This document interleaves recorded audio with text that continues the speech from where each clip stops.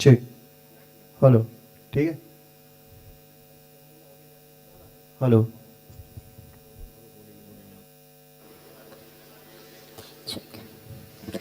Namaskar, good morning, Swagatam, ladies and gentlemen. Warm welcome to Bharat 6G 2026, the 4th International Conference and Exhibition. As India progresses towards next generation telecommunications, the strategic focus of telecom networks is evolving from traditional connectivity to AI-enabled digital infrastructure. With those few words, we begin our conference and our exhibition, and we take you to our plenary session. May I request you all to kindly keep your mobile phones on silent mode during the proceeding of the session. And may I now request you all to kindly join me as we now move to the plenary panel discussion with its topic, Research and Standardization, Roadmaps for 6G and Circular Economy. Please join me as I request our distinguished panelist of our plenary session to join us onto the stage. May I request the moderator of the session, Mr. Debashish Chakraborty, the Senior Director, Advocacy and Industry Engagement, GSMA, to kindly join us onto the stage. I also request Mr. R.K. Pathak, Director General, Bharat 6G Alliance, to kindly join us onto the stage. May I request everyone to kindly bring in some energy by putting their hands together. We'll begin the day with huge amount of energy. I now request President IAFI, Mr. Bharat Bhatia, to join us. Mr. Dinesh Chandra Sharma, Director, Standards and Public Policy, SESEI. Mr. Jitendra Singh, who is the Head Government Affairs, Qualcomm, India and South Asia. Dr. Sandeep Chatterjee, Senior Advisor, SERI. Dr. Sonali Garg, Vice Chair, Study Group Networks, TSDSI. Warm welcome to our panelists onto the stage. Ladies and gentlemen, a huge round of applause as we begin the day with our plenary session, with its point of discussion being Research and Standardization, Roadmaps for 6G and Circular Economy. We begin the session by welcoming our guest on the stage with the planter. And we are waiting for Jitendra sir to kindly join us onto the stage. May I request Mr. Jitendra Singh ji to kindly join us onto the stage. And we begin by presenting a planter to our distinguished guest onto the stage. And may I request Managing Director, Bharat Exhibition, Shri Sashidharanji, to kindly join us onto the stage, present a planter to the moderator of the session, Mr. Debashish Chakraborty, and welcome him. Warm welcome to you, sir. May we now request you, sir, to present a memento, present a planter to Mr. R.K. Pathak.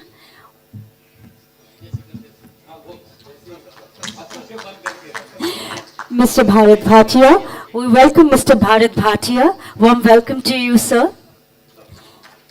Presenting a planter to Mr. Dinesh Chandra Sharma. Warm welcome to you, sir. Namaskar. A heartiest welcome to Mr. Jitendra Singh ji, who has just joined us. Warm welcome to you, Mr. Jitendra Singh, and namaskaram, sir. We now present a planter to Dr. Sandeep Chatterjee. Warm welcome to you, sir. Very warm welcome to you. Ladies and gentlemen, we now welcome Dr. Sonali Garg. Warm welcome to you, Sonali ma'am.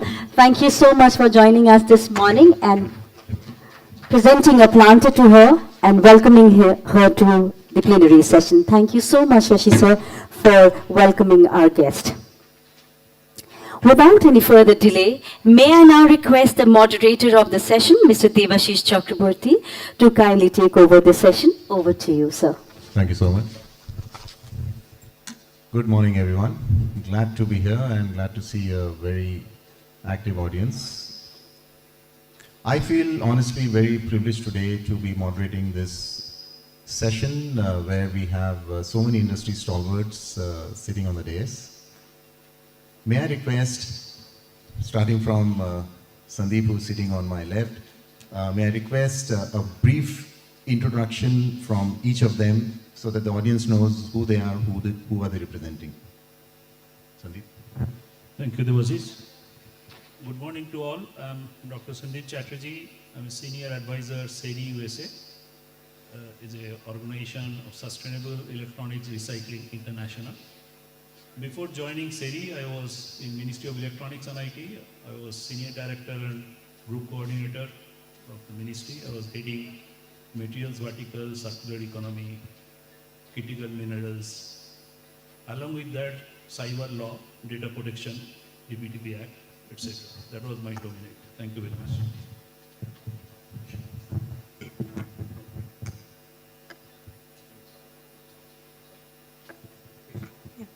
Thank you. Thank you for the kind invitation for the event. So today I am representing TSDSI, Telecommunication Development Society of India. So TSDSI actually puts, Indian telecom solutions into the global standards market. TSDSI is member driven.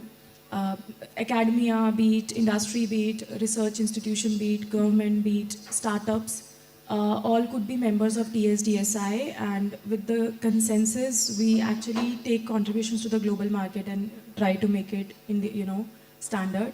So one of the member from TSDSI is HFCL Limited, so I'm part of TSDSI through HFCL 5GBU. Thank you. Good morning, Dinesh Chand Sharma. On behalf of European Union and European standards organizations, including ITSE, I am the seconded European standardization expert in India. It's a project which is majorly funded by the European Commission along with other partners. I've been doing this project for last 12 years now. As part of my project, it's more a visibility project because when we talk about standards, standards cannot be local or regional, especially in an era of ICT due to the interoperability fact. So effectively, my presence here, I deal with the entire horizontal topic of digitalization. Under digitalization, telecom is one part of activity. And then I also deal with green and clean energies as a horizontal topic. So anything about renewables, solar, hydrogen, I work on the standards for that in India. Effectively, I share best practices from EU. We work very closely with India, with our partners TSDSI, Bureau of Indian Standards, TEC, Automotive Research Association of India as part of my project. Prior to working with this project, I was with Ericsson for 15 years. So effectively, I come with a background of telecom for a long period of time, but last 12 years, my scope has enhanced, including green and clean tech. Thank you. Pleasure to be a part of it. Hello. Namaskar. I am Rajesh Kumar Pathak, representing Bharat 6G Alliance, a new research alliance that is an industry-led body some 2.5 years ago, and first time India or Bharat, I will say, is experimenting something with the research alliance as well. Otherwise, we have TSDSI, which actually cut. So we are pre-standardization, one can say, and subsequently post like trials and other things also. So this is a broad responsibility. Good morning. I am Bharat Bhatia, President of the ITU APT Foundation of India, IAFI. So I'm wearing 3 hats here. IAFI, which you know is basically India's ITU body which aims to bring India to the global world of spectrum and standardization.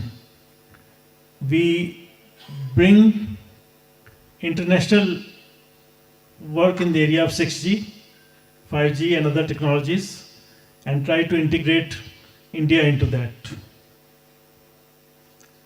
My second area, I'm the head of Asia Pacific for World Wireless Research Forum, WWRF, which is a global body based out of Switzerland, which tries to bring academia and industry together for all wireless research areas. And currently we are focused on 6G, and a lot of research institutions around the world are working with us, trying to bring research and academia and industry together. And my third role is the chairman of the working group general in the ITOR Working Party 5D, which is a global body responsible for development of 6G standards or 5G standards.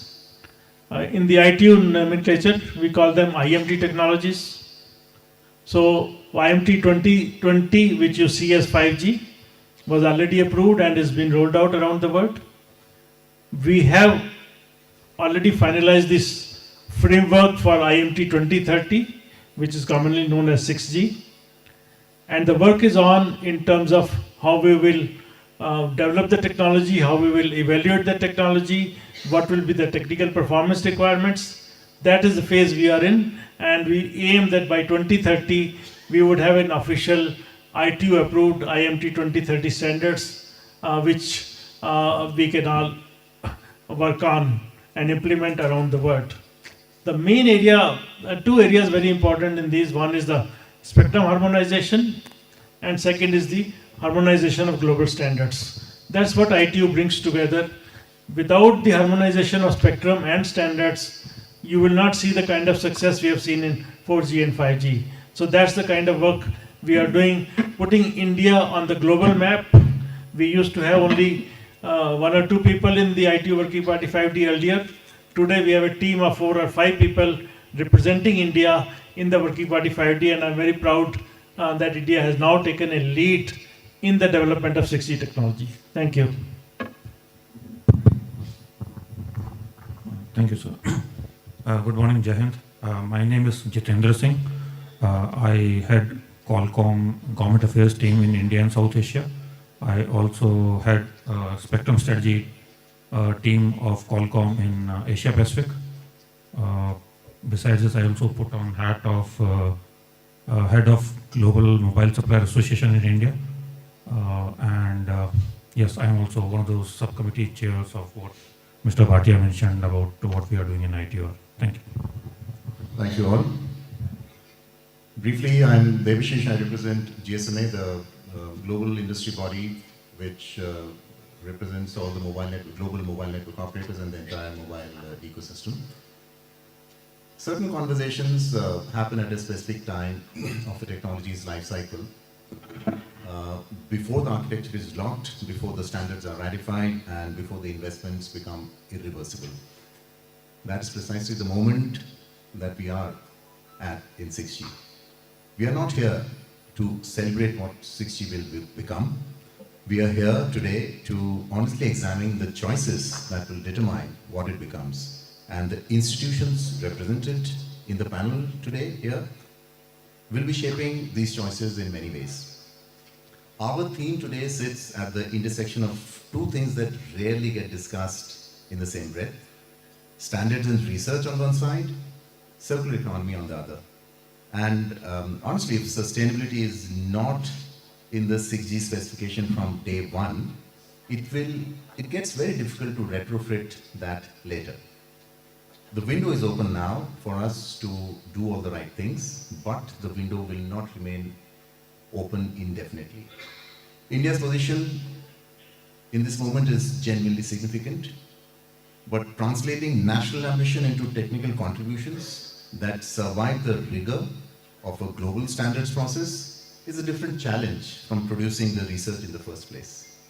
What I expect today this panel to do is to speak with candor while we address some of these questions. So let's dig into a very engaging conversation. I'd like to start with Rajesh ji, and then if Sonali, Bharat ji can also respond back to this question. So we are at a moment where 6G is still being defined. Standards bodies, industry and governments are all putting a lot of concerted efforts for building a robust, resilient and future-ready technology. From your vantage point, Rajesh ji, you lead Bharat 6G Alliance. What is the single most consequential decision the global community needs to get it right in the next 2 years? And Are we on track to get it right? Slightly different, difficult question for global community. I think we have to make first our house in order. So my thought process will be around that only.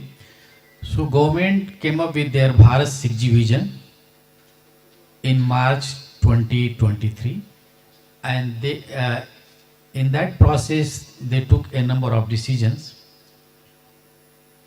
So 6G for India, or even 5G or 5G advanced, we have to see that that is a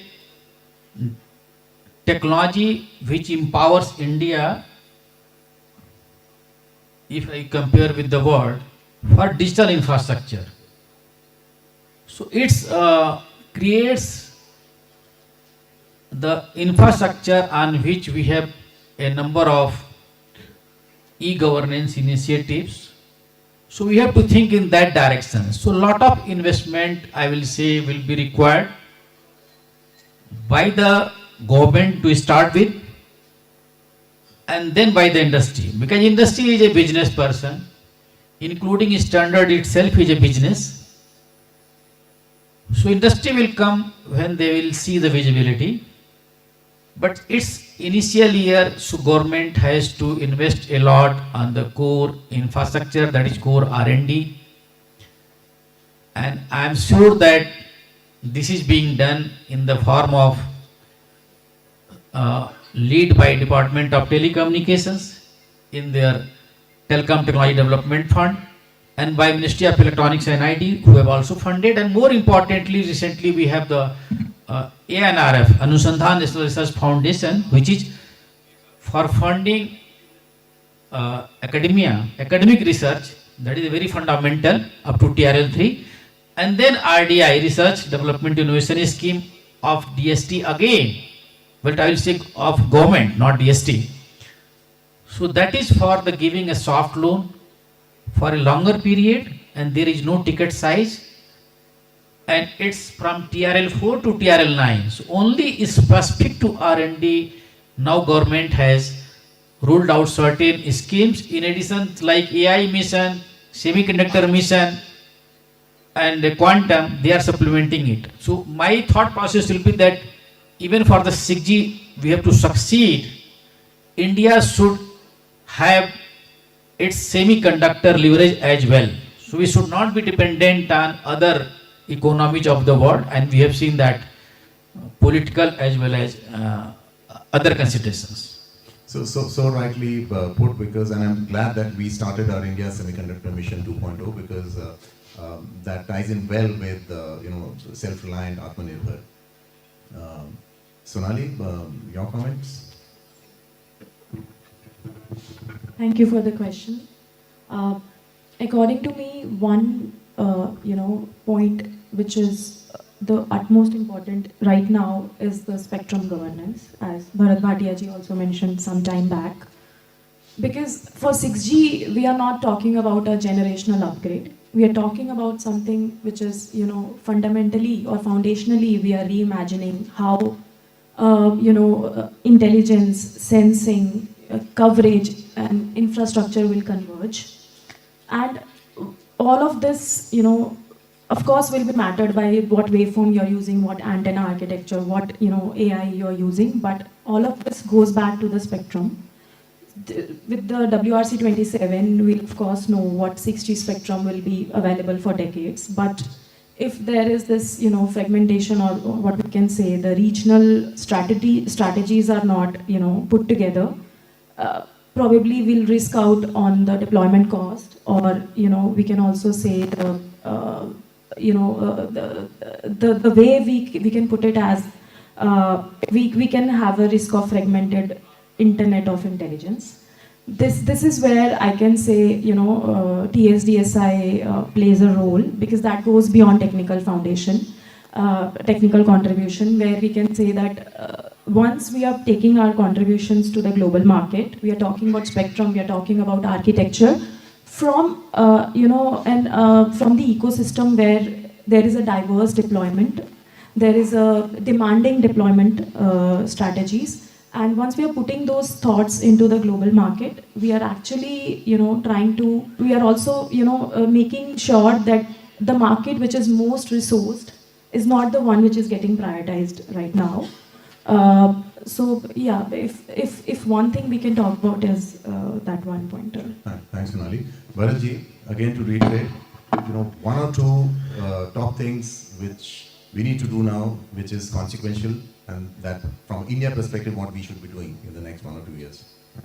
Yeah, I think as Sonali rightly brought out, one most critical issue that India needs to take a leadership on and resolve is to get 6 to 8 gigahertz band for 6G at WRC 27, which is happening in October, November next year. I think if we can do a single-handedly take the leadership role in that, get 6 to 8 gigahertz identified at WRC 27 for 6G, I think world will remember India's role in that, and that's exactly we need to focus on most. Second, and also equally important, I think Bharat 6G Alliance has started playing a great role.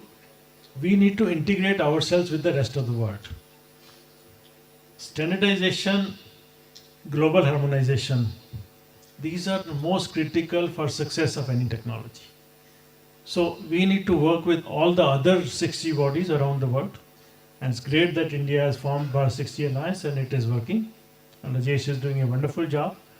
We need to make sure that we go get out and be seen around the world at 6G events. If we are not seen around the world, then I think people will forget about us. We must be there. Quick comment on that. I can say that GSMA has taken that initiative of bringing all the 6G alliances globally. We do a lot of work globally with the 6G alliances, but on at an APAC level, we started it from this year's MWC.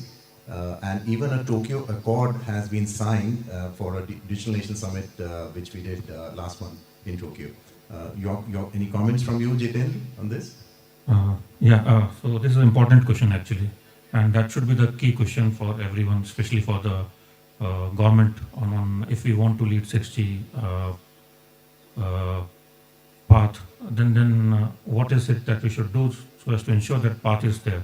So a long time back, I remember maybe same hall, one on the other side, when we were working on 5G, there was a word being used that we should not miss 5G bus.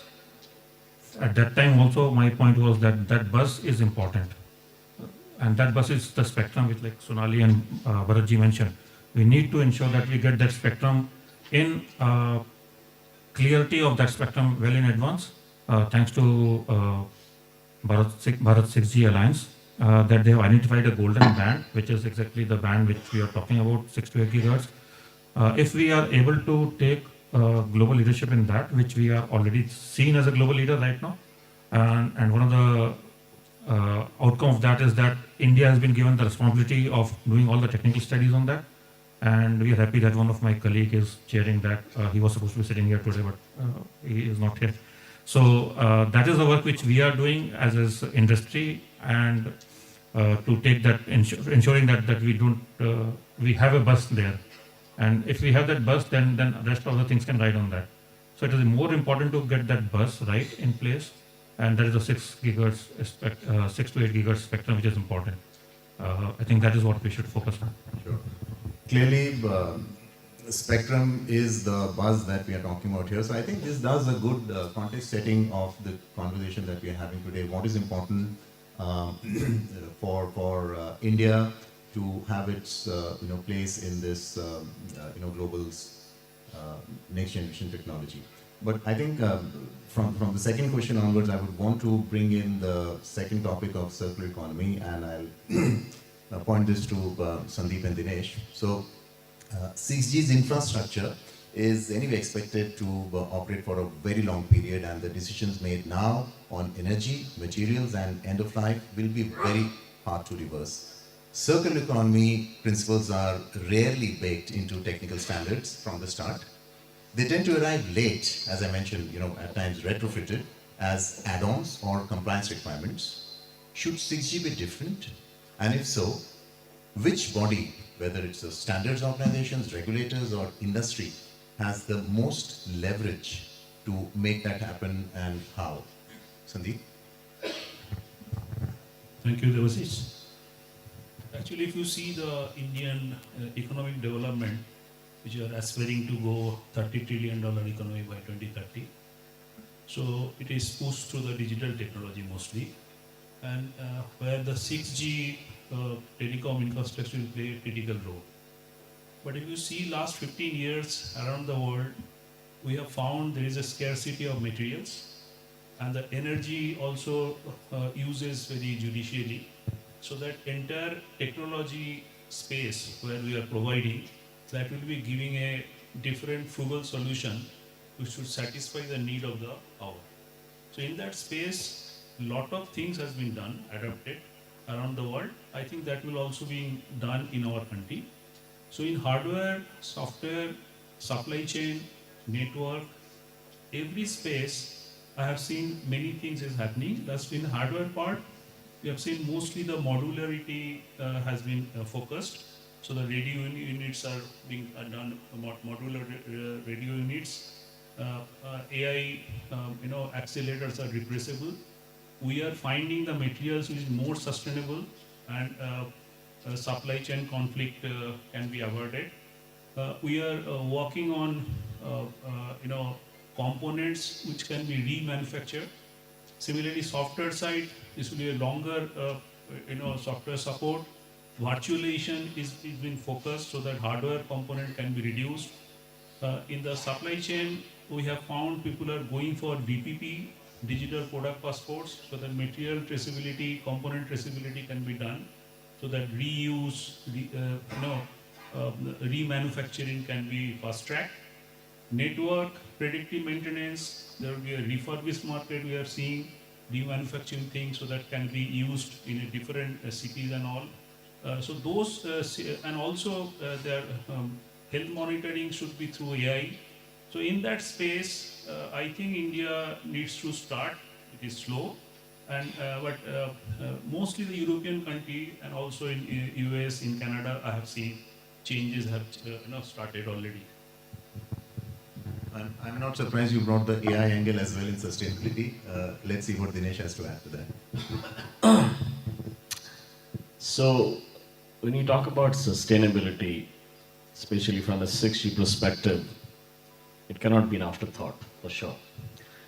It's not that earlier technologies were not addressing this subject, but it became important more from an energy efficiency point of view earlier. But for 6G, it has to be different, it has to be now. We used to say secure by design. For 6G, we have to say sustainability by design principles, including circular economy. And we all know that, the technology stays for decades. It takes a few years to get developed and then stays for a decade. So you cannot have afterthought just from a compliance point of view when you talk about sustainability and circular economy. And the work is already happening. So entire standards, community, manufacturers, regulators have understood this fact. And they're integrating the energy efficiency, environmental aspect of it, and the circular economy aspect of it from a standardization point of view. I would like to brief, before I talk about leverage point of view, I would like to share some of the initiative which EU has done it. So first of all, it cannot be standalone standards only. When you talk about the entire supply chain, the critical raw material, the life cycle of it, all stakeholders have to work together jointly. Regulators creates regulations, but to comply with the regulations, you would need benchmarks, you would need terminologies, you would need standards. So regulators request these standardization bodies to develop a standard to support the regulation. Now it does not stop there. It has to be implemented. When it has to be implemented, it has to be industry which has to come forward to implement it. In EU, the biggest mother of all regulation is European Green Deal. Okay? As part of the European Green Deal, knowing that you have to comply with the Paris Conventions, you have to make sure the temperature does not go up, You have to ensure the circular economy is in place. So they have come out with the investment and financing tools. You see, a subject like sustainability, which is in need of the globe, cannot be implemented by industry just like that. You would need financing and investment to do that. So European Green Deal has come out with an action plan in EU to implement that. Even when they talk about digitization, which is a telecom part of it, they says enabling sustainable digital transformation. Clearly defined that when we talk about 6G, we have to make sure that it is a sustainable digital transformation. The third is eco-design. When you develop a product, you make sure that the design of that product, including the raw material, is economically, ecological best. So for that, there is a ESPR called European Sustainable Product Regulation. So there are many initiatives. For example, digital product passport he talked about. Battery is the biggest item in our telecom network as well. And it's linked with critical raw material, it's linked with circular economies. So digital product passport is one big initiative which is globally happening, because you have to trace the supply chain, entire supply chain. You have to ensure that it is circular economy is taken care of. We take some of these best practices from EU as well, Dinesh? This is the EU initiatives I'm talking about, and some initiatives have already happened in India as well, which Mr. Banerjee talked about it. So third part of is who can leverage. I mean, of course, regulation alone will not deliver the result. The standards body like 3GPP has the experience to develop the technical specifications, but in the technical specifications, they will include these parameters to ensure that it is sustainable. So there is an experience lying in 3GPP. It's just that industry has to come forward to support, to develop those specifications. Regulation has to support its implementation. I mean, regulation to regulate it, mandatory implementation, and industry has to implement it. Thanks, Dinesh. In the previous question, the underlining thought was buzz, and Jitendra also highlighted the buzz part. I think sustainability, there has to be a lot of buzz around sustainability as well, so that it is embedded, into the technology, into the standards at the right time, so that we don't have to retrofit that later. Well said, Sandeep and Dinesh.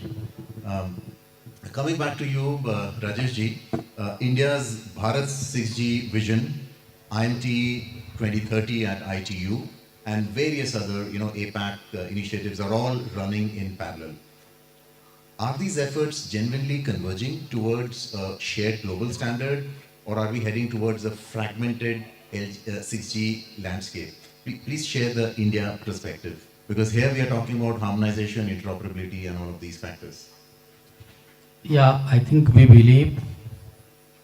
Let me first say the Bharat 6G vision of the government. It says that it has to be affordable, sustainable, and ubiquitous. So these were the three fundamental principles of within the government vision on 6G.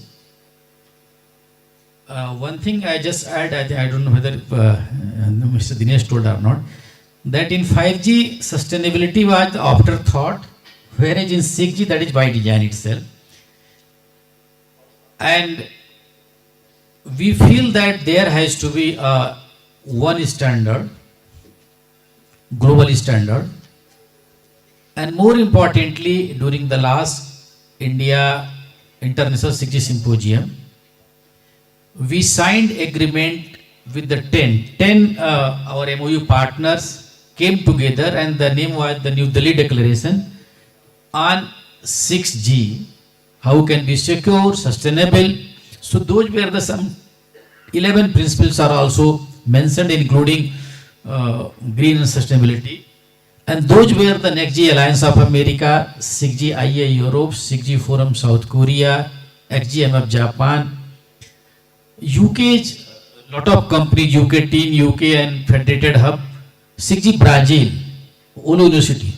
So we have already MOUs with all these global partners, and this year very soon we will be having 1 6G GTI Alliance, GSMA, and 6GIF. 6GIF is a new body in Taiwan.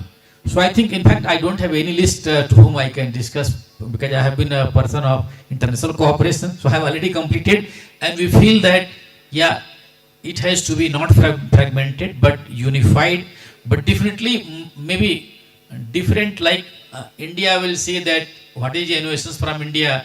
I would like to say that equipment developed in India should be affordable. So how can we bring down the cost? How we design so that the same equipment which is being deployed somewhere may not be deployed in India as well, or at least developed in Australia. And more importantly have been that, can India be innovator, take a lead? And I am sure that with the help of TSDSI, our government, TEC, DOT, WPC, we are working with the global organizations since 2020 itself. So at least at the right time, not as a afterthought after like 5 years this line. Sure. Thanks, Rajesh. Bharat, any comments? Yeah, so I think our India's strength lies not just in scale. I think scale is something very important. We as Indians are able to scale things like 1 billion subscribers, like the lowest ARPU and those kind of things. But our strength lies, in addition to scale, is able to impact the global standards in a way that other countries cannot do. We have, and let me take out a few areas where I think the research work that is happening.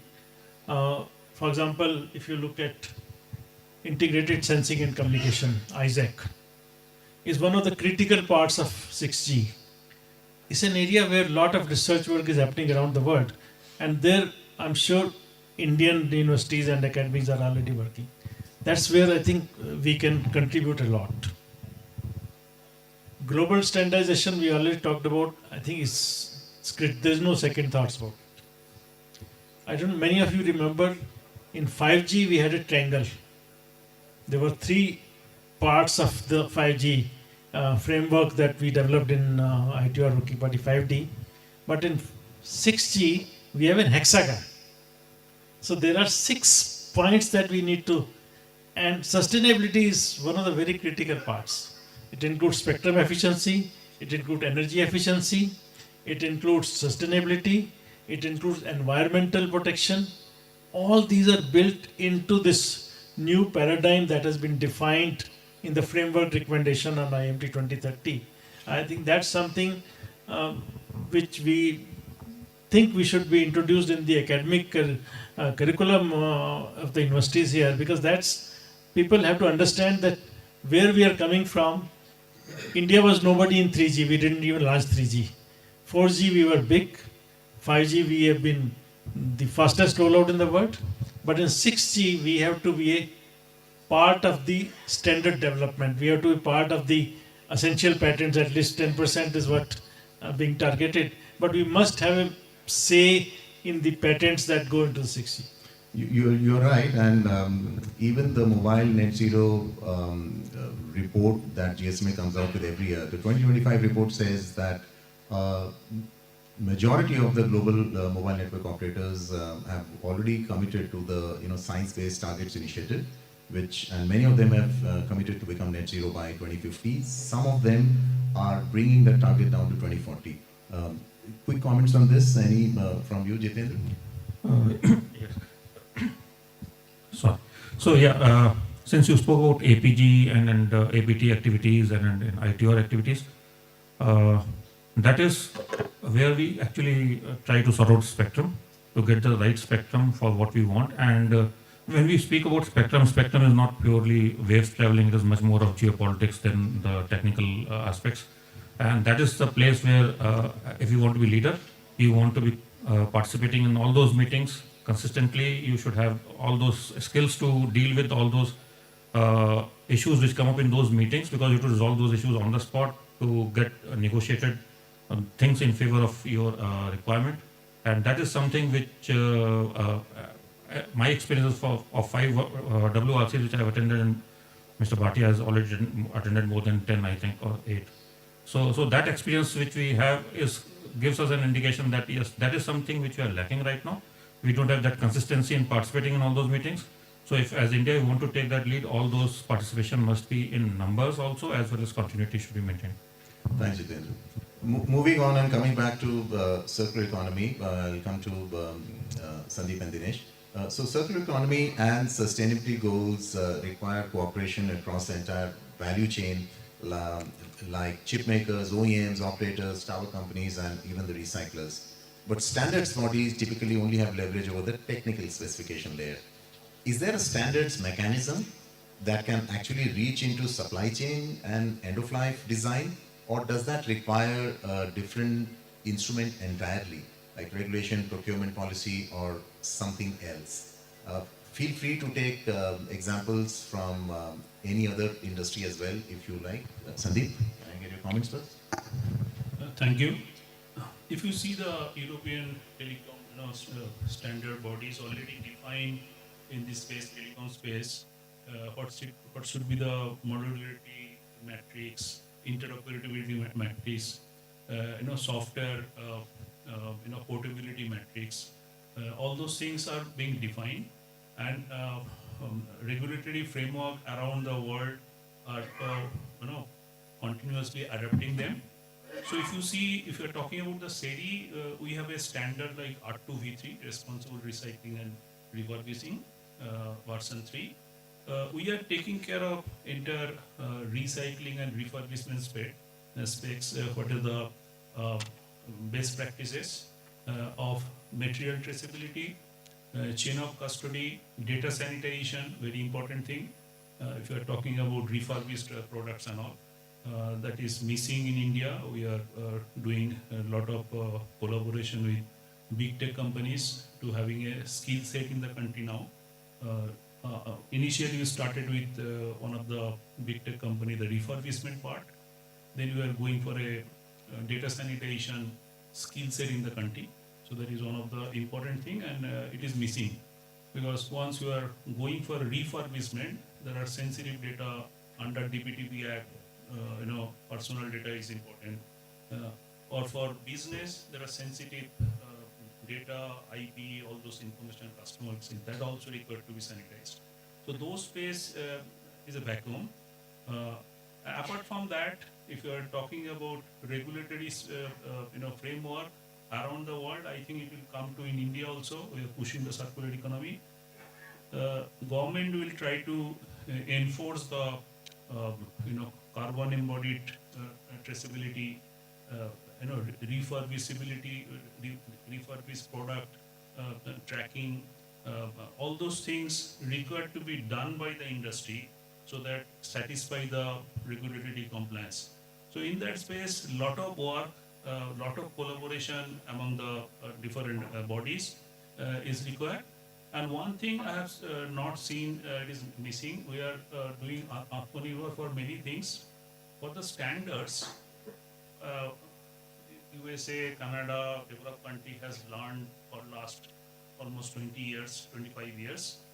We should onboard that knowledge, in the country without keep on learning and finding our own things. Some tweaking might be required, but what is available we should adapt so that we can fast track in that space.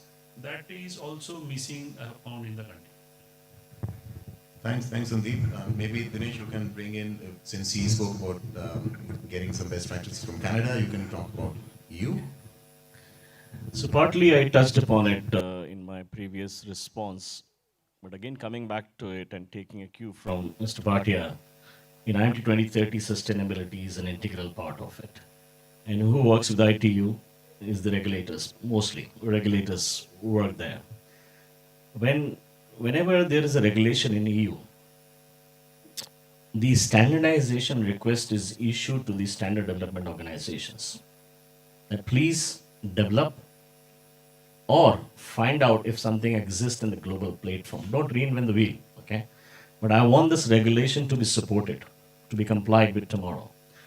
Now, when these specifications are developed, at the end of it, for example, in Europe, there is a regulation called European Sustainability reporting standards, ESRS.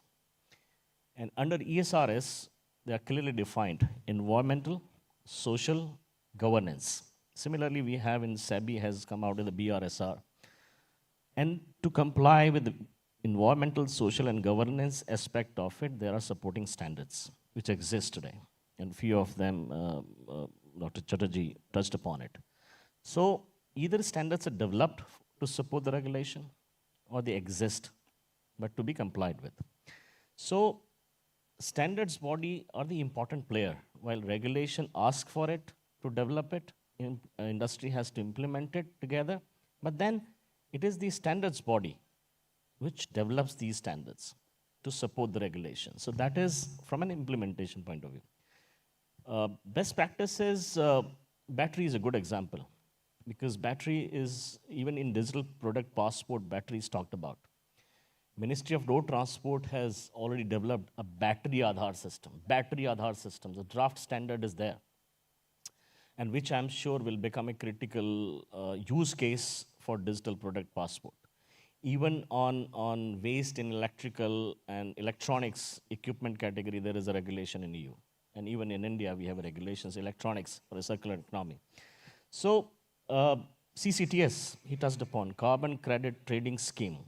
I mean, at the end of it, tomorrow, when we really roll out and reach to a stage 2030 for 6G, I'm sure people will start talking about carbon credit trading system. EU has a CBAM, carbon border adjust CBAM regulation. So when the trade will happen, even that time, these carbon credit schemes will be talked about. So to answer your question in nutshell, standards body like 3GPP has to play a very, very important role along with ITU, WRC, spectrum allocation. The earlier we identify the spectrum, in support of that, the technology rolled out, and sustainability has to be integral component of it, and battery is the best use case we have it. Thank you. Thanks, Dinesh. I think let's come back to the telecom SDO for India. So, Sonali, TSDSI has been India's voice at 3GPP and ITU, translating national research priorities into language that global standards bodies will actually adopt. What does it take to shift from contributing to a standard to genuinely shaping one? Thank you for the question, Debashish. Very layman language I would start this answer with. So contribution to standard typically means showing up. And shaping a standard means showing up where a room cannot ignore you, and doing that consistently over years, not in sprints. So at 3GPP or at ITU, any technical contribution should be technically rigorous. And TSDSI has done that in IMT 2020 time with the, LMLC for rural connectivity, for, and with 6G use cases, we are very much on track. So when we talk about, how shaping a standard means, 3GPP, when we talk about 3GPP,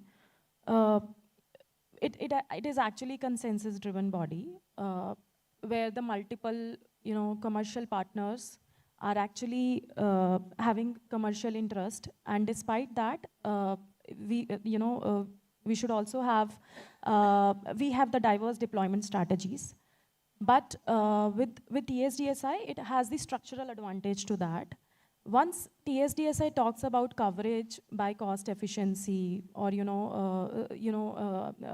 architectural design, or we are talking about not just India. We're talking about Africa. We are talking about Southeast Asia, and that is where the real coalition building comes from. That India doesn't need to lobby anymore. Once we're talking about something which is shared between the different. How can we say, different, ecosystem or different areas where the population is rural largely, or connectivity cost or deployment cost could be challenged. We're talking about diverse areas, but from our viewpoint.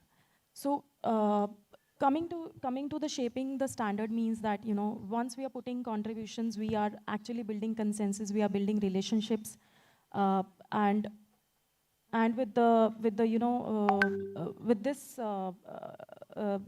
6G Alliance and with TSDSI, I can say one thing which is very important right now, government is supporting us a lot. So right now, when I'm talking about this, I'm wearing two hats. I'm talking about as a B6GA Technology Vice Chair, I'm talking about as TSDSI SGN Vice Chair. This is the time where we have full support from government. Government has launched certain schemes for startups, from MSMEs, for standards contribution, and in fact for the travel to standards. And right now, if we cannot make a change, I, as a one of the member for both the forums, would say it's not the fault from the government. It's the fault from the people who are not able to make the change now. So I would take that responsibility on me. Thank you.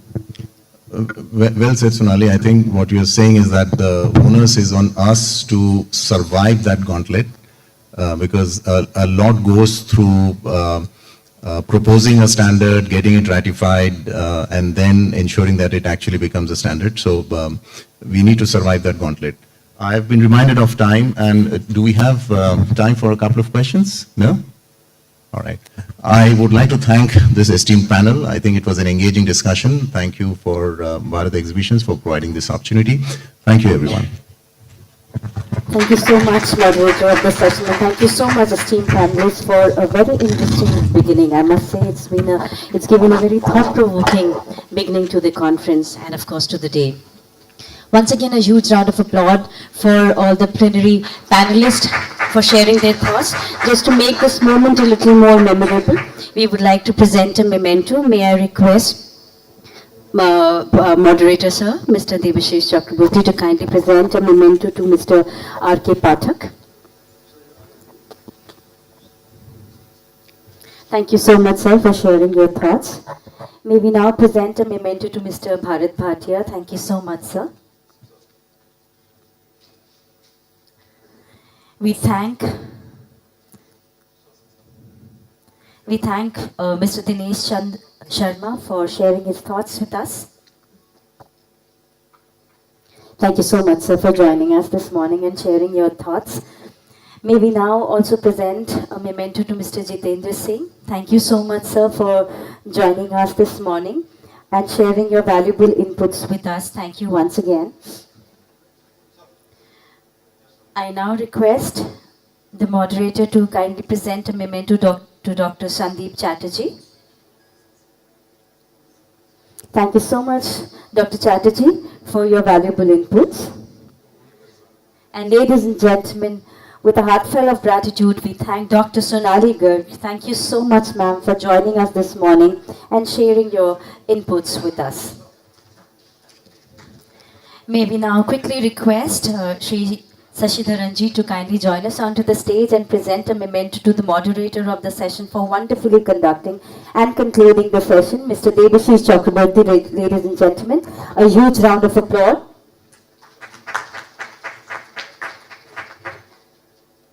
Thank you so much, sir, for conducting the session so well. May we quickly request all our panelists to kindly step forward for a group photograph and request our friends from media to quickly capture this.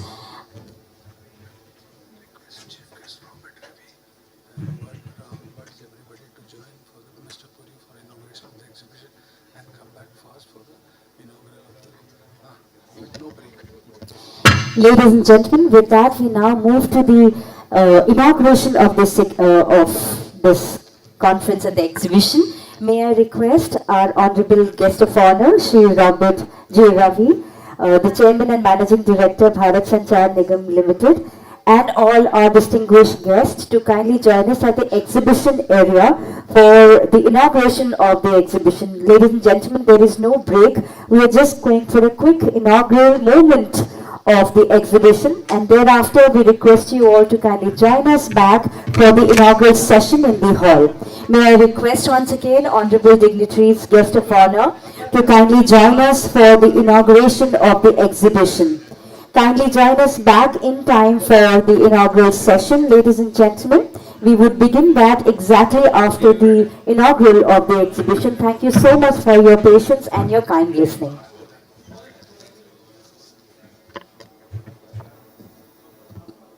Check. Console. Check. Check. Console. इसका volume थोड़ा up करिए please. Check check check, थोड़ा सा और, check check check, और इसको ऐसे ही रखिए please.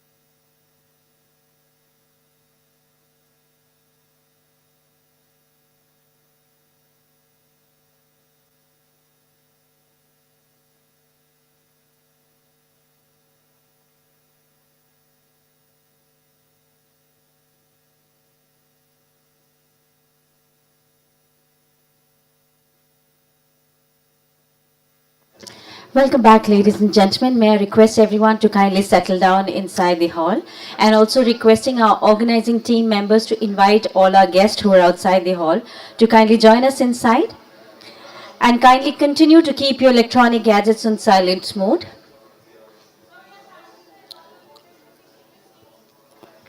May we request everyone to kindly be seated. Ladies and gentlemen, our honorable guest of honor has arrived after the auspicious ribbon cutting ceremony in the exhibition area. We request you all to kindly visit the exhibition area after this session during the networking break time. For now, I request everyone present inside the hall to kindly be seated with the electronic gadgets on silent mode, and requesting everyone who is outside the hall and can hear us to kindly join us inside. Ladies and gentlemen, we are now headed towards the inaugural ceremony of Bharat 6G 2026 4th International Conference and Exhibition.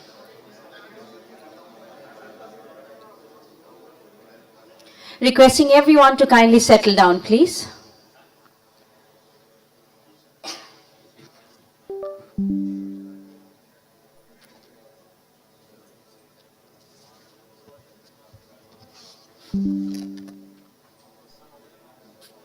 Once again, requesting everyone who is around the exit door area to kindly move forward and be seated.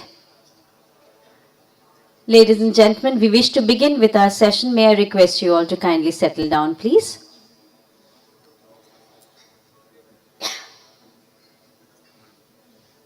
Once again, requesting everyone to kindly be seated.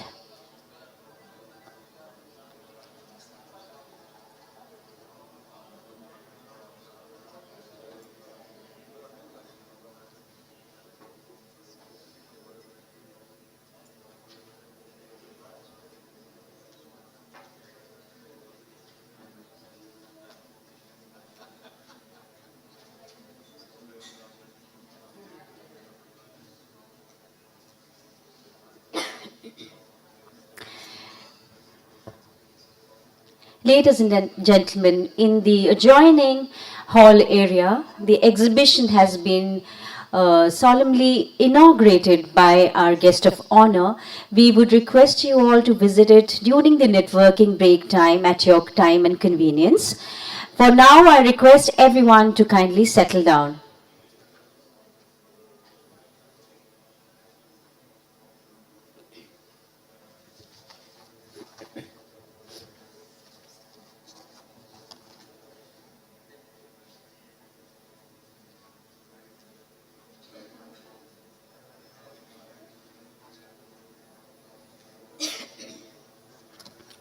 Ladies and gentlemen, warm welcome to our inaugural session. Like mentioned earlier, the transition to the 6G will establish the intelligent, secure and adaptive network ecosystems capable of supporting advanced human-to-human and machine-to-machine communication as well as data-intensive and mission-critical applications. In alignment with Government of India's vision under Digital India and Atmanirbhar Bharat, Bharat exhibition is pleased to bring forth this platform in the form of this 4th edition of the Bharat 6G 2026 International Conference and Exhibition. Ladies and gentlemen, we are very honored to have with us our distinguished inaugural guest, and we begin by requesting them to kindly join us for the ceremonial lamp lighting ceremony. May I request our honorable guest of honor, Shri A. Robert J. Ravi, who is the chairperson and managing director of Bharat Sanchar Nigam Limited, and I also request our inaugural dignitaries to kindly join him for the lamp lighting ceremony, requesting Mr. Jitendra Singh, Head Government Affairs, Qualcomm India and South Asia, requesting Mr. Rahul Wirtz, who is the Chief Regulatory Officer India and South Asia, Bharti Airtel, Mr. A.K. Tiwari, President Regulatory Reliance Jio, Mr. Gulchan Khurana, EVP Technology Vodafone India, Mr. Abhinav Puri, Director 6D Technologies, Brigadier Anil Tandon, Director General Broadband India Forum, and also requesting the Managing Director, Bharat Exhibition, Shri Sashidharanji, to kindly join us for the lamp lighting ceremony and mark the beginning of this conference.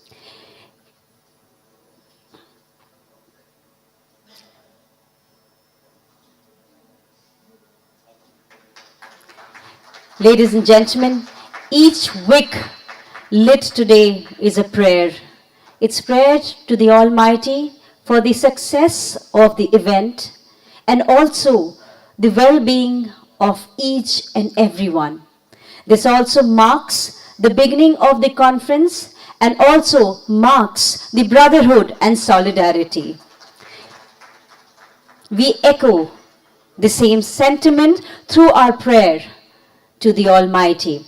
The lamp has been lit and the conference and exhibition has been inaugurated. Ladies and gentlemen, a huge round of applause to bring in some more energy to this hall.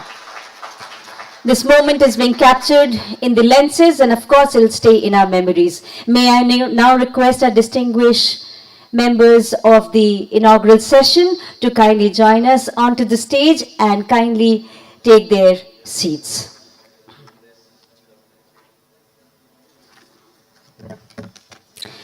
With that auspicious beginning, we now welcome our honorable guest on the stage to this inaugural session by presenting a planter. And may I request Shri Sashidharanji to kindly present a planter and welcome our guest of honor, Shri A. Robert J. Ravi. Warm welcome to you, sir. Namaskaram. We now present a planter to Mr. Jitendra Singh and welcome him to the inaugural session. Warm welcome, sir. I request Mr. Shashidharan to present a planter to Mr. Rahul Vats and welcome him. We now welcome Mr. A.K. Tiwari. Warm welcome to the inaugural session, sir. May we now present a planter to Mr. Gulshan Khurana. And heartiest welcome to Mr. Abhinav Puri. Thank you so much, sir, for joining us. A heartiest welcome to Brigadier Anil Tandon. Warm welcome to the inaugural session, sir. Heartiest welcome to you. Thank you so much, Shashi, sir. Thank you so much for welcoming our guest to this inaugural session. With that, ladies and gentlemen, we now move to the welcome address and may I request the Managing Director, Bharat Exhibition, Shri Sashidharanji, to kindly give the welcome address. Good morning, ladies and gentlemen. A warm welcome to the 4th edition of 6G 2026. We just finished the standardization as the Government of India is pushing on the standardization that it should be from India to the world. Having said that, we have very learned speakers in the inaugural who's going to talk about how the 6G should be and what is 6G. So Bharat Exhibition had the privilege of starting from 3G, 4G, 5G and 6G. So we also have Shri P.J. Thomas, former Secretary and CVC, who inaugurated the 3G that time. And I'm nice to see you in 6G as well. Thank you so much, sir. Thank you for joining us. The speakers, we have the guest of honor, Shri Robert Reviji, ITS, who's the CMD of BSNL. Rahul Vats from Airtel. We have A.K. Tiwari ji, President Regulatory Reliance Jio. Then we have Shri Abhinav Puri ji, Director 6G Technologies, and also he is into various other forums. Shri Gulshan Roy, my good friend from Bombay all the way. Looks like from airport he was running towards to the hall. And then we have I think I've taken almost everybody's name. Ladies and gentlemen, 6G, what is 6G?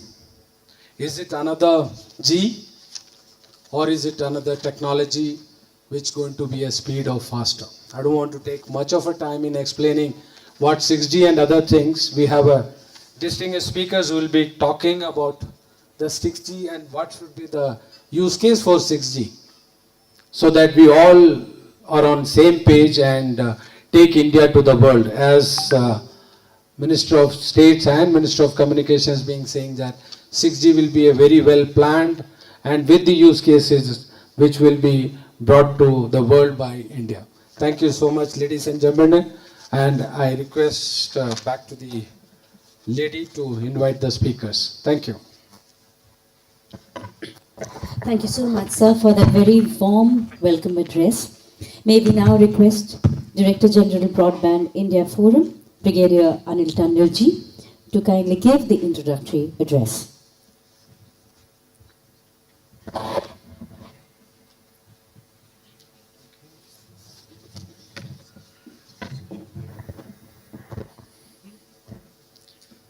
Shri Ravi, ZMD, BSNL, MTNL, special guest of honor, esteemed industry friends and experts on the dais, other distinguished representatives from the government and the industry. A warm good morning to all of you and a warm welcome to this fourth International Conference and Exhibition on Bharat 6G. I agree with Shashi ji that I think he's been leading in organizing all the events relating to the starting from the 2G to 6G. And if this is the fourth, so it just gives you an indication that he thought through the when the 6G would need to be done and started off talking about it much earlier. Actually, just not a technology event here. We're here to look at it and discuss how the next decisive chapter in India's journey and how India would get its leadership in the global 6G era. We missed the 2G, 3G in contributing to the technology. But now that we have an indigenous track of 4G, which is already working commercially in India, and 5G under trials, we are well poised to make an impact on the global arena in the field of 6G. The government has set clear targets, clear and ambitious direction for 6G, of 10% of the global IPRs to be from India and get a significant share of contributions in the international 6G standards. Some of these aspects were discussed in the morning session of the 6G that concluded, that was before the inaugural session. So this is a decisive shift, at least from the government point of view, from importing technology to co-creating it, from following standards to helping in writing the standards. And if I was to share my experience as CTO Idea Cellular, I remember when we were doing 3G, selection of equipment for 3G, while Huawei, the Chinese vendors have started to, have something, but one didn't have the confidence in them. Or the initial purchases were not made from the for the Chinese vendors. But when we saw their equipment later on, I think if we want us to see the thing, by 4G they were very well established with a lot of patents, and I think in the 5G they were one of the leaders. So I think having missed the 2G, 3G, India is now well poised to reach that standard which China had done about 10 years ago. How different will 6G be from 5G? Will it be just a faster 5G or something more? I think the standards will come out and they will say what are the changes that will be there. But certainly it will be higher speeds, low latencies, more spectrum, better integration with satellites, and also sensors being part of the 6G. I think as the discussion today, or there are a lot of sessions which are there, And the issues that have to be taken is something that has been discussed or may further be discussed. How can India contribute to the standards of the 6G? That would, I think, be one of the major themes or points that would be discussed. But just I will broadly or very briefly, of course, the experts are here and I'm no longer in that field of being experts. I think the changes that one can expect in 6G is that it's going to be AI native by design. In 5G, AI optimizes special functions. In 6G, the control and management of the network itself will increasingly be AI driven. The second is 6G will be a much tighter fusion of communications, sensing and positioning. The same 6G signals that carry the data will also help sense the environment and provide accurate location, allowing the network to support applications like traffic monitoring, industrial automation, and public safety without the need for separate sensors. The third aspect would be that the non-terrestrial networks will now become an integral part of the architecture. While 5G has taken some initial steps to integrate NTN, 6G is being designed so that terrestrial cells, satellites and other aerial platforms work towards a single coordinated fabric. And the one more change that would be there would be it will aim at deeper convergence of connectivity and compute with edge and cloud resources will be orchestrated tightly with the radio network so that demanding tasks, immersive digital twins, large-scale AI inference can be processed where it is more efficient. But any new technology will also be judged by its impact on people's lives. We are hoping and looking at a future where, thanks to this new technology, the rural citizens will have access to AI-enabled immersive telemedicines. Farmers in small towns experienced advanced digital and extended reality. Students in small towns experience advanced digital and extended reality classrooms. Farmers can use real-time data and automation, and factories, ports, and critical infrastructure move towards near zero-touch operations. To achieve this, 6G must be designed for affordability and inclusion, mindful of Indian languages, rural-urban realities, and the needs of MSMEs and startups.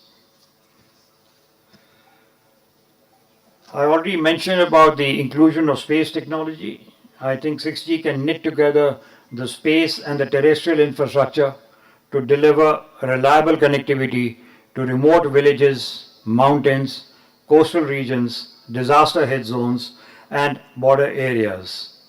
This would have direct implications for national security, disaster response, and regional equity. A point that has been discussed in detail in the morning session as equally important is the sustainability and societal transformation. So, as we plan for the 6G, we must bring in sustainability by design and not as an add-on subsequently, something that we already discussed in the morning session.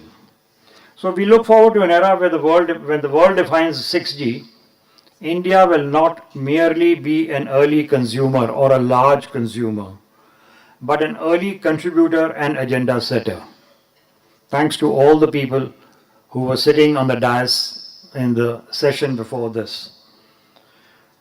The government has done its job, that even while 5G rollout was on its way, in 2023, the government envisioned and set up the articulated their Bharat 6G vision and started to work towards the development of 6G standards.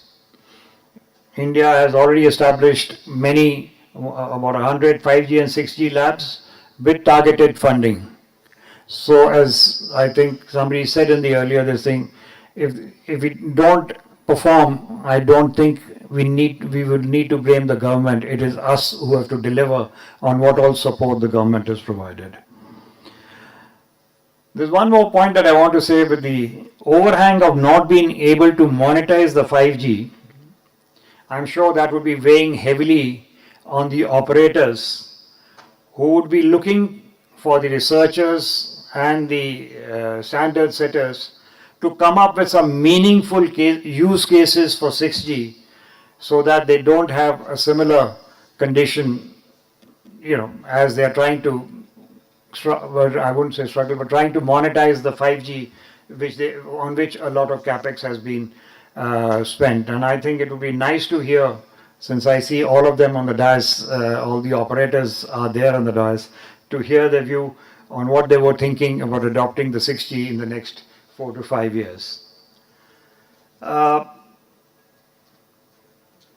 Well, the world is watching, the future is calling, and I think India is ready to get into the field of 6G.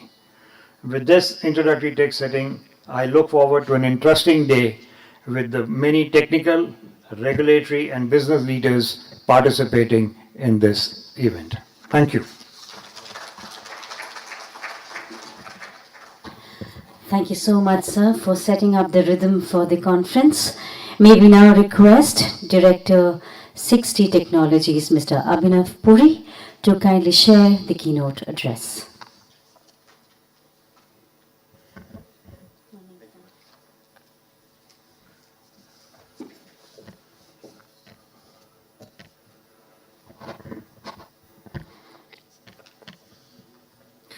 Respected dignitaries, industry leaders, distinguished guests, ladies and gentlemen,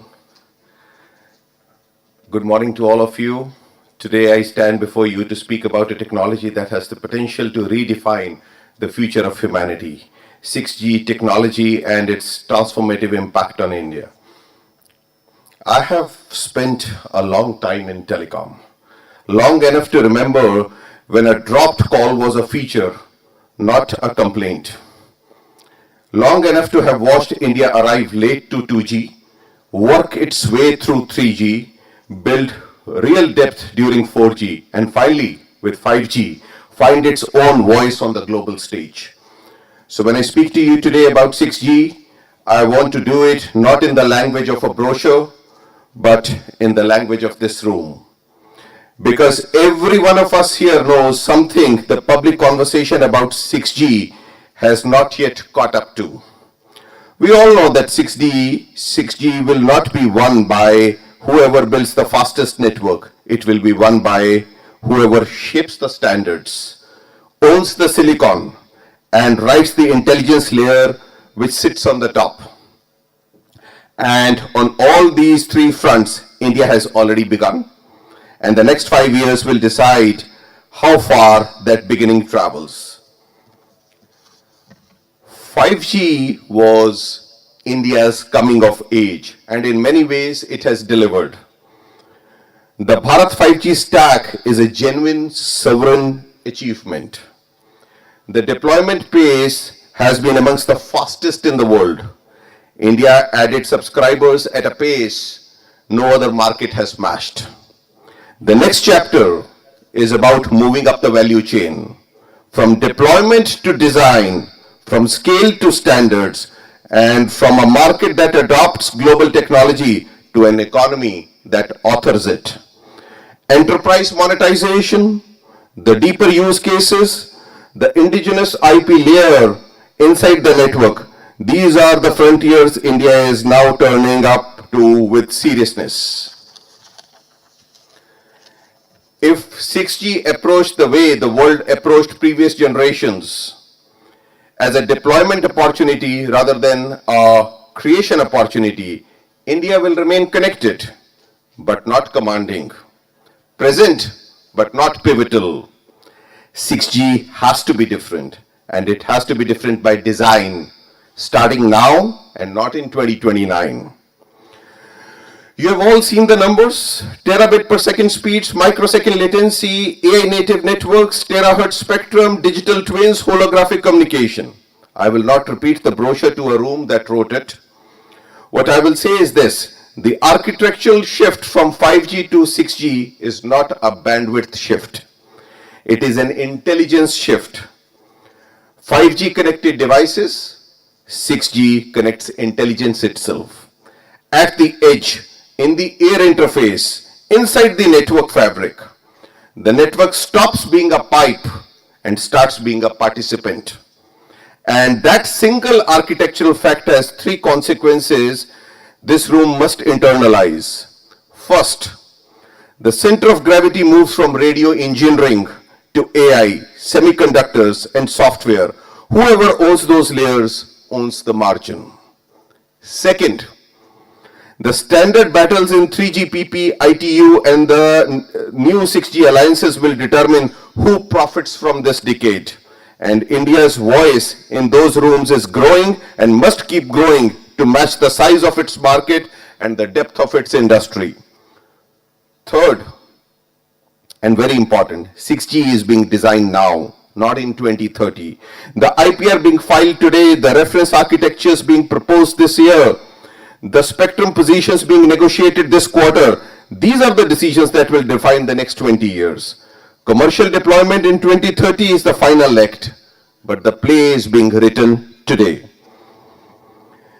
India arrives at this frontier with a combination of strengths no other nation can match. The largest pool of telecom engineers in the world, having worked in 68 countries globally, I can say it that there is no other country which matches that technology pool that India has. A digital public interface, UPI, Aadhaar, ONDC, that no other country has built at this scale. A demonstrated ability from the Bharat 5G stack to Chandrayaan to deliver the sovereign technology when the country sets its mind to it. A government that with the Bharat 6G vision has placed the ambition on the national agenda with the seriousness it deserves. What comes next? And what no government can deliver alone, because it must come from this room, as from the Indian industry to convert the strategic position into market leadership. It means deepening the patent pipeline, scaling India's presence in global standard bodies, backing deep tech telecom startups, treating semiconductor capability as a core supply chain priority, not an afterthought. And it means the coordination between the operators, the vendors, research institutions, and government, which has served India well so far, moves to an even higher plane for 6G. The opportunity is there, the pieces are in place. So let me put this question to you directly. Will this room treat 6G as another procurement cycle, or as the generation in which Indian telecom finally moves from being a buyer to a builder? If it is the former, the speech writes itself. We will deploy on time, we will hit our coverage targets, and in 2035, we'll be having the same conversation here about 7G under the leadership of Mr. Shashidharan. But if it's the latter, then there is work that has to be done, and it does not wait for a national mission for us to tell us what to start. It means operators co-investing in the indigenous 6G IP, not as a CSR, but as a strategy. It means vendors competing for global standard seats with seriousness they bring to the spectrum auctions.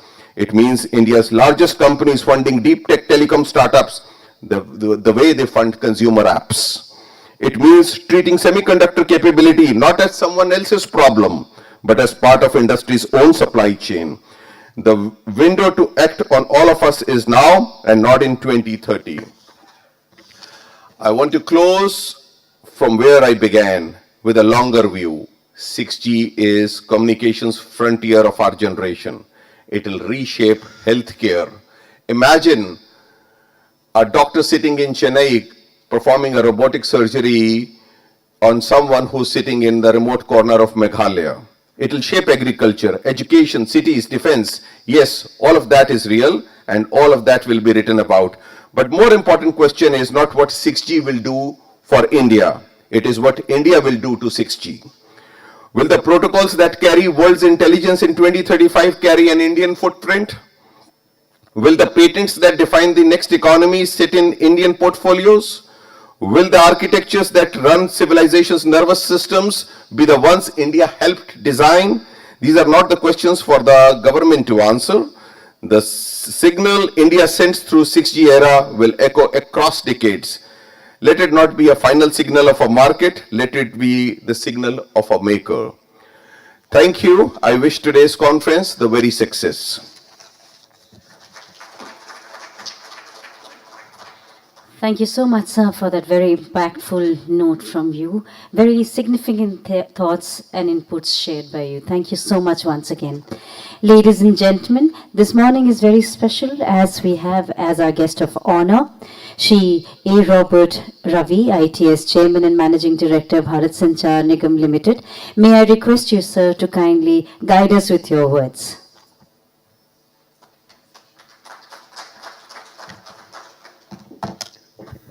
Morning, ladies and gentlemen. Shashi, Ragul, Tiwari, and dignitaries of the dais. It's a great pride and prestige to be again on this 6G conference. I've been telling Shashi in the morning, I think is at least the third consecutive 6G conference I've been attending on this. Things are changing very, very fast. Now, if we just see what initially 6G was thought about and what today we are speaking on 6G, we have a complete change in the dimension. Ladies and gentlemen, we are in the threshold of a complete digital transformation. From what we used to think of connecting networks, now we are going to a place where we are going to have a platform of a connecting intelligence, an intelligent platform. Now that is going to combine computing, intelligence, all in one platform, which is going to be a completely different from what the different Gs had happened. The 1G brought us voice, the 2G added text, the 3G brought us internet, the 4G revolutionized the app economy, the 5G revolutionized the IoT and edge computing to some extent. 6G is going to be completely transformative. It's not going to be a G or an evolution. It's going to be a complete transformative generation, which means it's going to be a combination of computing, intelligence, and thought networks. We are now moving from what we used to have, connecting networks, to connecting intelligence on us. No longer network is going to connect. Suppose today we send a data or a voice. This data or voice goes from one point A to point B. In 6G is going to be a bit more. It's going to be a bit more analytic. It will sense, it will analyze, and it can even code what amount of information that has been passing it, which is a very, very powerful tool. One of the critical and very important aspect of this is coming off the network sensing. You will be able to sense what is available. What we used to have in the radar is now being available in 6G. We can create digital twins. That's the amount of transformation has happened. Now, ladies and gentlemen, I want to add another very important layer. The government of India, the Department of Telecom, has been actively promoting 6G because of the Honorable Minister's statement is we should actually lead 6G. Lot of research is happening today in 6G. It's high time we will see that how some of these researchers are actually brought into the field. From BSNL side, I can say that along with Tejas and an institution in Bangalore, we are tied up with really testing RIS on the field. MOU has been signed for it. So unless the Indian players start involving and developing this network, we will not become leaders. And the standards are not going to define what we want. What we want in the country is completely different. We need to choose what we want. Friends, let me quickly take something different on what is happening in the transformative thing in the 6G. It's really, really, really different than what we think. The architecture and the structure of the 6G has evolved over time. Now today, we are seeing a complete transformation which happens. the communication between the BTS from EM, what is this EM? This is our radio waves, is completely being tested in through molecular communication. A new research is going on to find out whether BTS can communicate in molecular communication. The next very important step is, can it also have some sort of a biology in it, where we have a nano IoT, which is small microcells or a nanocells go into your bloodstream, it can swim and then it can monitor your health. That's another sphere of it's going on. A third important, very interesting thing is, as operators, we all know, one of the key expenditure in our network is power. And as more amount of distributed networks come into the 6G, every individual node or element will take some amount of power. Unless we develop a power efficient network, operators are not going to adopt it, because already we have more than 20 to 25% of my expenditure is coming on power. So another research is going on, where through use of living organisms, it will create its own fuel cells. So we are moving into a 6G era, which is a combination of biology, a combination of chemistry, a combination of physics, where we have a quantum physics coming in. And this transformation is really going to go a long way. And actually, human would have invented one of the best communication network so far we have seen. Communication on molecular, communication, a living organism creating unlimited power. Just imagine a scenario. And what I say is not a fiction. It is based on a scientific research report which has been done in January 26. It's actually lab scientists are testing it. We need to also adopt, even our Indian institutions, when we try to say that we become to leaders, we have to see how a little of this gets adopted into the 6G growth is going to be very, very critical in our journey. Another very important aspect in communication is the coverage. Now, though we claim that we reached our 5G networks, and as from BSNL we have rolled out our own indigenous 4G network in this country, still a sizable amount of the population of the country don't have access to quality connectivity today. From BSNL now we are rolling out the Bharat net. We are connecting 2.65 gram panchayats. We are extending Wi-Fi networks. We are seeing whether we can marry a network of a 4G LTE or a 5G network with Wi-Fi and a complete allo network so that you have a carpet coverage. While all this keeps happening, the critical element in 6G is going to be the non-terrestrial networks. We are going to have every inch of the earth being covered. If I make a call in Connaught Place, how smooth and easy it is, the same amount of ease is available if I'm sitting in the mid of Indian Ocean, I should be able to make a call. If, as the Director 60 was mentioning, as a surgeon sitting in Bombay doing a surgeon, I should seamlessly do a robotic surgery in Leh as if he's sitting in his own room.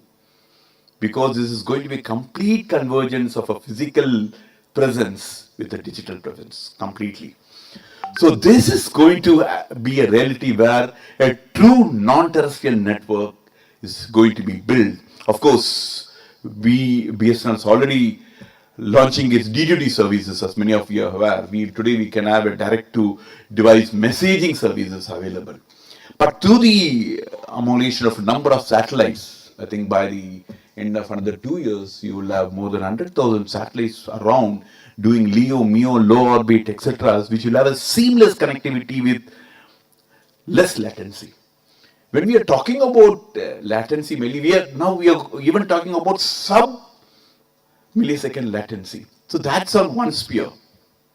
Lot of information and lot of communication is going to happen when we even leave the space communication. That is also this 6G is very, very important because, as I mentioned, it's completely a transformative generational fix which is happening, slowly coming into a complete architecture with a 6G at the top, followed by a quantum security at the next layer. Next to the layer is your EM-based BTS, then followed by a molecular BTS communication, then followed by an AI native transmitters. Then you will have living organism fueled cell, and last will be IoT. With this structure in place, this is going to be the fundamental structure which is going to design and drive all communication, including space. When even NASA or even ISR, we are thinking of going about setting up a platform in Moon and then up to Mars. Again, this technology of 6G will play a vital role. That goes into a different technology called pellet communication, where again any ingredients of what we use in 6G will go as pellet, which can transmit communication far away from what we have today. What we can see in at the speed of light, can we have the transfer of communication. With all these things happening, my request to the Indian institution, the developers, and we also were putting in efforts is the race on the technology stack of 6G is hot, is becoming hot, is changing fast. Unless we keep pace with it, we are going to lose it. So whatever we have built, let us continue to build, be quick, and I can assure from the Indian government side as a BSNL, our networks will be open to test any of this environment which we are also started testing. With these few words, I wish the conference a success. A lot of initiatives should come around it, revolve on it, put some deadlines. I request Shashi if you can bring out a small white paper at the end of the conference of all the players, what the regulators should do, what the operators should do. We are all more open to see that India takes a lead in this journey. Thank you. Thank you so much, sir, for those very inspiring and very encouraging words from you. Thank you once again.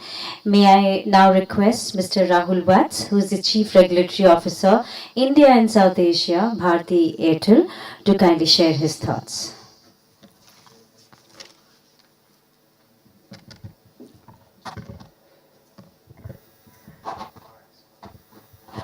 CMD BSNL, Mr. Robert Ravi, Shashi Dharanji, Jitendra ji from Qualcomm, Abhinav ji from 6G, Brigadier Tandon, Mr. Tiwari, and Mr. Khurana Gulshan from Vodafone. I also see in the audience Mr. PJ Thomas and Mr. Kuldeep Goyal and my friend Bharat Bhatia, and of course all the participants who are here for this conference on 6G. I think I just want to share a few thoughts, particularly the prompts I have got from my ex-boss, Mr. Tandon, about what are we doing with 5G and what is the route to 6G. So I think the first good thing is that there is a clear vision which the government has laid out on 6G. And that is coming with a clear 6G vision document, which has been unveiled by none other than the Honorable Prime Minister. And his vision is clear that India has to be a front runner in 6G and not just a follower. And I think this vision is deeply rooted in very core issues, which is to say affordability, sustainability, and of course advancing connectivity beyond what we are currently doing.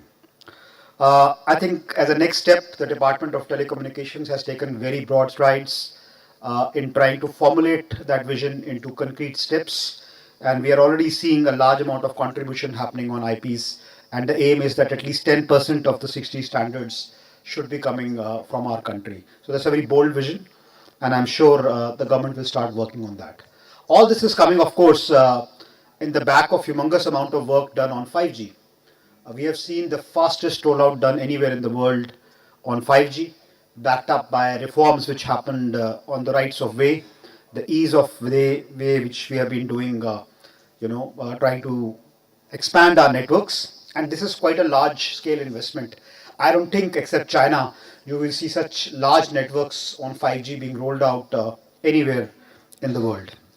And so from our perspective, 5G is really transforming our capacity and also help us build new parts, going ahead. But let us just pause here and say, what have we done on 5G till now? And what does 5G really mean for a customer? I think customers was already experiencing a network in 4G, and one of the largest use cases we have today on 4G used to be video streaming, watching a YouTube video, and that, my friends, can easily be done even on a 4G. Why do you really then require a 5G?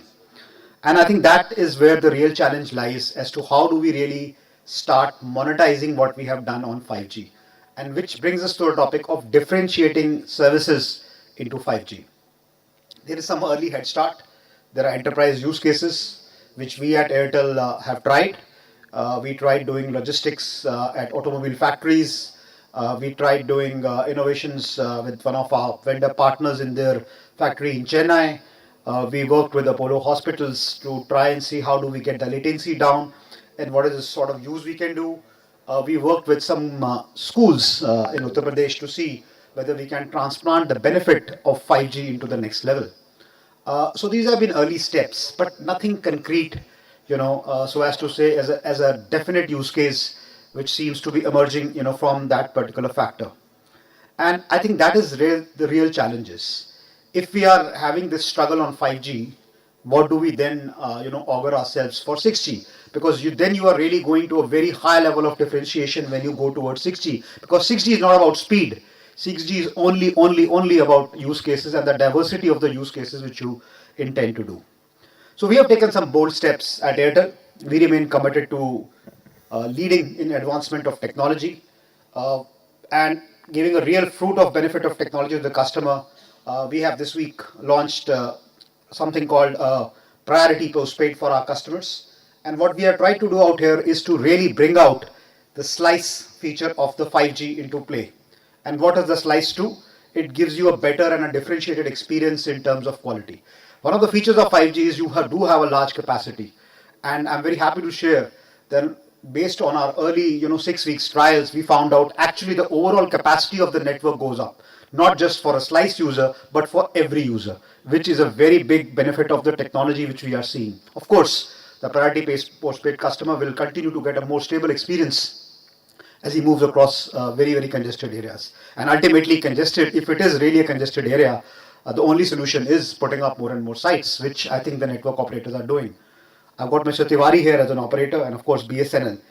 And of course we also have Vodafone Idea. Amongst three of us, we have seen investment of more than 100,000 lakh crores happening, over past year and a half. That's a humongous amount of money being put in the networks to augment capacity, to take us to the next level of network rollouts. So I think that answers your question, Brigadier Tandon. We have to start experimenting, and the ecosystem needs to understand that we have to do this, utilize full features of 5G to be able to start thinking about doing 6G. बचपन में कहावत थी वो भूखे पेट ना होए भजन Gopala. So if you don't really get the fruits out of the technology you are doing, really it's going to be a struggle for the entire ecosystem to take it to the next level. But I think why I'm so hopeful is that the Indian user is very smart. He adapts to technology very fast. And the whole UPI story, the digital infrastructure story, tells us that the affinity of the customer to hop on to new technology is really very great, which gives us the hope as our operators to lay out these networks, to keep on building capacities, to keep on building better solutions, so that we really start seeing 6G as the next forefront of the technology innovation we intend to do. And with those words, I would like to close here. Thank you.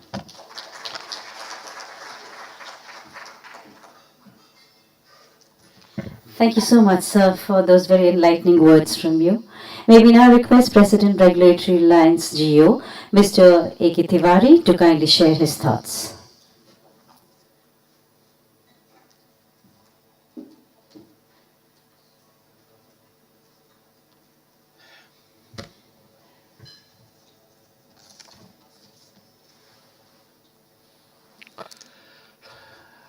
Good morning, ladies and gentlemen. August dignitaries at the dais and senior officers, senior colleagues, I know them very well from the beginning of my career, with all due respect. So, in fact, lot of things has already been mentioned through different various dignitaries, various speakers. So nothing has been left in for the 6G, what I should tell so that it will be a fresh item. Technology is changing so sharp, actually, so, I mean, transformation is so fast at fast speed that every generation shift, every G is giving something entirely transformed, uh, this thing of technology, perception of the technology, that it is very difficult. The key issues which raised by Mr. Tandon also for the industry is monetization. So instead of going in depth in the 6G, I mean, what was 6G actually? 6G vision document, this document was conceived in 2021 when I was in Department of Telecommunication at that time. The DDG SRI, Mr. Kishore Babu, YGSC Kishore Babu, he took lead. He collaborated with industry, academia, and every sphere of stakeholders to frame this vision document, which is published in 2023 actually with government approval and everything. This gives a Bible kind of argument for the industry, a direction, a clear vision of the government of India, country as a whole, that in what way the 6G India will take the lead. In 4G, we were just laggard. India as a whole was laggard. Actually, we delayed the deployment of 4G somewhere in 2014-15 it started coming. While in 5G, we were in the right time. We did not miss the bus, and it rightly at 2021 on the 1st of October when Honorable Prime Minister inaugurated 5G, it was launched. And then Indian industry, this operators and everyone demonstrated the capability of the India, what India can really give. And worldwide, globally, it was recognized that the fastest deployment can happen in India with such a massive scale that the reach of the 5G is now at every nook and corner with every citizen in the pocket. So that is the kind of scale India could demonstrate within last 2-3 years of this 5G deployment. For 6G, the same intent, same spirit has to be maintained, but with some, I mean, different this thing. 6G vision document which has been presented have 3 core pillars. Thank you, it is distracting me. So it is giving 3 core pillars. It has been visioned in that document. That is sustainability, ubiquity, and affordability. Affordability, as far as while sitting in the government, everyone in the government visualize that affordability is non-negotiable kind of thing in the government, this thing, for any technology to be adopted.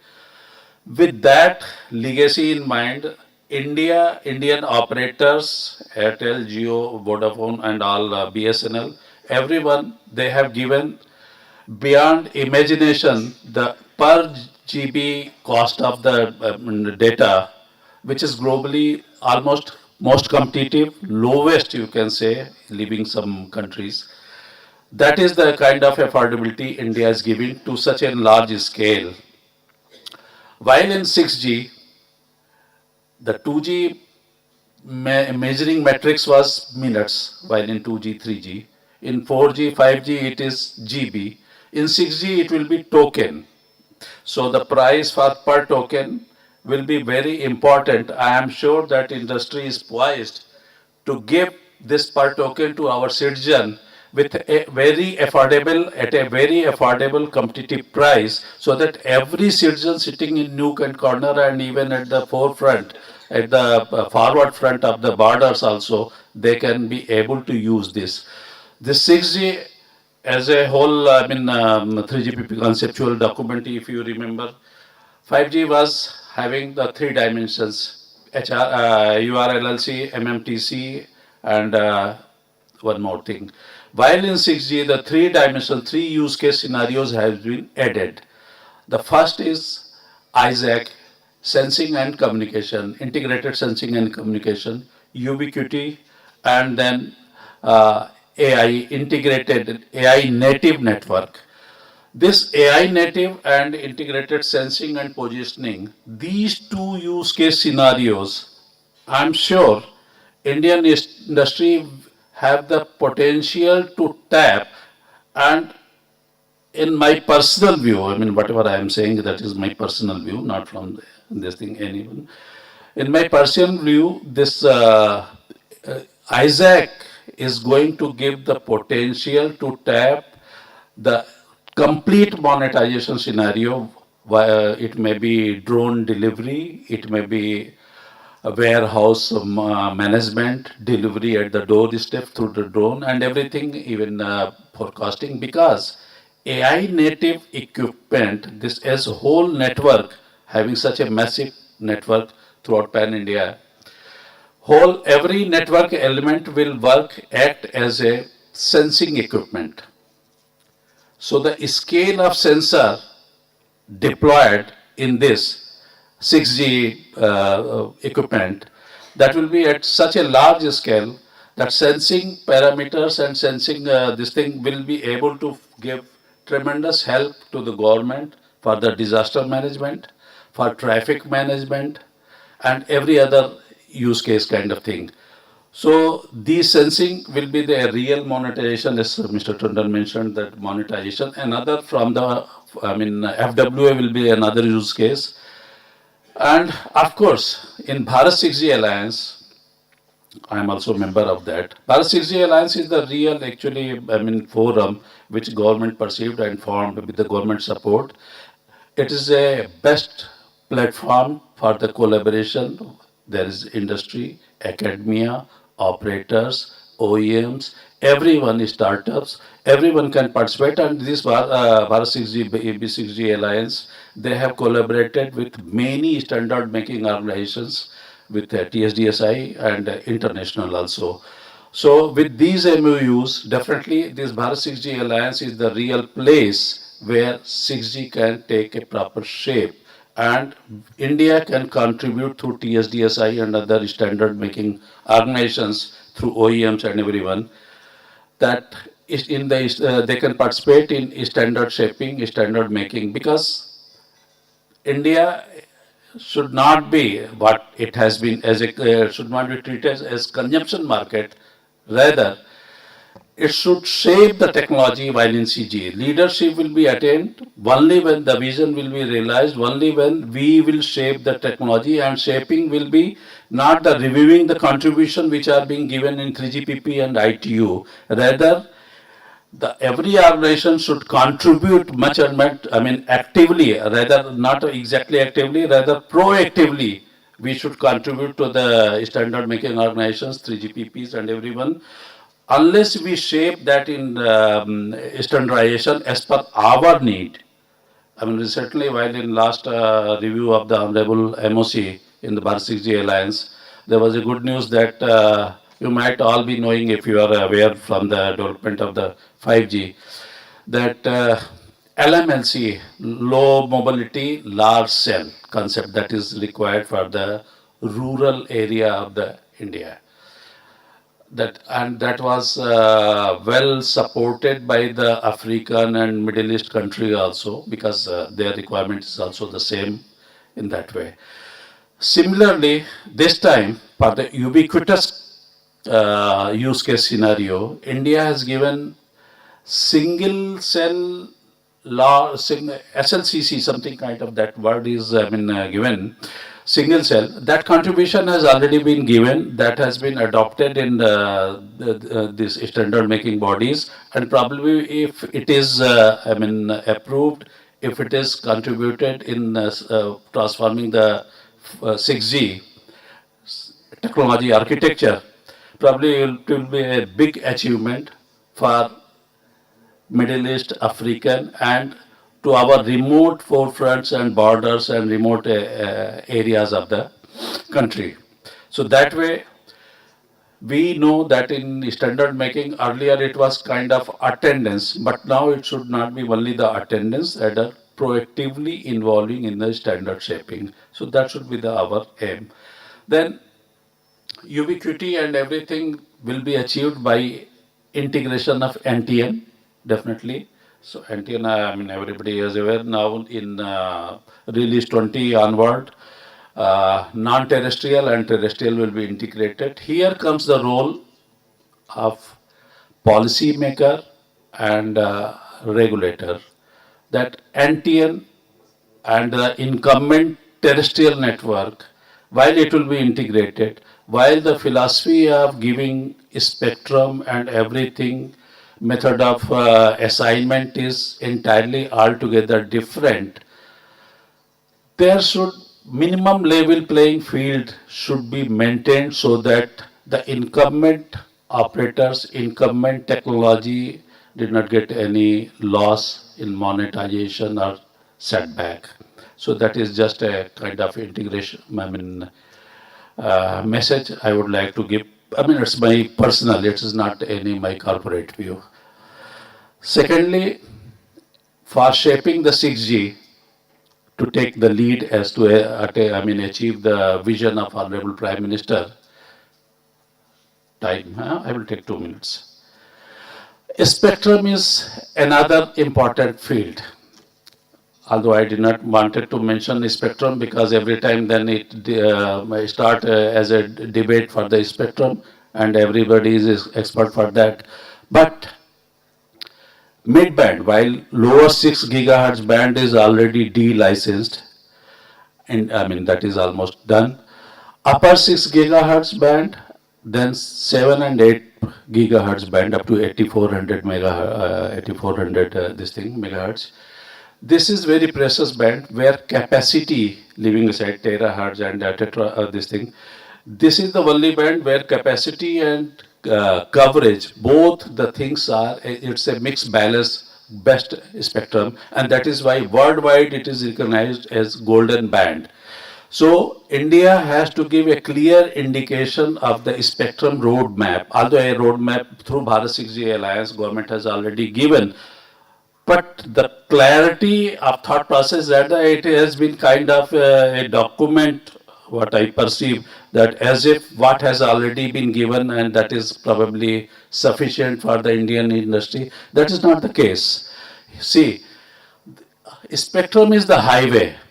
Unless it is clutter-free, unclogged, the real 6G visualization will not be there, because India is primarily the mobile first country, because fiberization is only to the tune of 15 to 20%, and whereas other global economies are around 80% or more. So the only way for the delivery of fastest 6G and full-fledged 6G will be this spectrum. So golden band, lower 6 band, and the reforming of the spectrum. See, we have still tied up with the legacy technology, 2G not at sunset, 3G is still working, whereas the global economies and many other countries, they have started reforming the spectrum for the legacy retiring, and I mean that may not be wise. I mean that is what policy maker and regulator has to see. But in my view, the sub-gigahertz band, which has been practically utilized for the 2G and 3G, it is time to in a phase-out manner, it should be retired so that this spectrum is reformed and could be given for the 6G utilization. So, I mean, this is all about this monetization and this thing about the energy efficiency. Mr. Robert Ravi has already mentioned, so I will not take that time.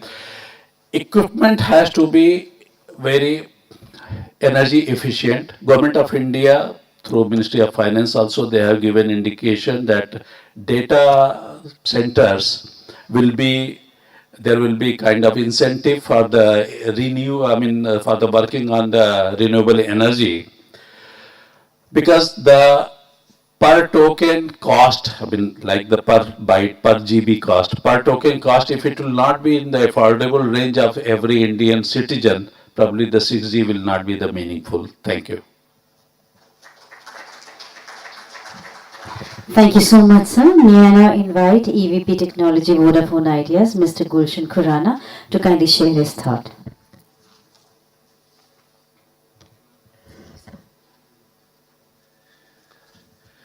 Good morning, distinguished panelists on the dais, industry colleagues, ladies and gentlemen.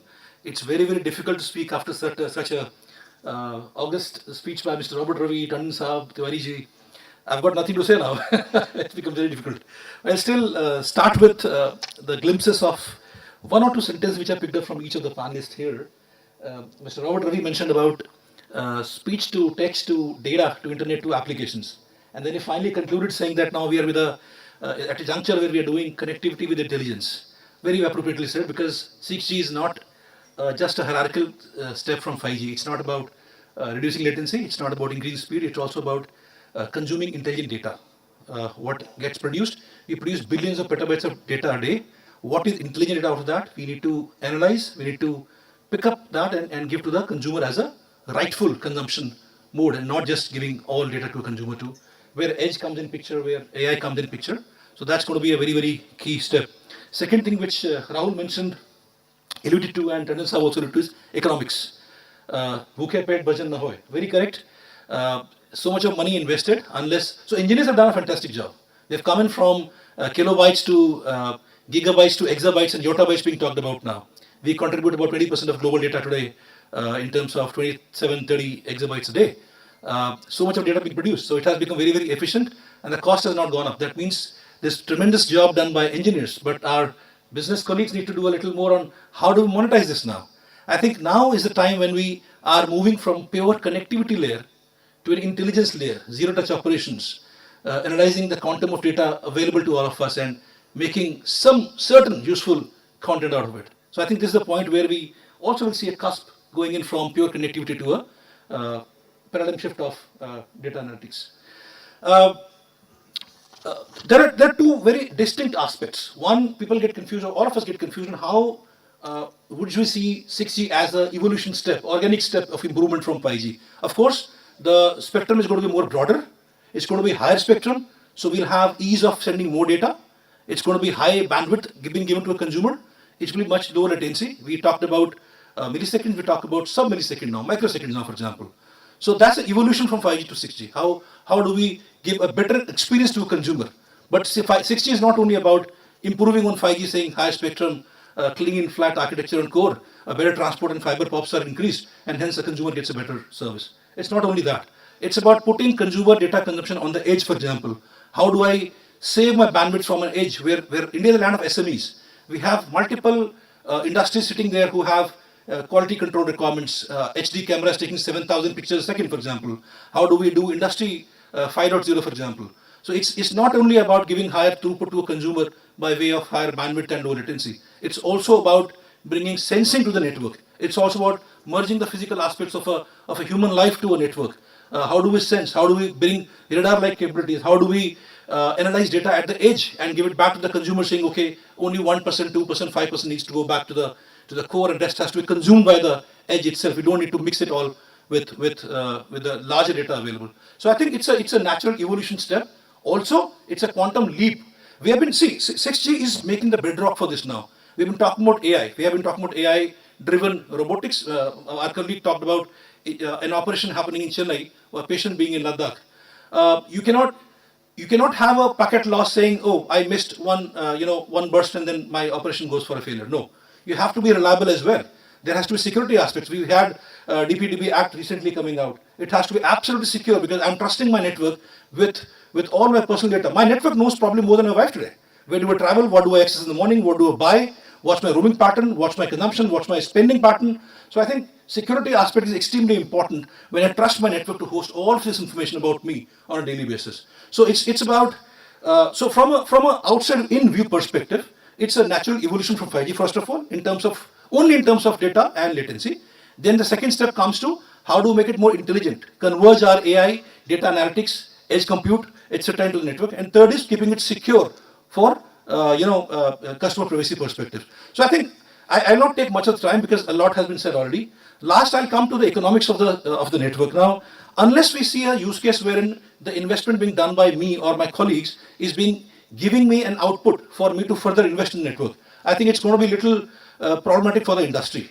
And we have seen that India is a land where we consume the most expensive raw material called spectrum, and we give out the most cheapest output to the consumer, which is the data. So this economics, this equation, when it needs to be balanced, we need to be over smart and think out of the box on how do we build economics along with technology to give to the end consumer. So I'll not take much time. A lot has been said about spectrum, about the ecosystem itself. So thank you very much for listening to me. Thank you so much, sir, for your kind words. May we now request the Head Government Affairs, Qualcomm India and South Asia, Mr. Jitendra Singh, to kindly share his thoughts.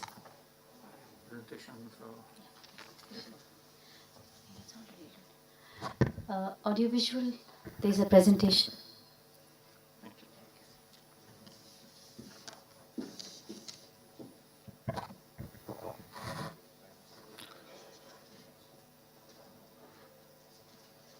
Dignitaries on the dais,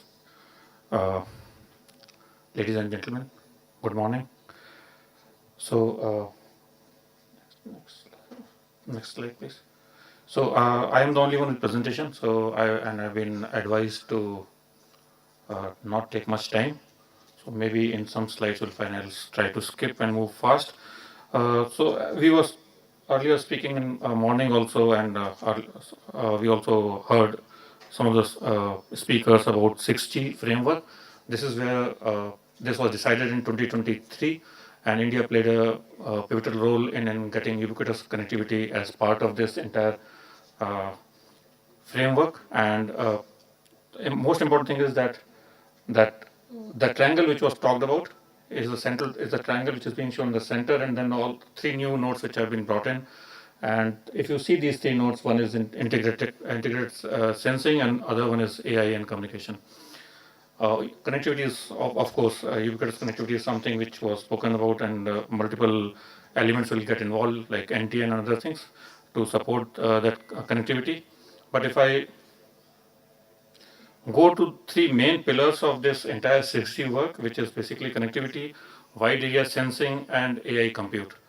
So if we see in simple way, from left to right, your devices which are going to use at personal level or at edge, going to the RAN and then to telco edge cloud and going to central cloud, all these are going to get connected, and they are going to use AI immensely, and that means all of them require a huge amount of compute power. So this is something which will come into play when we go into 6G, and the network deployment will be based on this concept. So what the trend which we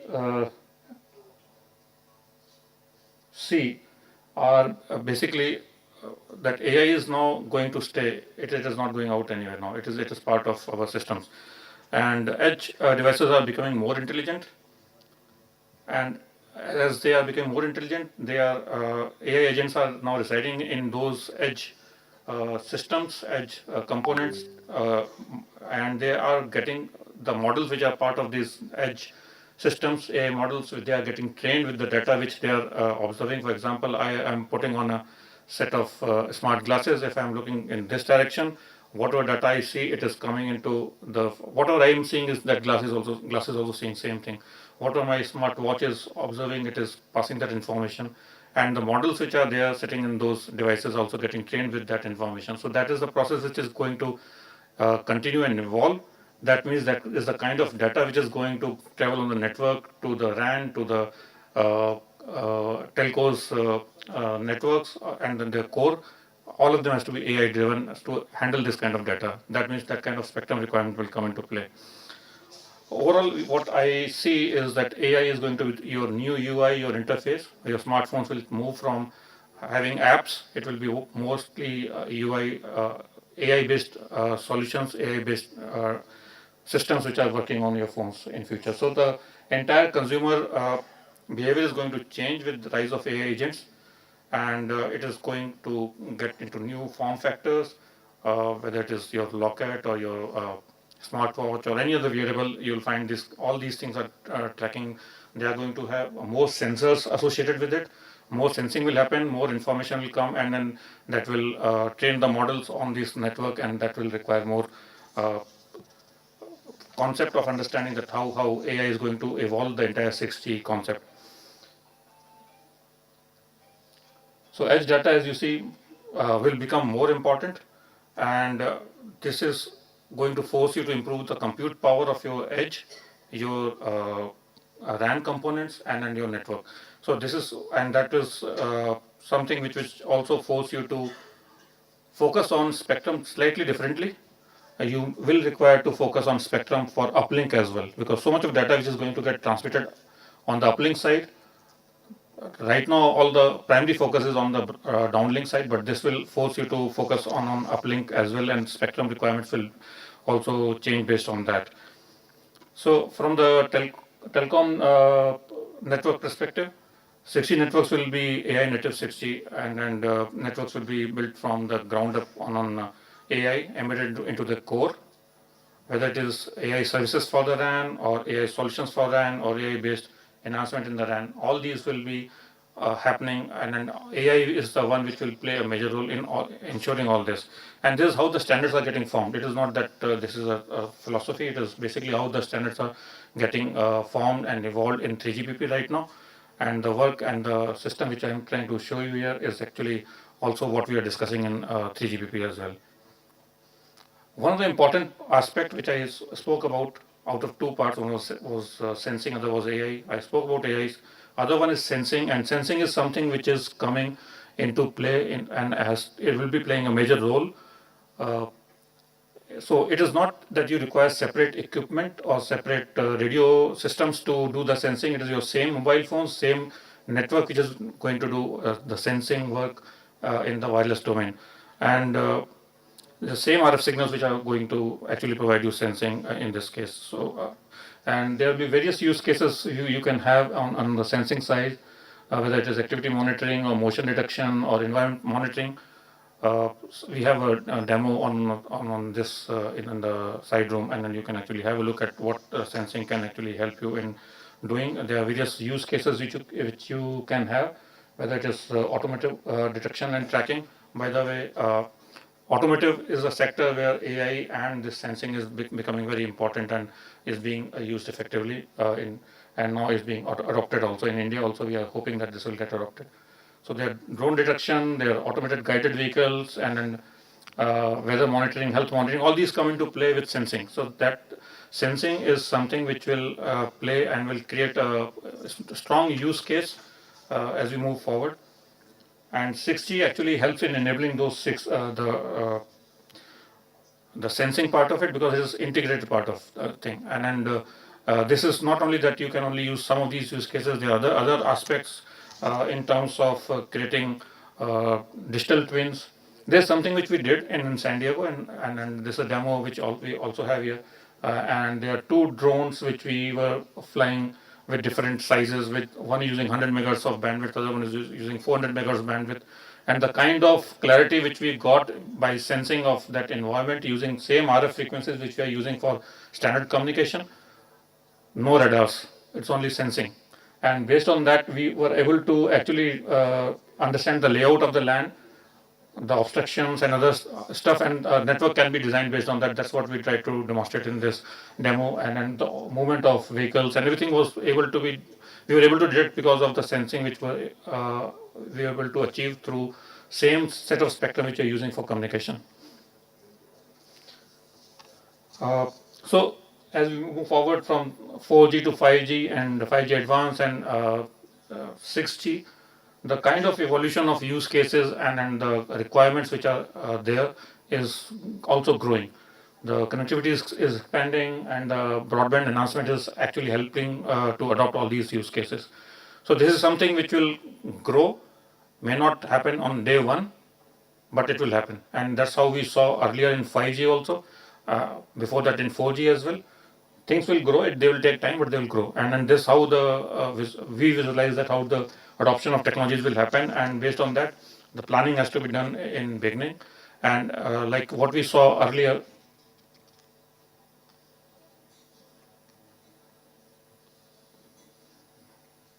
Can you move to the next slide, please? Yeah, this one.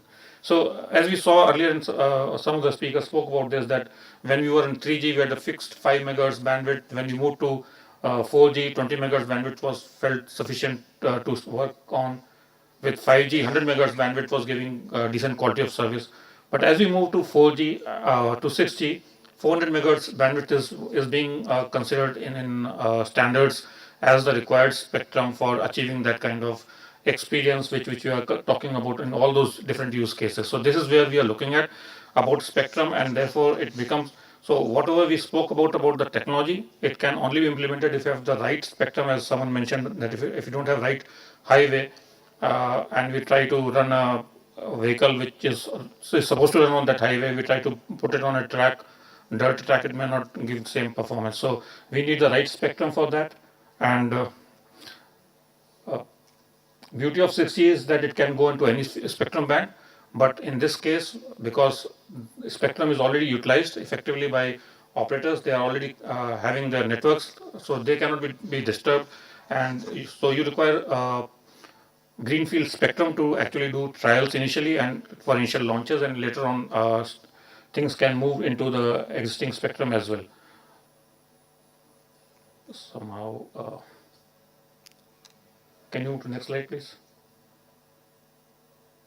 Yeah, so this is on the spectrum side. There are 3 spectrum bands right now being discussed in ITUR, and this is something which a decision will happen in the 2027 World Radio Conference. The band which you see there on the slightly with golden background is a spectrum where the focus is. India is taking a lead on this, and that lead should be continued till we get the decision on this, and that is some work which some of us are actually deeply involved in, and DOT is actually is involved in this work as well. Next slide, please. Next, yeah. So someone spoke about golden band. The band which we see here is golden band, includes the lower 6 gigahertz and the upper 6 gigahertz, which is under discussion right now, the top one. That, as I said, 400 megahertz per operator. We have 4 operators. At least 1600 megahertz band is what is the requirement. Not again on day one, but this is what you need to actually have full 6G experience once the networks are deployed, maybe 10 years down the line. I'm not saying that 2030 you have to deploy, but 10 years down the line, you require 400 megahertz per operator. If you don't work on that today, you will not get the spectrum at that time. And that was a point I made about bus in my previous talk earlier. And so what has happened recently is that it is not only about India that we are looking at it. There was a recent, so you see various bodies which have come together, like India Bharat 6G Alliance. Similarly, China, Japan, Korea, they have their alliances which are working on 6G. In Europe also, in US also, next G Alliance. So all of them, and plus large number of players from the industry, from different industries, came together in MWC Barcelona this year to create a coalition to targeting a commercial system, pilots to be deployed by 2029 onwards. So that was the target, and I'm happy to share that Airtel was part of it, Jio was part of it. So many of our own players are part of it, Ericsson, Nokia, all of these are part of this entire work which they are targeting. So with this information, I would just like to go to the last slide, please. Yeah, so basically some key takeaways is that AI is not normal as a normal feature only. It is now foundational. It is going to stay, and that is going to become the new UI, and the value is going to get created at edge. That is what it is, how it will go. So maybe network planning and other requirements will require based on this particular concept, and because right now we don't have that concept, but as we move forward, that is what it will be. Sensing will become one of the key players, key activities, and use cases for all kind of applications in future on 6G. And in morning session we were speaking about harmonization. So that regional and global harmonization is must to ensure that as India, what we want to achieve, we achieve that. And the focus of having 6G leadership by India, I was lucky to meet Honorable Prime Minister in February this year, and one of the points from his side was that we should have initial pilots by 2029 in India, and that is possible if we have the right spectrum at the right time. Overall, if we have as one India, one goal of 6G, single alignment, we can achieve it. Thank you.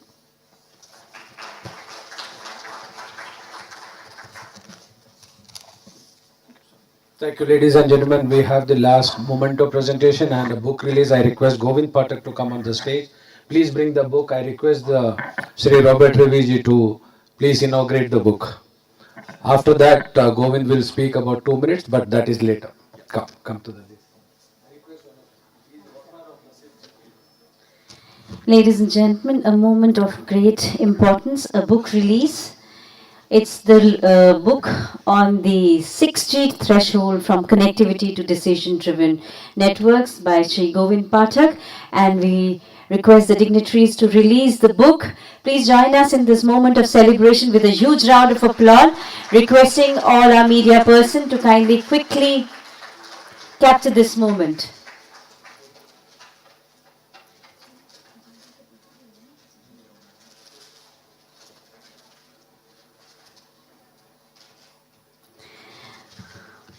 "6G threshold takes you beyond the speed and bandwidth into a new paradigm of decision-driven networks, revealing the technologies, risk and power shifts that will define the next decade." Ladies and gentlemen, the book on the 6G threshold from connectivity to decision-driven networks.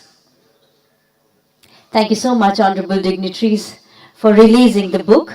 With that, we have come to the concluding moment of the inaugural session. We request our honorable dignitaries to kindly give us another moment. We would like to present a memento, and may I request Sri Robert J. Ravi to kindly present a memento to Mr. Jitendra Singh. Thank you so much, sir, for sharing your thoughts, that wonderful presentation with us. We now present a memento to Mr. Rahul Watts. Once again, requesting Sri Robert to kindly present a memento. Presenting a memento to Mr. A.K. Tiwari. Thank you so much, sir. And we now request you, sir, to now present a memento to Mr. Gulshan Khurana. Thank you so much, sir. Presenting a memento to Mr. Gulshan Khurana. Once again, requesting you, sir, to now present a memento to Mr. Abhinav Puri.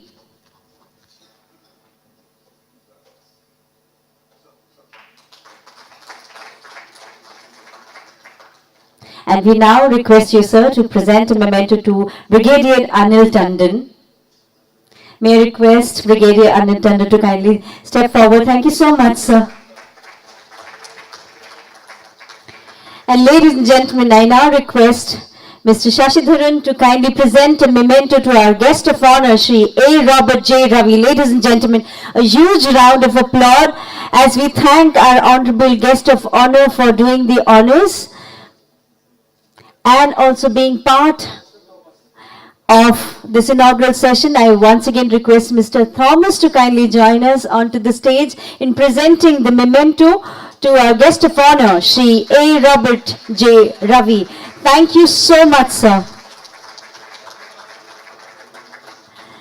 We now request everyone present on the stage to kindly step forward for a group photograph. Just to capture this moment in our lenses, requesting our friends from media to kindly quickly take a quick photograph.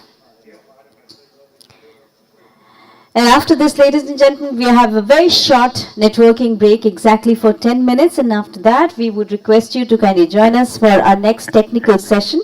It is going to be our first technical session. It will be on network evolution and architecture, India's readiness for 6G infrastructure. We take exactly 10 minutes break and request you to kindly join us in time. Thank you so much for your kind attention.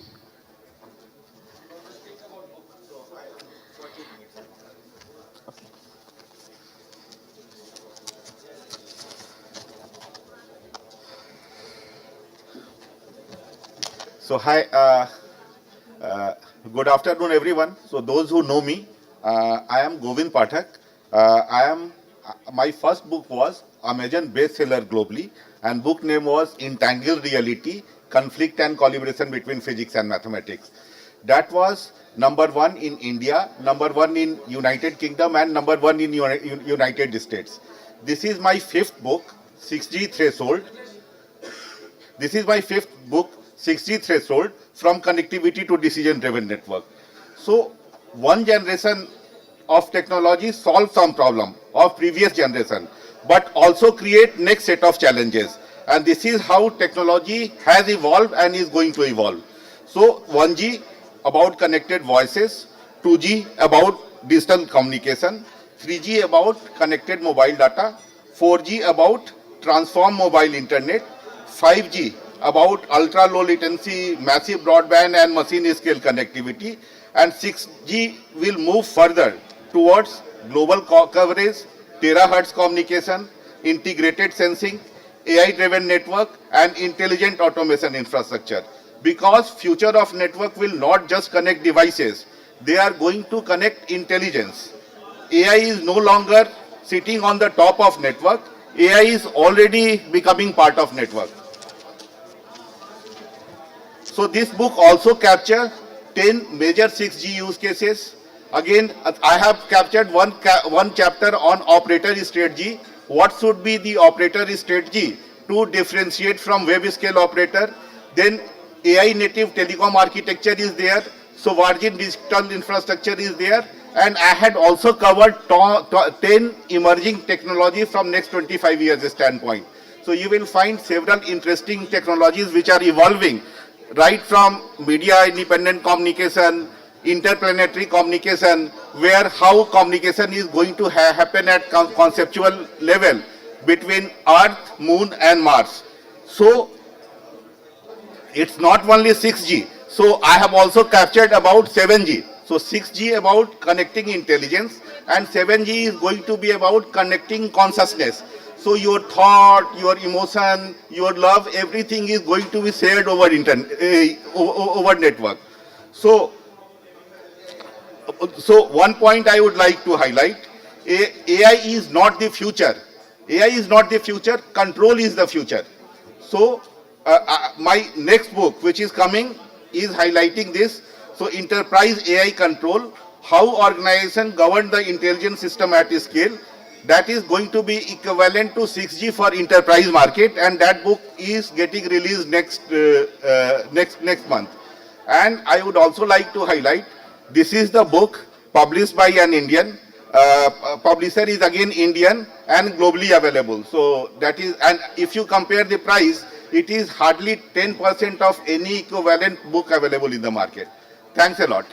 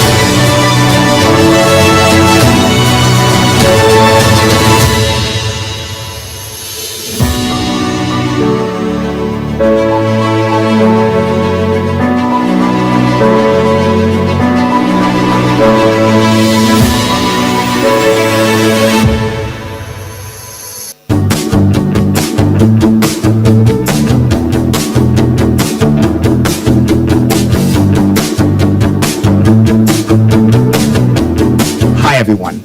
I'm John Smee, Senior Vice President of Engineering and Global Head of Wireless Research at Qualcomm Technologies. As AI continues to transform our world, it is an incredibly exciting time for wireless technology. At Qualcomm, we are driving innovation to create an AI-native 6G from cloud to edge to device, and designing the air interface to make future networks and devices more capable and efficient for the decade ahead. Let me take you through some of our advanced research which is shaping the path to 6G. Designing 6G begins with strengthening the wireless foundation. Our advanced prototype operates in the upper mid-band spectrum with GigaMIMO. This end-to-end systems demonstrates wide bandwidth, high-order modulation, multi-layer transmissions, and probabilistic shaping to improve spectral efficiency.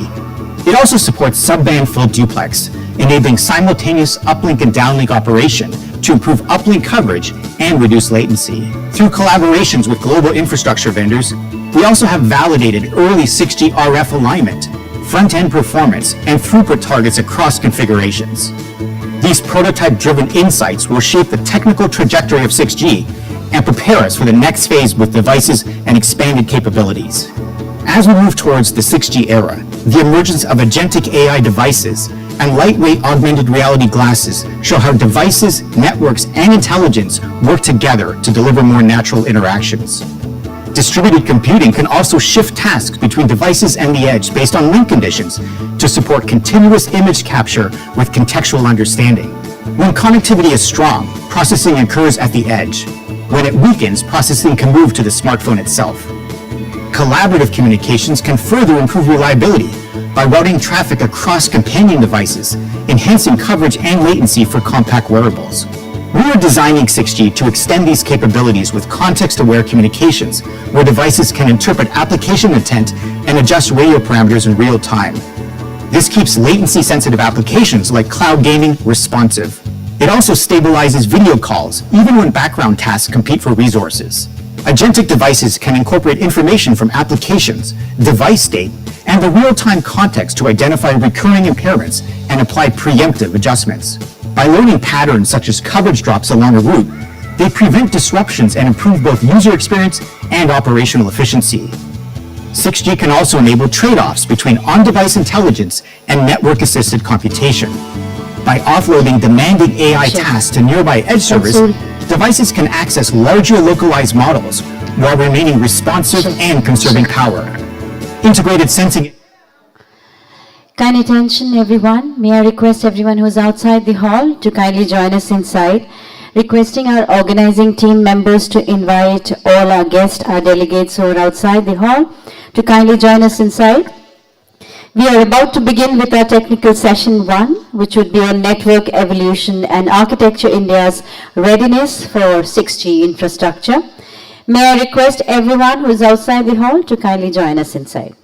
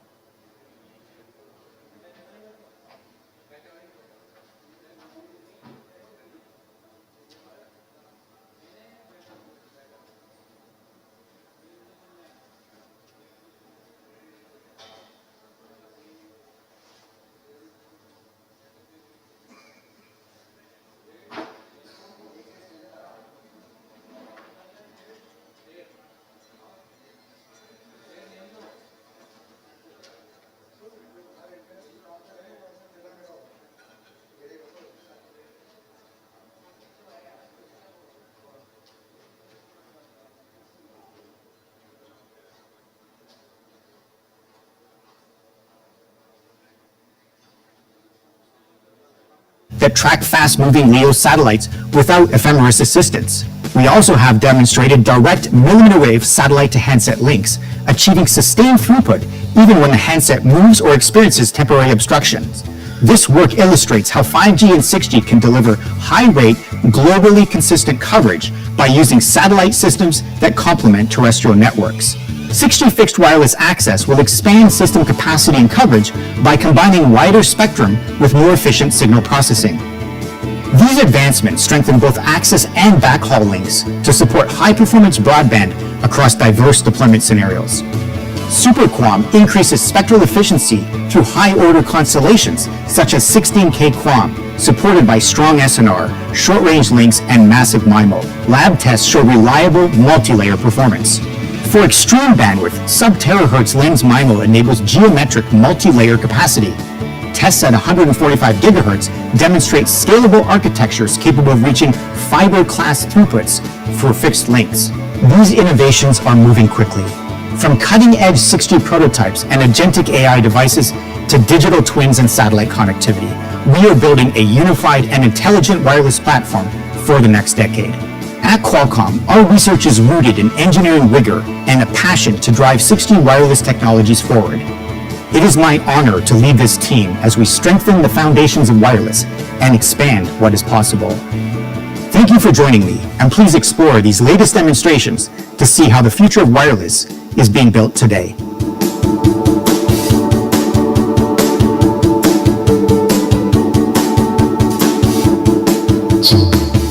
Once again, requesting everyone who is outside the hall to kindly join us inside. We are now beginning with our technical session 1. I request everyone present in the hall to kindly be seated with their electronic gadgets on silent mode. Ladies and gentlemen, our technical session 1 would be on network evolution and architecture, India's readiness for 6G infrastructure. May we request everyone to kindly settle down inside the hall with their phones on silent mode. I request the organizing team members to kindly invite everyone who's outside the hall to join us inside.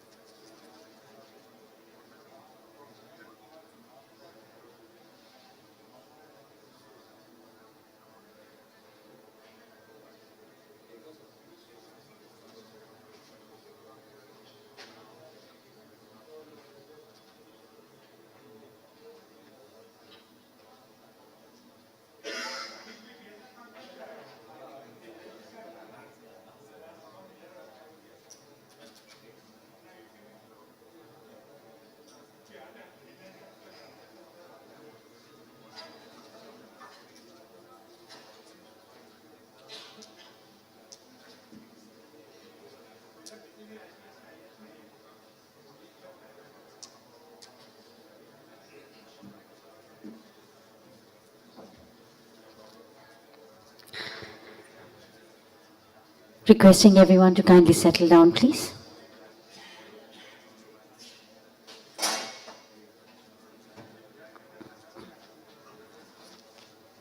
Welcome back, ladies and gentlemen, after a very successful inaugural session and a pre-release session prior to that. We are now headed towards our first technical session of the Bharat 6G 2026, the 4th International Conference and Exhibition. The technical session would exchange thoughts around the matter, network evolution and architecture, India's readiness for 6G infrastructure. May I request you all to kindly join me as I request the speakers of the session to kindly join us onto the stage. We begin by inviting Honorable Moderator of the session, Partner EY Parthinon, Mr. Amitoj Arya. May I request you, sir, to kindly join us onto the stage, requesting Mr. Amitoj to kindly join us onto the stage. We also invite on stage Senior Product Management Director, Cineverse, Mr.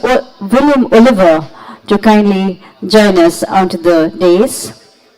Requesting Mr. William Oliver to kindly join us. And now may I request Global Market Segment Manager Wireless Communication Road and Shores, Mr. Mahesh Basavaraju, to kindly join us onto the stage. Ladies and gentlemen, once again requesting everyone to kindly keep their mobile phones on silent mode. We begin by presenting the planters, and may I request Mr. Shashidharan to kindly join us onto the stage. May we request Mr. Ranji to kindly request Mr. Shashidharan to join us.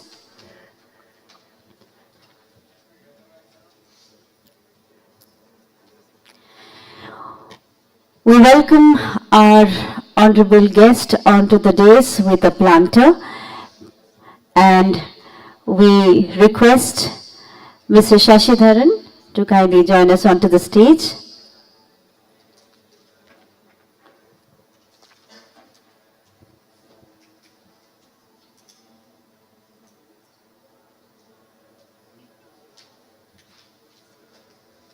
We have just had a book release, and we are glad to have Mr. Govind Pathak with us. May I request Mr. Govind Pathak to kindly present the planters to our honorable guest onto the dais, and welcome.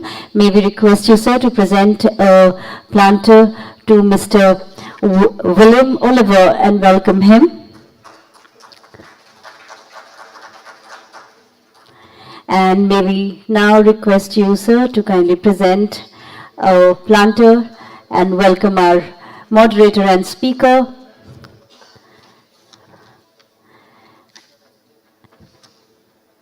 Thank you so much, sir, for welcoming Mr. Mahesh Basavaraju and the moderator of the session, Mr. Amitoj Arya. Thank you once again. Without any further delay, may I now request the moderator of the session, Mr. Amitoj Arya, to kindly start the session.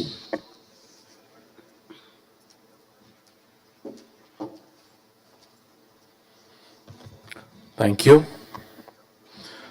Ladies and gentlemen, after the quick tea break, I think we had a very engaging session earlier, and a lot of stage has already been set in terms of what's happening in 6G, what are the key differences, how do we sort of plan to take this forward from an India perspective.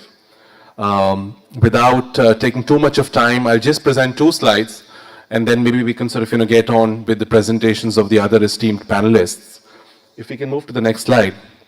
I think the key thing is that we all realize that while 6G is a few years away, but it's going to lead to a fundamental shift in how networks are operated, how networks are architected, how networks would be used to monetize.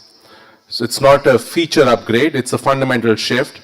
And what it means is that for executives planning in terms of how the network evolution needs to look like, they have to start looking backwards from where we need to be by around the 2029, 2030 timeframe, and what steps have to be taken for us to get there and to be ready. I think from a 6G perspective, there are key things that are going to fundamentally change from immersive communications, where we're sort of moving away from just video communications to more real-time spatial sensory communications. Hyper reliability is going to be key for 6G perspective. So instead of best effort network availability, we are actually looking at very, very reliable networks, which will be used tremendously in factory environments. The massive amount of communications that will start happening from machines, I think is also going to be a critical aspect. Ubiquitous connectivity, and Tiwari was talking about end-to-end integration with the terrestrial networks.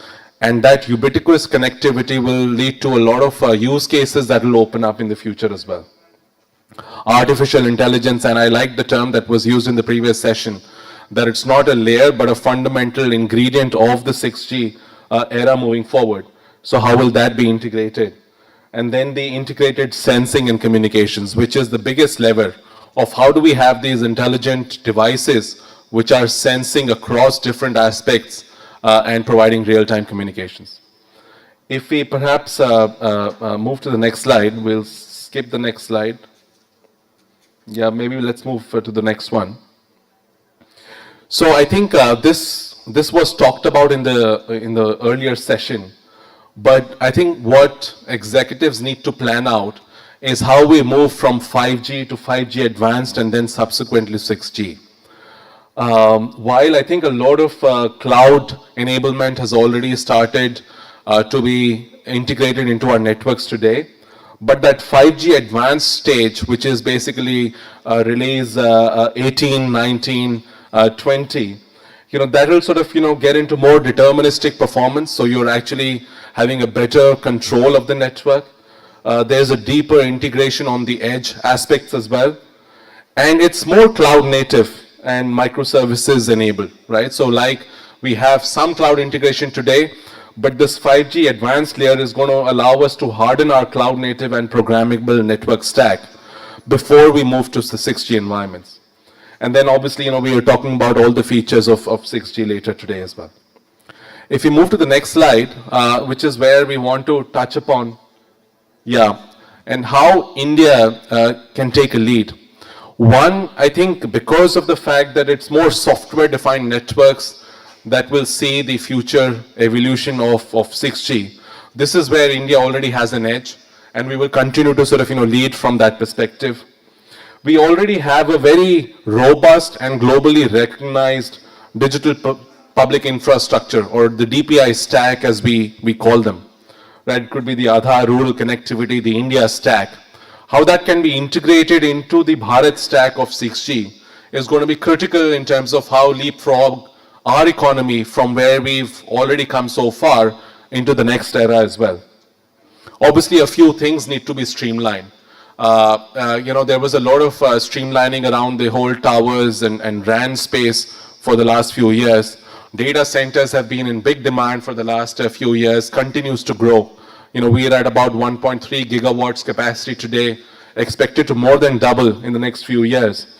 But fiber infrastructure really needs to be upgraded significantly. What we expect is that the latency roadblocks will be less from a RAN perspective moving forward, but more from a fiber perspective. So that connectivity layer needs to be improved. Obviously, the edge layer, needs to sort of, scale up as well. And then the entire digital ecosystem, which we've talked in more detail in the earlier session, that also sort of, needs to come through. A lot of R&D investments are being planned, but I think having the right view of the spectrum, integrating into a roadmap, I think all of that becomes quite critical moving forward.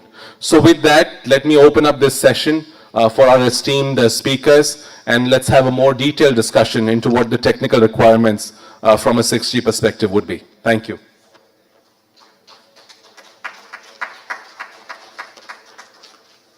Perhaps could I request Mr. William to have your next presentation now?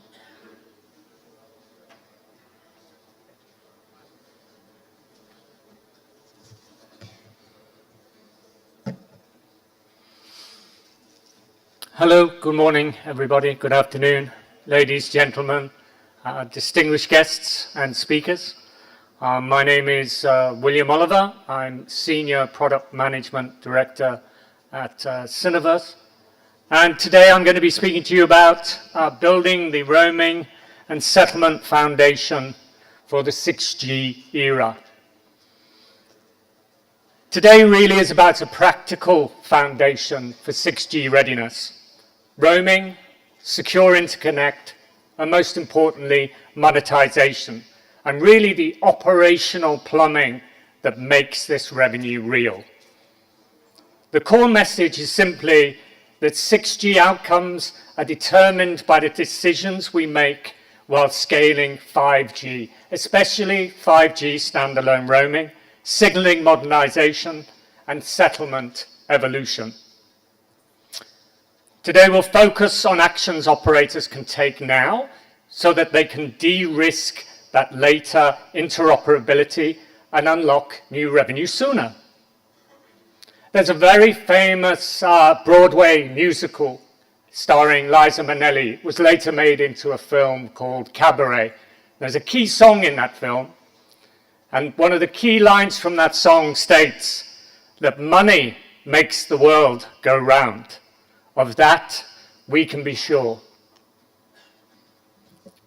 So 6G really starts with the decisions you make in 5G. And the 6G journey has already started. What I will talk about is really less about the future radio upgrade and more about whether we can monetize advanced services at scale. And there are three building blocks that really matter immediately. Roaming readiness, monetization enablement, and secure interconnects. If these aren't addressed properly in 5G, operators can carry forward legacy constraints that will slow 6G adoption and revenue capture. Next slide, please. So what operators are facing? We all know the investment in 5G has been significant. The CapEx is very high. The ROI hasn't fully materialized yet. And at the same time, expectations are rising, especially from enterprise customers.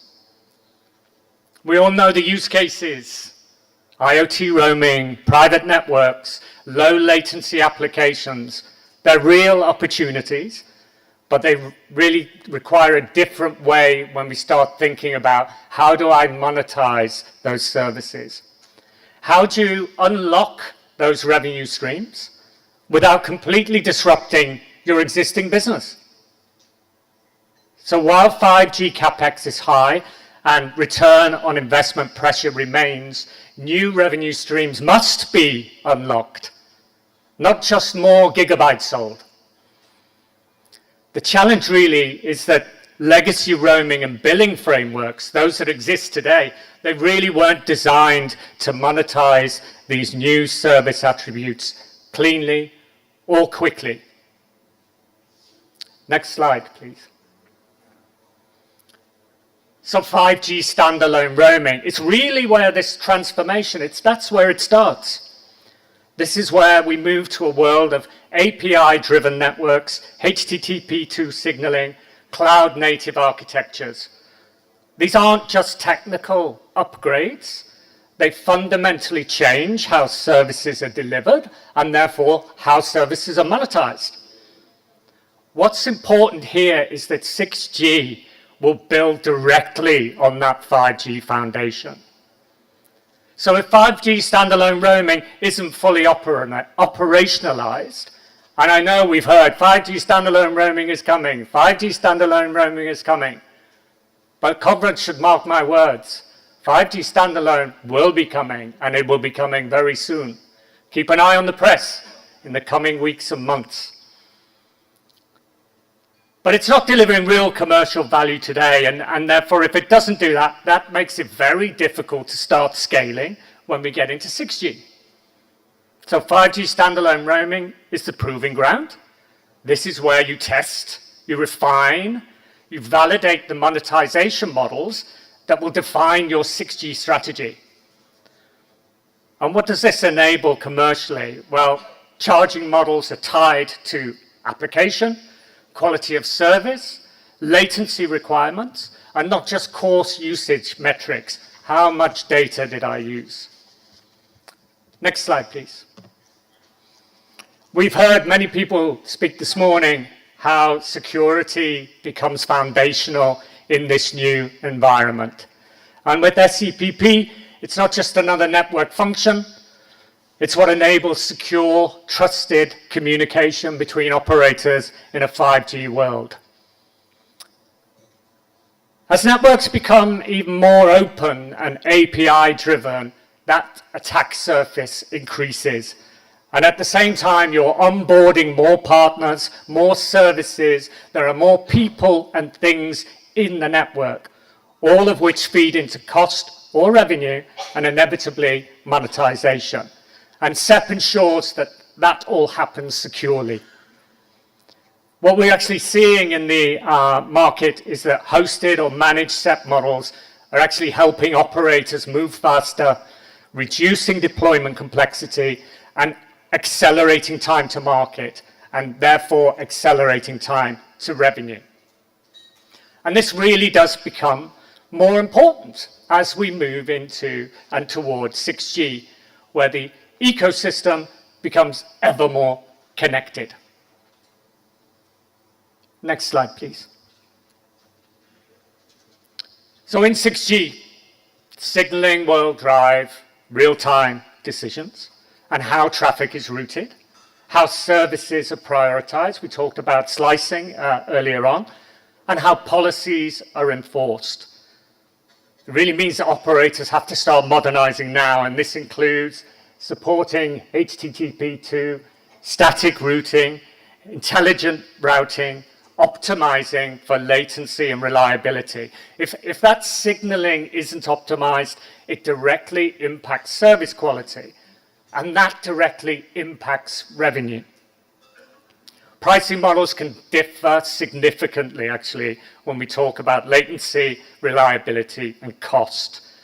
And it's not just really a network concern, it's a business concern. Next slide, please. So really, my background, where I'm kind of based in, my expertise is around clearing and settlement.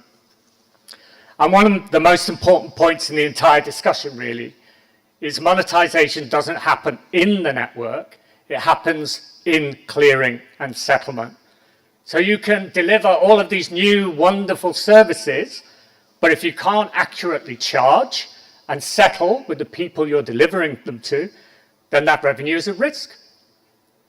So today's clearing platforms, they're already evolving to handle higher volumes and more complex transactions. And the volume we're seeing is so significant. They provide the foundation for accurate billing, faster settlement cycles, and reduced disputes. The one thing that kills the movement of revenue is disputes. I provided you this, no you didn't. I'm charging you this, that's wrong. That stops the flow of money and therefore revenue. And it will become even more critical as services become more dynamic and transaction volumes increase. Think about a user moving from one slice to another and then back again. That's very complex to capture from a billing perspective. So the amount of data that's being exchanged, the number of services provided are growing. We heard a lot about sensing this morning. How is that going to be charged? The Internet of Senses. And clearing and settlement, it really does need to keep pace with all of this wonderful technology that's happening around us. Next slide, please. So some of you may know there's a very old billing format that's been around in the industry for 30 plus years, which is called TAP. It served the industry very, very well, but it wasn't designed for real-time service-based monetization. It was designed to handle 2G, 3G, 4G. But suddenly, when we got to the evolution of 5G, it's incapable. It's not flexible enough to do that. And that's where something that's called BCE, the billing and charging evolution, that's where that comes into play. So the key point here, it's not actually a rip and replace scenario. You can't just get rid of TAP and start with BCE. Two of those things have to operate in tandem. Why? We still see traffic in 2G, we still see traffic in 3G and 4G, and that traffic will be handled in TAP. But the new traffic that we're seeing coming through now, 5G and then eventually 6G, will all be handled in BCE. So it's really important that operators don't lag behind in introducing this new capability, and they should really start introducing it alongside existing TAP process, because this allows you to actually test new charging models, pilot new services, gradually transitioning without disrupting revenue. It's all about evolving at a pace that balances innovation with stability. But don't just take my word for it. These are the BCE volumes that we see today, and you can see back in 2023, we were clearing through our platforms 5.2 billion records a year. This has grown exponentially to around 80 billion in 2025. So the growth curve shows that this isn't theoretical, it's already scaling quickly, and it's driven by increasing event usage and complexity.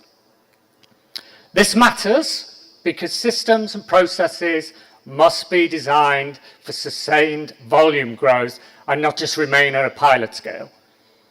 The implication for operators is that early operational readiness actually becomes a competitive advantage. The old saying goes, the early bird catches the worm. Next slide, please. So BCE 2.0, we're now up to 2.0. It was launched in February of this year. And with 6G, BCE will become ever more critical. We'll move towards a world of microtransactions. Billions of events need to be processed, priced, and settled in near real time. BCE enables that by shifting from file-based processing to event-driven models. So what that does is it gives operators the flexibility to introduce new pricing strategies, support dynamic services, and monetize every transaction. There's been lots of talk about monetization today. We have to shift our view on how we're performing that monetization. Then when we layer on top of that AI-driven services with 6G, that's going to create even more massive volumes and highly variable usage patterns. This stuff is not easy to measure, capture, and bill. So as I said earlier, those who adopt earlier will have a significant advantage in how quickly they can bring those new services to market and how quickly they can monetize them. The point is, if you wait until 6G until you do this, you've already missed the boat. The train has left the station. You'll be late. Early BCE adoption shortens that time to monetization and differentiates you commercially. Next slide, please. One of the other challenges we see in the market is the challenges around infrastructure and circuits and cost. So as the industry moves towards 6G, the demand for low latency and high reliability will increase significantly. In order to kind of meet those requirements, operators often over-provision, they add redundancy, they increase capacity, building in failover. While that's necessary, it also creates inefficiency. You end up paying for capacity that may never fully be utilized. Next slide, please. When we look at and we speak to operators and enterprises, what we see is that the circuit environment are very often fragmented. There are multiple vendors, different billing formats, limited visibility. You often have three different systems in play with circuit inventory. You will have the ordering platform, you will have the finance platform, and you'll have the operational platform that tells you how much utilization you're getting. These are often operating in silos, don't communicate with each other, so it becomes very difficult to actually know what you're using, what you're being billed for, and where the inefficiencies exist.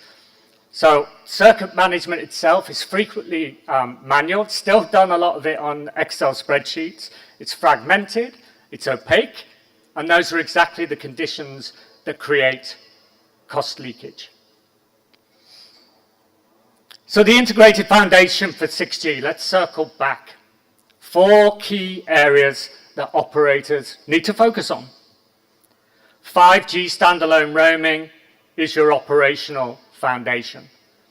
Secure interconnect through SEP enabling trusted global connectivity.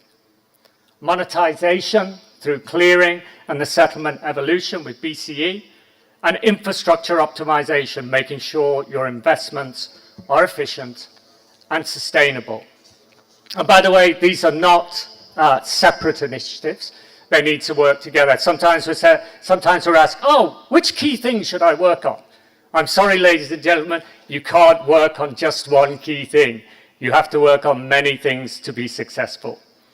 Any weaknesses in one of those domains will slow your monetization and increase risk. So let's talk about a practical execution roadmap. First things first, strengthening 5G standalone roaming and deploying secure interconnect. Expand your roaming footprint and begin introducing BCE capabilities. Finally, optimize your infrastructure and fully transition to real-time monetization models. This phased approach helps you to move forward without introducing unnecessary risk. It's an execution plan. It's not slideware vision. Each phase builds capability and reduces future migration risk. Next slide, please. So what does success look like? We all know the opportunity with 6G is significant, but it won't be realized automatically. It depends on the construction of a strong foundation. Operators who are investing in roaming, 5G standalone, interconnect, monetization, and infrastructure optimization now will be in the best position to capture that value. I think we heard it mentioned earlier on, the future of connectivity isn't just about speed or capacity. It's about all of these new services and how effectively you can monetize it. In 1789, Benjamin Franklin stated that in life, nothing can be said to be certain except death and taxes. Those two things.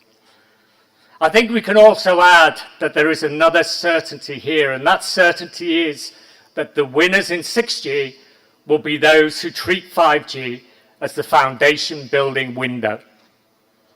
Investing now in roaming, interconnect, monetization, and infrastructure optimization positions operators to capture 6G value continuously, not in a delayed, disruptive catch-up cycle. So the call to action, ladies and gentlemen, is to fast-track 5G standalone roaming, have a strong SEP deployment plan, implement circuit cost visibility, and launch BCE now. Build this once and monetize continually. Thank you.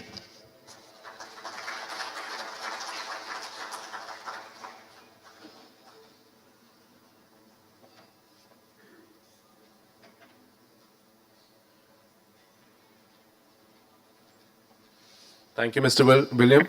I think it was a very insightful presentation that laid out the steps that need to be taken for players to become successful in 6G. Much appreciate. May I now request Mr. Mahesh to sort of come and present his second presentation in the technical series.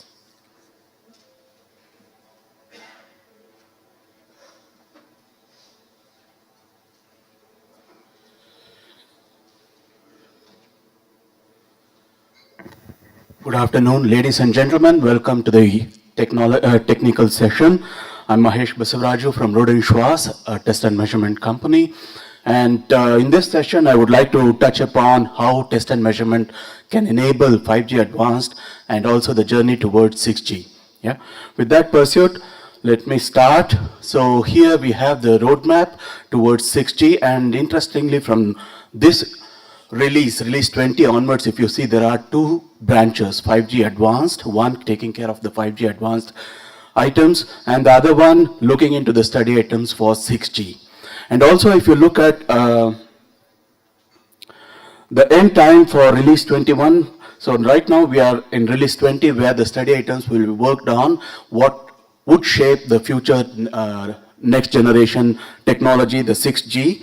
And then release 21 is when the normative specifications would be defined, which the early chipset vendors would work on to bring the devices to the market. And if you see, unlike in the 5G where we had early drop and late drop, we have learned our lessons. And then in the 6G, if you see the last bar, which is darkened, the end point is not a definite date. Yeah, and then the expectation is about 2030 we'll have the trials for 6G, where early devices and early trial deployments would be available. Yeah, we are working towards this. And then, so based on all the preface provided by the chair, we have the main technology pillars here identified. Say, for example, in the industry, we have a definite consensus that ubiquitous connectivity, that is NTN, non-terrestrial network, would be native in 6G, and that is what we will touch upon now. Yeah. So, and then there are also other technology pillars like metaverse, extended reality, AI RAN is going to be native in the 6G, and then we have FR3 supported by gigantic MIMO, or also it's called extreme MIMO in some countries, and then we have integrated sensing and communication, which is one of the game-changing feature which will be introduced in 6G, and then we also have enhanced duplex, open networks, distributed computing, photonics, and security by design. Yeah. So due to time restrictions, I'll be touching upon some of these features or technology pillars in the next 15 to 20 minutes. And then first starting with NTN. So the work for NTN started in already release 15 of 6G, where the study item was taken up, where the deployment scenarios, the architectures were studied upon, and the channel models, the CDLs, the TDL channel models were defined. And then release 17 is when the 5G provided the first specifications to enable non-terrestrial network. Yeah. And then we have in release 18 and release 19, where new frequency spectrum was introduced, the Ka and the Ku band, and also new kind of spectrums, VSAT category UEs. And then release 19 is where regenerative payload was introduced, and also enabling inter-satellite links. Yeah. And then release 20, that is the work which will be currently working on. So if you see the fundamental of NTN, here the UE, the devices need to have a GPS to determine its own position. And today, if somebody spoofs the GPS signal, then the whole network is down, right? So that is where the industry is working towards a GNSS-free NTN network, and also the NTN terrestrial network interworking is one of the challenges which will be addressed in current release 20. And going forward in release 21, which is the first specification for 6G, you will have NTN native networks where seamless interconnectivity between terrestrial network and non-terrestrial network can be realized. With that preface, let's look at the different paradigms of NTN. So here, as you see from the first announcements from, say, for example, the non-3GPP satellite communication. So that is where the device vendor and the satellite network operator, they have a collaboration. Like, for example, we had the Apple and Global Star collaborating to provide emergency SMS services where terrestrial network coverage was not available. And then this was a proprietary interface or proprietary communication between the UE and the satellite networks. So proprietary, anything proprietary will fragment the industry, right? So that is where the 3GPP came into, and then we had the early IoT NTN, which is the third block which you see there for addressing the IoT use cases. And then going forward, we'll have the same extended to 5G new radio based NTN systems, and in between you see the second column here, the direct to cell, which is some intermediate step wherein the satellite network operator and the mobile network operator can collaborate and provide services and also come to the market very early, because here you can use your legacy smartphones without any modifications. Whereas in IoT NTN or NR NTN, you need to wait for the chipset vendors to implement the protocol changes required according to the 3GPP specifications. So here in DTC, direct to cell, also called as direct to device. So here you can use the legacy smartphone. Of course, the changes what will be required will be done by the mobile network operator collaborating with the satellite network operator, which means for the mobile device, it's communicating with the base station, but a base station very, very far away, yeah, thousands or 10,000 kilometers away. So with that preface, let's look at the different payload types. So early implementations here, we have the transparent payload. So here if you see the so we have the G node B still on the ground, and then the G node B will communicate with the NTN gateway, and it will transparently regenerate or transmit the air interface payload onto the satellite, where it is again transparently transmitted over the serving link, meaning to say the satellite is just acting as a repeater. Yeah, the processing, the scheduling is all done in the G node B, but the satellite is just acting as a repeater. That is the transparent payload. And then we have the regenerative payload, which comes as part of the release 19, wherein the processing, the base station, if you see, it's now moved onto the satellite. So the data processing, the scheduling request is all done on the satellite, more closer to the UE, meaning to say less latency. So transparent payload for non-latency critical applications like IoT use cases, and then regenerative payload for latency critical use cases. Yeah. And also with release 19, we have the possibility of inter-satellite links, which mean to say the UE to UE communications is possible now. So with that, let's move on to the challenges. So with NTN and terrestrial network, you need to take care of coexistence. That both the networks, the terrestrial network and non-terrestrial network, has to coexist, which means here you have many coexisting scenarios coming into picture. Like say, for example, if you look there at case 1, where the downlink terrestrial signals are the aggressors and the victim is the downlink non-terrestrial networks. So this is one use case or one example. Likewise, number 2 is about uplink terrestrial network signals interfering or acting as aggressors for uplink signals from the non-terrestrial network. So likewise, we have different coexistence scenarios, and to address that, new KPIs are introduced by the standards. So one is, say for example, the power flex density, the PFD, which means the power emitted by a satellite by all the beams from that satellite to a reference position on the Earth. So this is a new item added in the ITU Article 21 and 22 to address these coexistence measurements.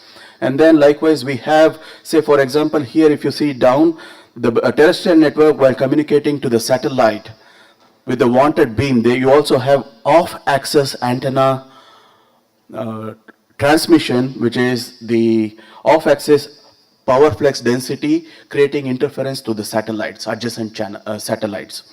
Adjacent satellite interference has to be taken care of. So likewise, we have also new terms or new KPIs like the expected equivalent isotrophically radiated power, EEIRP. So here it's nothing but the base stations, the terrestrial base stations, which has a downward tint to serve the UEs, also has unwanted transmissions skywards, which can disturb the activities with the existing telemetry or satellite operations. So this has to be taken care of. Yeah? So new coexistence methodologies have to be tested. Yeah? So with that message, so with the introduction of non-terrestrial network, what are the layers which are affected? So here if you see all those layers which are marked in orange, they are all the layers which will be affected. Like for example, the physical and the MAC layer has to now deal with additional delays, longer propagation delays because of the distance from the UE to the base station which is on the satellite. Yeah, and then likewise, which means the HARC process has to be adapted, and then stringent timing requirements have to be relaxed a bit or adapted for this NTN operation. And likewise, if you go to the mobility scenarios, the RRC and NAS layer procedures like mobility scenarios, they all have to be catered to. Yeah. So, say for example, if I take the handover scenarios, in the past terrestrial networks, here we had the UEs sending the measurement reports, and then the base station was taking the decision. The decision making power was with the network. So the base stations would take this handover requests, communicate to the target cell about when the base station should happen based on the measurement reports being sent from the UEs. So the decision making was with the satellite, with the network.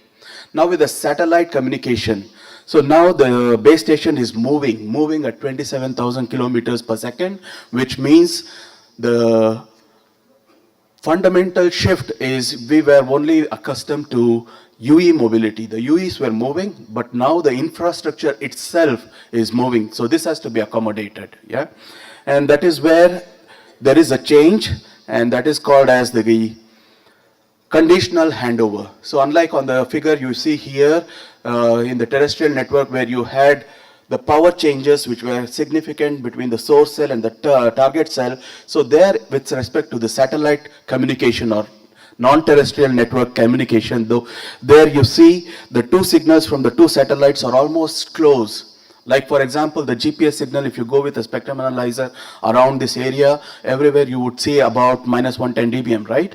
So similarly, the difference between the signals coming from the different satellites would almost be the same power level, which means now you can't have these kind of conditions where one level of one cell goes down and the power level of the other cell goes drastically up, and then you make a decision. So that is where the conditional handover comes into picture, where the UE does the change, the handover decision. So say for example, here if you see the conditional handover scenario, so here the UE will be continuously evaluating the conditions, and then once it sees, okay, I am now meeting two or more conditions defined by the network, and then it does a self-evaluation and then sends the handover complete message to the target cell. Yeah. So these are some challenges which you have to address, and yeah, that is why you need test solutions like here. So here, especially if you see this white box here in the right corner, so this is the CMX 500, which we also have in the demo station, demo booths. So you can see there, that is the box which will emulate all these scenarios within a box and enable you to test for all these scenarios which I mentioned now. Yeah? And also we have the complete solution for satellite communication ecosystem, like from testing a component to the phased antenna arrays which goes into the satellite, and also monitoring the satellite links, and post deployment to qualify or benchmark between the different networks, terrestrial network and non-terrestrial network and so on. So we have the complete solution there.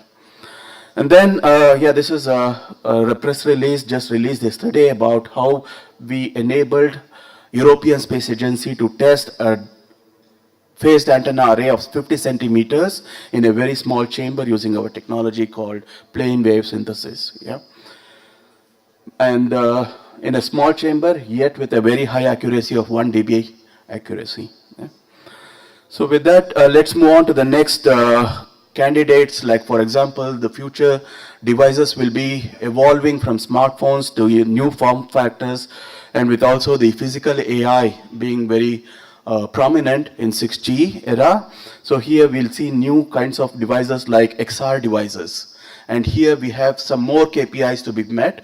For example, when I wear those XR devices and move my head from one position to the other position, the image has to follow immediately. Otherwise, you will feel motion sickness, and that is where you need to evaluate these new kinds of devices for new KPIs like motion to photon latency, and also you see new degrees of freedom with immersive communication coming into picture, which all has to be tested, and that is where we have a test setup or test bed to evaluate those features as coming as part of immersive communication or XR devices. So where the instrument, the base station emulator, is connected to an edge server, and then on the other hand, we have the chamber inside which you can keep the XR devices and can be tested for different degrees of freedom and for the all the KPIs like throughput, block error rate, and so on.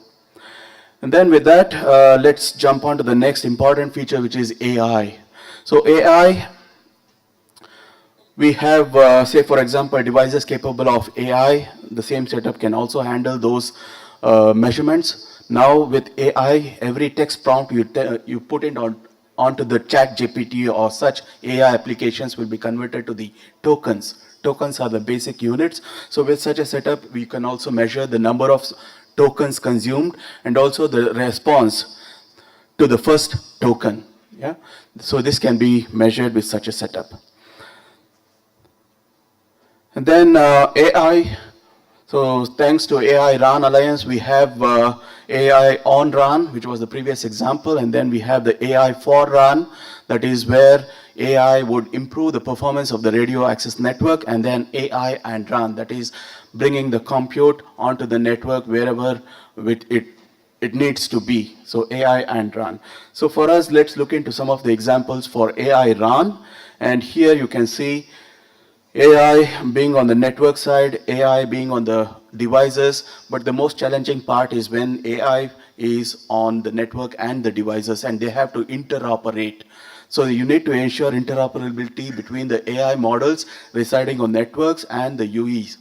So if they don't interoperate, then maybe I have phone from one vendor and then it works with, say, one particular infrastructure vendor, and then when we roam to another cell with a infrastructure vendor B, then the performance would degrade, right? So you need to ensure that these AI models are interoperable, and in that pursuit, we did work with Qualcomm. And then here we have Qualcomm, they had this AI model which resides on the device side, and we have the network side model which can be imported onto the CMX500, which is the base station emulator, and we could test the interoperability and the performance of this AI model implemented on the device side. So with this idea, it also addressed the concerns of 3GPP with respect to the testability of AI models. There was a problem statement that how do I test the AI model's performance? So that is what we try to address together, and this was shown in Mobile World Congress 2025 and also previous years. And then other challenges could be like, say, AI. So this is a transceiver channel and you have all the different blocks. And if you see, going forward, all these blocks will be kind of replaced by AI-enabled models. And that is where if you take the custom constellation. So today, for any communication, you have the constellations which are identical in every quadrant. And if you have a learned neural receiver with, you can have, say, for example, as you see at the bottom of this slide, so constellations which are random, pseudo-random in nature, and that's where you get the entire channel condition being measured without using the pilots. Yeah, additional pilot insertion into the channel. So that is the pilotless communication. So those spectrum which was earlier used for pilot can be now used for data, and the network operators would charge for data. That is what they like to do. Yeah, so this was again an experiment done with NVIDIA's neural receiver, and we were able to see a gain. So the yellow block is my performance of a normal receiver, and then the green one is the block with custom constellation, and without these pilot signals, now we were able to achieve the theoretical data rates very closer to the realistic maximum likelihood of the receiver. Yeah. So with that, that was one of the examples, and then also with AI, digital twins will gain more importance, and which means the site-specific channel models, that is bringing the site-specific channel to the lab. So here we have the different ray tracer products from, say, for example, NVIDIA, and also we are collaborating with ANSYS. So they bring the site-specific channel conditions to the lab, and we can simulate those channel modulations or channel conditions within the lab. So that was another example.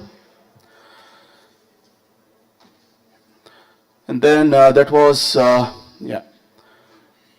about AI. Maybe I'll quickly move into the other candidates and then wrap in maybe 2 minutes. So this is the golden band which was mentioned, like, say, for example, the 6 to 8 gigahertz band. So that is where you need to test the devices. So our platforms are already equipped to test such golden bands, that is FR3 bands. And then I'll skip this. Lastly, integrated sensing and communication. So this is a game-changing feature which is part of the 6G. And what is the basic idea behind is, say, for example, I have a transmitter and then a receiver, and in between there is an helicopter which is stand still without the engines on. So here if you see the first microdoppler signature, that is the signature or RF characteristics of that signal, so that will be like the first block there. And then as you ask the pilot to rotate or start the engine, then you can see the difference in the RF characterization. So this is what will be the fundamental idea which will be exploited heavily in 6G. And then based on such differing RF characterization, we can have different use cases as part of ISAC. So say from intrusion detection, or the most high priority one is the drone detection here, yeah, being the use case. So given the geopolitical conditions, you need to detect those drones, and for which you need to use the networks. And what is different to the radar communication, what you already have is the network of networks. So you already have base stations installed in thousands of numbers, and then you can use, if enabled with sensing, then you can use those base stations to not only detect the drones, whether it's a bad drone or a good drone for delivery, also medical emergency and so on, but also the enemy drones like bad drones, and then also track the trajectory where it moves. And this information, the sensing information, has to move from one base station to the other, which means these base stations have to be Open RAN compliant. Then they can share the sensing information between them, and that is what makes ISAC, for ISAC, the Open RAN implementation critical. Yeah. And then here what do we have? So here we have the AREG, which is the device simulator. So within a room or within a test lab, you can simulate the different objects of different sizes as if it is moving with different velocity. And yeah, that is the AREG. And we had one experiment done with Nokia, together with Nokia, wherein an ISAC enabled base station, we had AREG simulating the multiple objects as if moving with different velocity, and we could measure this in a lab. So ultimately, this will be my last slide. So the vision is to have a multi-layer, multi-dimension, multi-band topology for the networks in future, enabled with AI. How does AI come into picture? Like say, for example, all the existing base stations which are installed today is working on FR1, and the resolution provided could be limited. So if with FR2, the resolution of the sensed object would be better. So with AI, you can improve the resolution of these detected objects. And with that message, I come to the end of my presentation. Thank you very much for your attention. Thank you.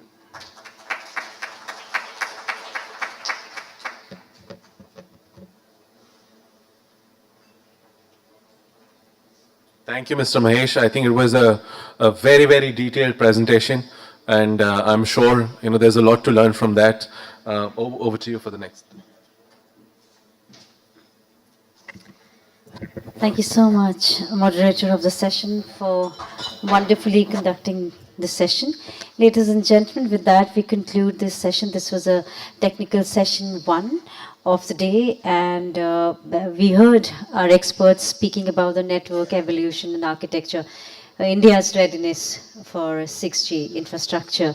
Some very interesting and detailed presentation that we've just witnessed. With that, we, on behalf of Bharat Exhibition, we thank our distinguished speakers, and may I request the chair of the session, Mr. Amitoj, to kindly present memento to our distinguished speakers, presenting a memento to Mr. William Oliver. Thank you so much for your detailed presentation, sir.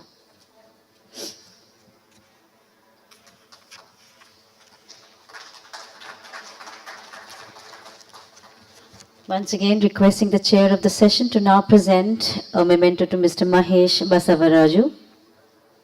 Thank you so much, sir.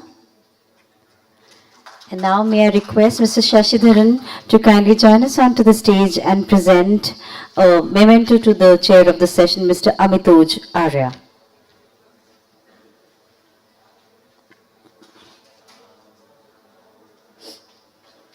Thank you so much, sir. May I request all our speakers to kindly join us forward for a group photograph.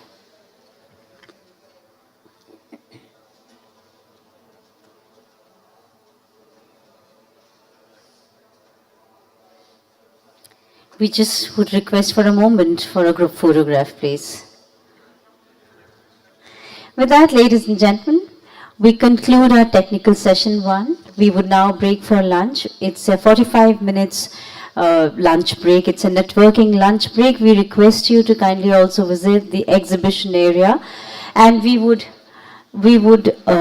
request you to join us in time for our session on our technical session on exploring 6G AI-driven digital intelligence, emerging use cases and business transformation. Do join us in time for our next technical session. Thank you so much. Kindly enjoy the networking lunch.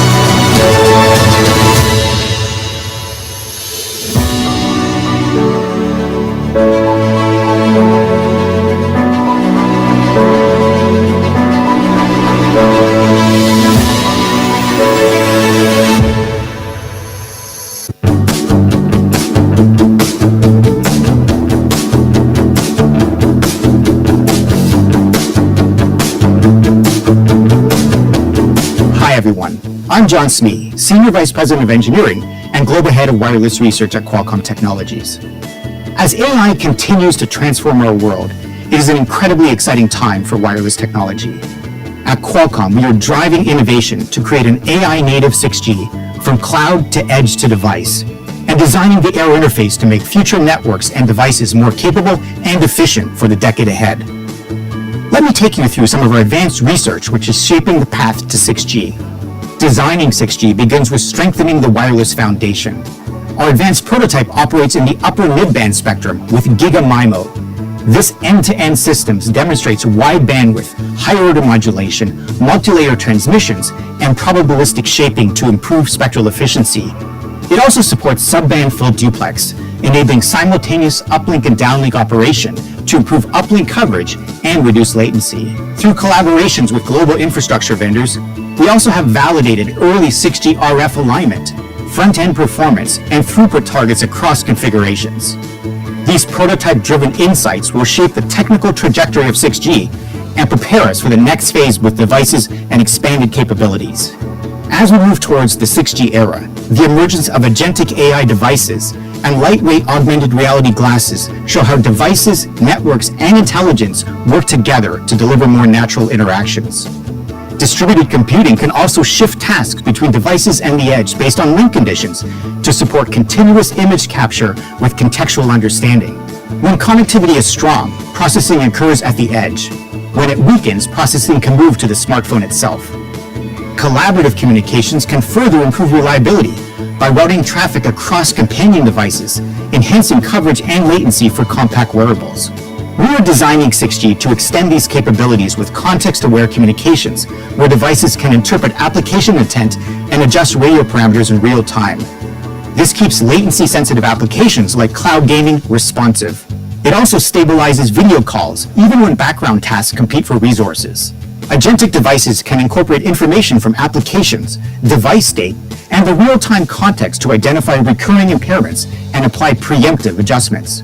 By learning patterns such as coverage drops along a route, they prevent disruptions and improve both user experience and operational efficiency. 6G can also enable trade-offs between on-device intelligence and network-assisted computation. By offloading demanding AI tasks to nearby edge servers, devices can access larger localized models while remaining responsive and conserving power. Integrated Sensing and Communications, or ISAC, is a key 6G feature receiving significant R&D focus.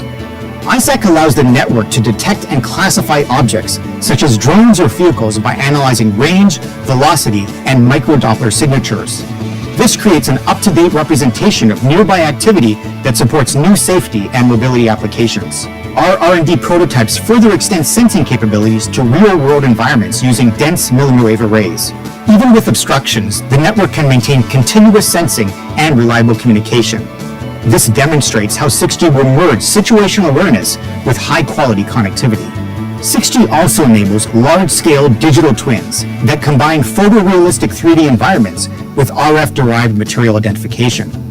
By fusing multi-view imagery with AI-based segmentation and real-world RF sensing, we can generate precise radio models that predict coverage and performance across complex environments. These digital twins can help networks refine beam placement and reduce network energy consumption. They also support the training of environment-specific AI models without requiring extensive over-the-air data collection. Digital twins enhance energy efficiency techniques such as dynamic capacity, cell on-off, traffic-aware resource allocation, and device wake-up receivers that activate only when needed.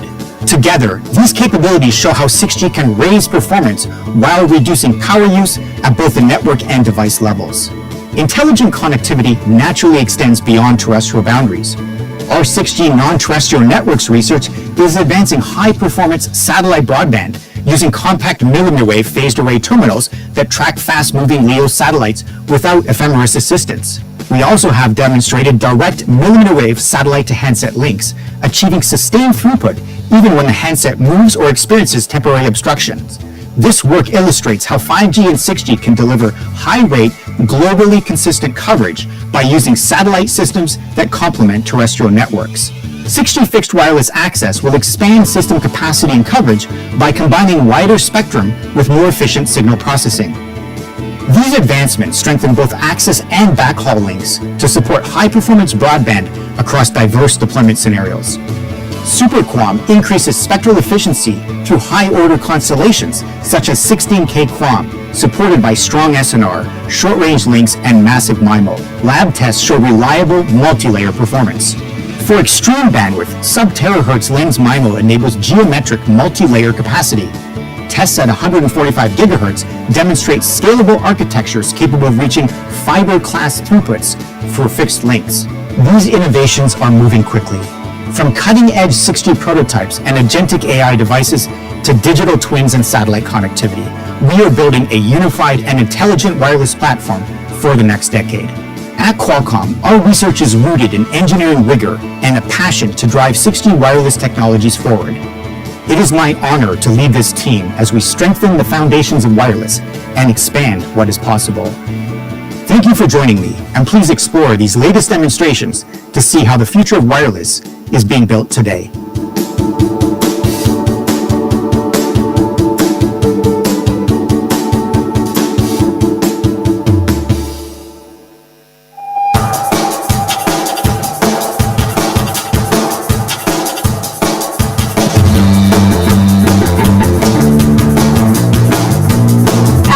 To the future of wireless technology, 6G is poised to revolutionize user experiences and drive efficiency enhancements. At Qualcomm, we are excited to be at the forefront of 6G innovation. We are developing and prototyping essential technologies that lay the foundational groundwork for 6G. Our state-of-the-art end-to-end 6G prototype system utilizes GigaMIMO technology and operates in the upper mid-band, which is the leading global 6G spectrum candidate. Channel bandwidth is 400 MHz, enabling higher peak and average user data rates, and support for data-intensive emerging applications like XR and AI. The 6G prototype device includes 8 receive and 4 transmit antennas, supporting up to 8 downlink and 4 uplink layers. 6G is not just about higher speeds, but about smarter, more efficient communication. Our end-to-end prototype system supports probabilistic shaping to improve spectral efficiency. The symbols are biased towards lower energy constellation points, thereby reducing the required signal-to-noise ratio for a given data rate. A key innovation that will help improve uplink coverage in 6G is subband full duplex, which allows simultaneous uplink and downlink operation.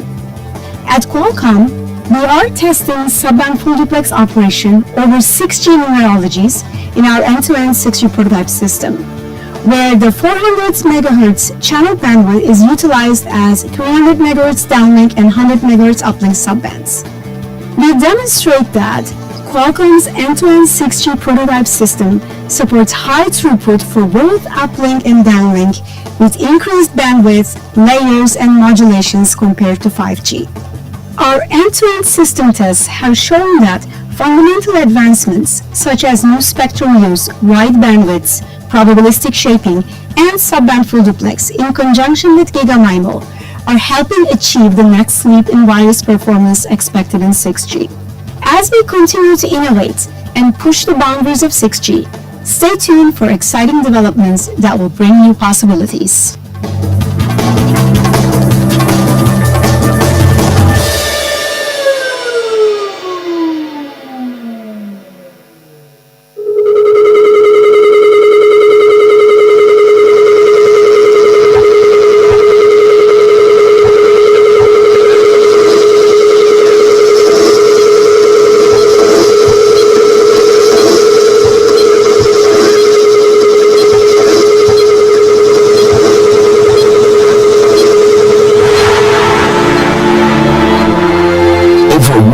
Years ago, the discovery of radio waves marked the start of a new era. At that time, our founders Lothar Rode and Hermann Schwarz were still in school.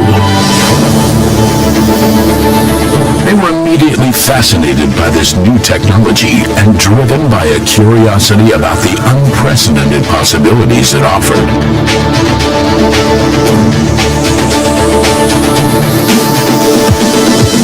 pioneering scientific spirit and entrepreneurial courage have always been the foundation for the success of Rhoda and Schwartz. Making ideas real and striving for excellence. The spirit and mindset of our founders live on today and continue to evolve from one generation to the next. Every day, thousands of employees worldwide benefit from the knowledge that is accumulated in our company over decades.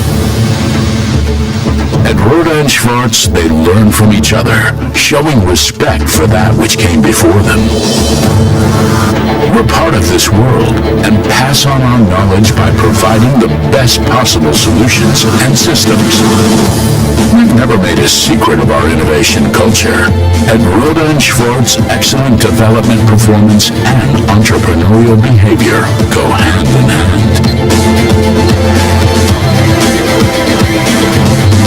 We make a difference. Driven by our distinctive passion for technology, we create the innovations that are highly relevant for a safer and connected world. Our customers and partners know they can always rely on us to deliver the highest quality. We are strongly positioned and look forward to a successful future. Our mission is clear. Make ideas real. Yesterday, today, and tomorrow.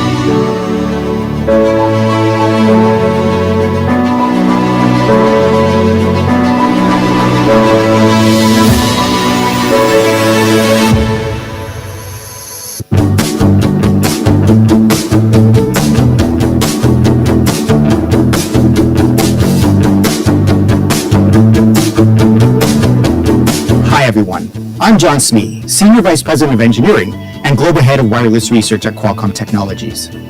As AI continues to transform our world, it is an incredibly exciting time for wireless technology.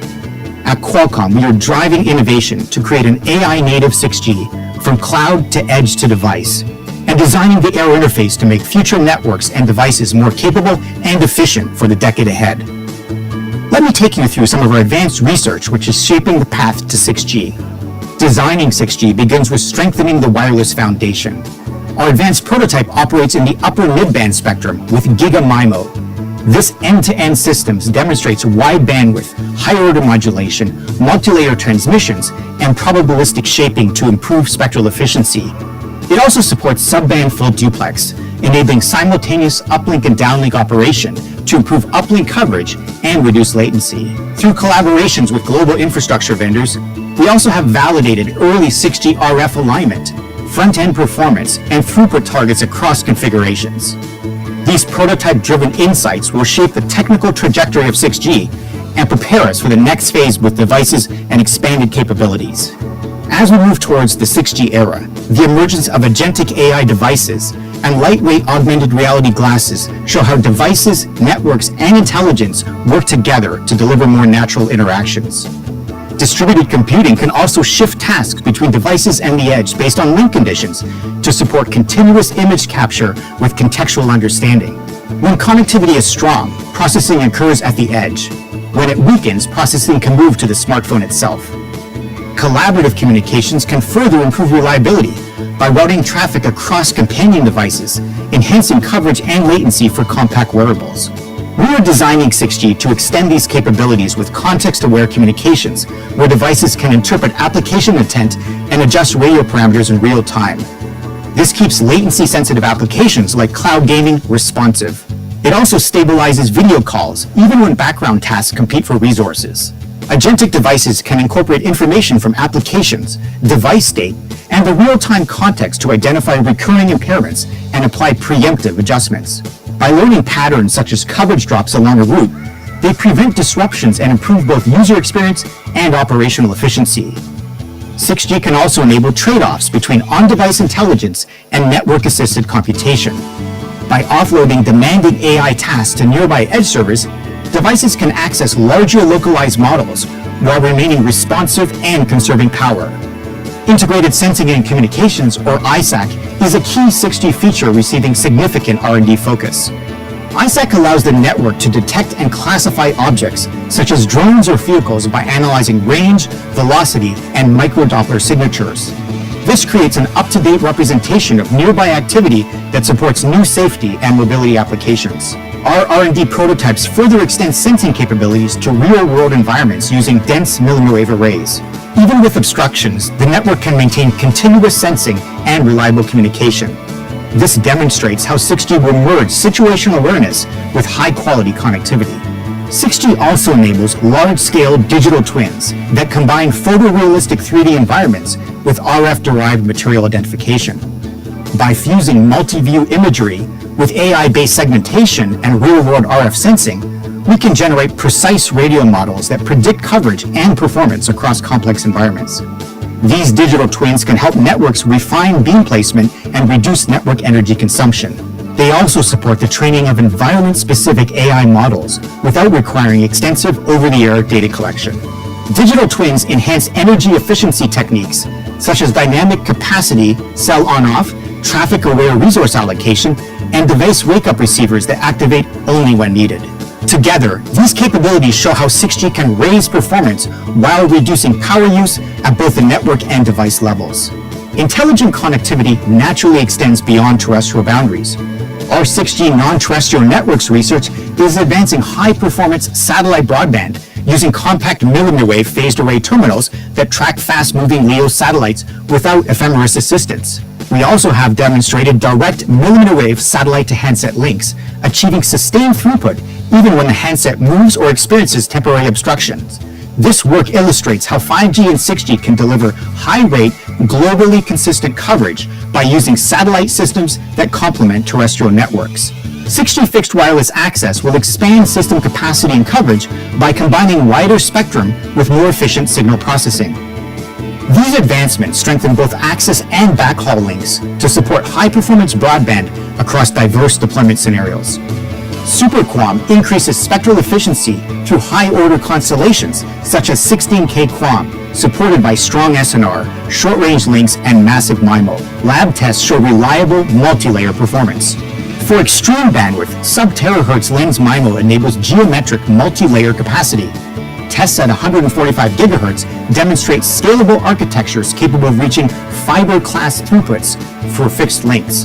These innovations are moving quickly. From cutting-edge 6G prototypes and agentic AI devices to digital twins and satellite connectivity, we are building a unified and intelligent wireless platform for the next decade. At Qualcomm, our research is rooted in engineering rigor and a passion to drive 6G wireless technologies forward. It is my honor to lead this team as we strengthen the foundations of wireless and expand what is possible.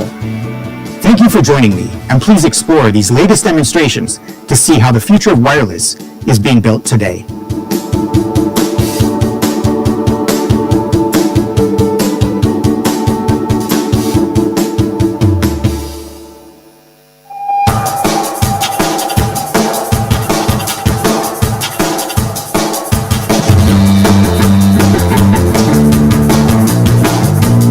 As we look to the future of wireless technology, 6G is poised to revolutionize user experiences and drive efficiency enhancements. At Qualcomm, we are excited to be at the forefront of 6G innovation. We are developing and prototyping essential technologies that lay the foundational groundwork for 6G. Our state-of-the-art end-to-end 6G prototype system utilizes GigaMIMO technology and operates in the upper mid-band, which is the leading global 6G spectrum candidate. Channel bandwidth is 400 MHz, enabling higher peak and average user data rates, and support for data-intensive emerging applications like XR and AI. The 6G prototype device includes 8 receive and 4 transmit antennas, supporting up to 8 downlink and 4 uplink layers. 6G is not just about higher speeds, but about smarter, more efficient communication. Our end-to-end prototype system supports probabilistic shaping to improve spectral efficiency. The symbols are biased towards lower energy constellation points, thereby reducing the required signal-to-noise ratio for a given data rate. A key innovation that will help improve uplink coverage in 6G is subband full duplex, which allows simultaneous uplink and downlink operation. At Qualcomm, we are testing subband full duplex operation over 6G numerologies in our end-to-end 6G prototype system, where the 400 MHz channel bandwidth is utilized as 300 MHz downlink and 100 MHz uplink subbands. We demonstrate that Qualcomm's end-to-end 6G prototype system supports high throughput for both uplink and downlink with increased bandwidth, layers, and modulations compared to 5G. Our end-to-end system tests have shown that fundamental advancements such as new spectrum use, wide bandwidths, probabilistic shaping, and subband full duplex in conjunction with GigaMIMO are helping achieve the next leap in wireless performance expected in 6G. As we continue to innovate and push the boundaries of 6G, stay tuned for exciting developments that will bring new possibilities.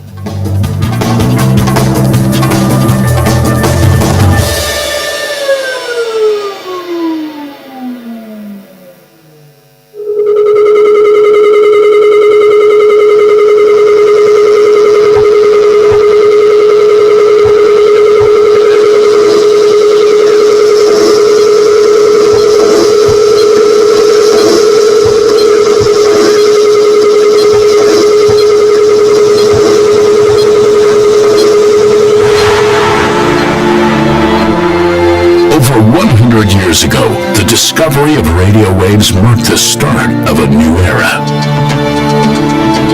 At that time, our founders Lothar Rode and Hermann Schwarz were still in school. They were immediately fascinated by this new technology and driven by a curiosity about the unprecedented possibilities it offered.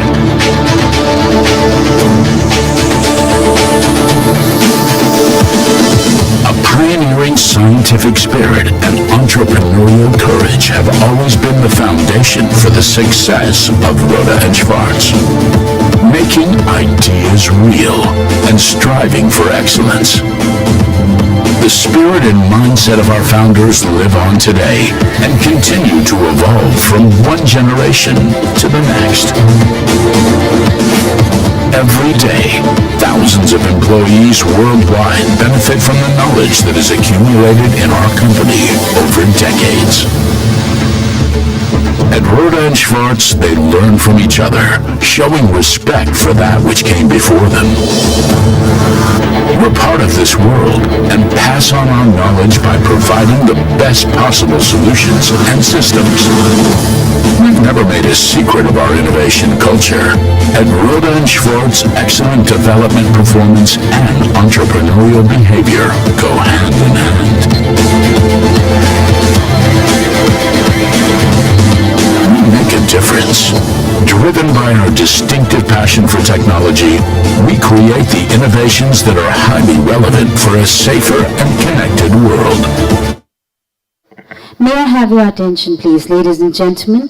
We are about to begin with our post-lunch session, our technical session 2. May I request everyone who is outside the hall to kindly join us inside? Requesting the organizing team members to kindly invite all our guests, our delegates who are outside the hall. Also requesting everyone to continue to keep the electronic gadgets on silent mode. Thank you so much, ladies and gentlemen.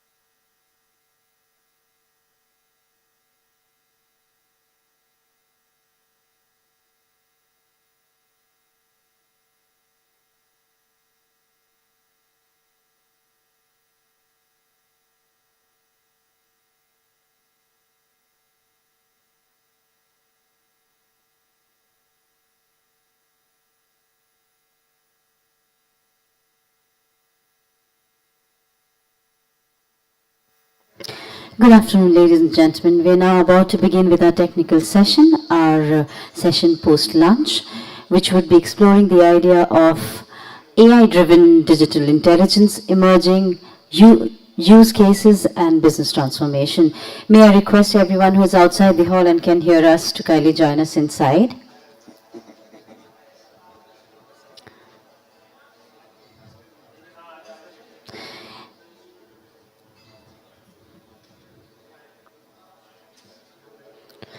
We have been indicated that we have been joined by the speakers of the session. So I request everyone who is outside the hall to kindly join us inside as we are about to start with our technical session 2, exploring 6G, AI-driven digital intelligence, emerging use cases and business transformation, dwelling on pointers like use cases across critical and emerging sectors, network transformation and enterprise verticals, AI and digital intelligence shaping India's 6G ecosystem, device ecosystem, supply chain sustainability and advancing connectivity and cyber security.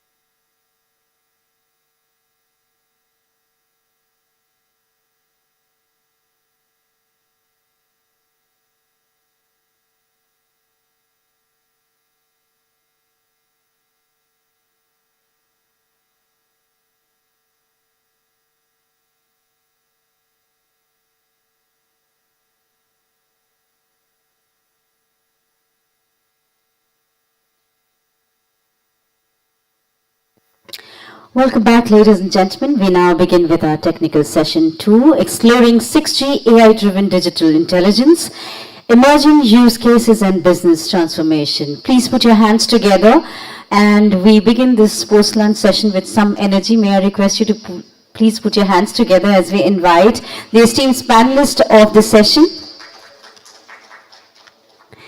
May I request Mr. Bhaskar Chaudhary, who is the Executive Director, Technology Consulting, PwC India, to kindly join us onto the stage. He's a session chair. Warm welcome to you, sir. May we also request the senior representative from 6G Technologies, Mr. Arindam Das, Director, Government Affairs, Qualcomm India, Shri Divakar Jaiswal, Additional Director, STPI. Warm welcome to you, sir. And we also invite on stage Mr. Debashish Bhattacharya, Additional Director General, BIF.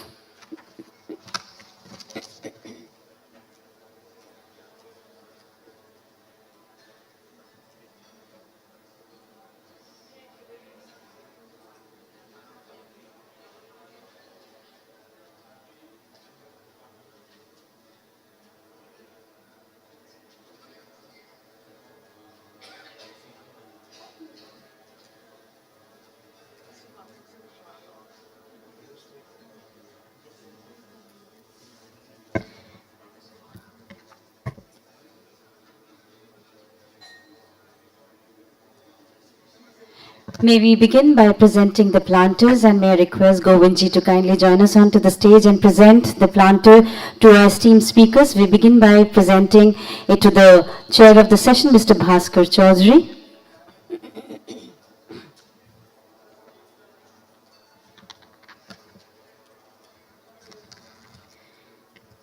We now welcome Mr. Arindam Das, presenting a planter.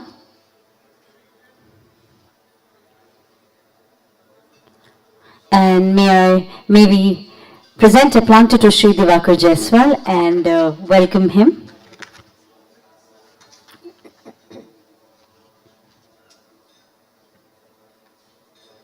And we also extend our heartiest welcome to Mr. Debashish Bhattacharya. Warm welcome to you, sir. Thank you so much, Govind sir, for doing the honors. And with that, we begin this session. And may I request Mr. Bhaskar Chaudhary to kindly take over. Over to you, sir.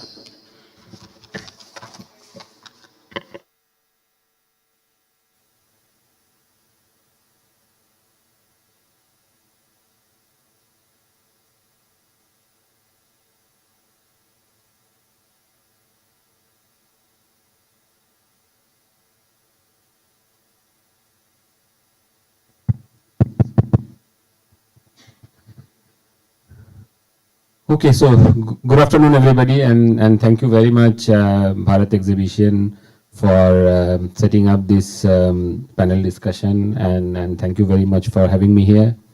And I would also like to thank our esteemed panelists. I think it's going to be a very interesting discussion. There are some presentations as well.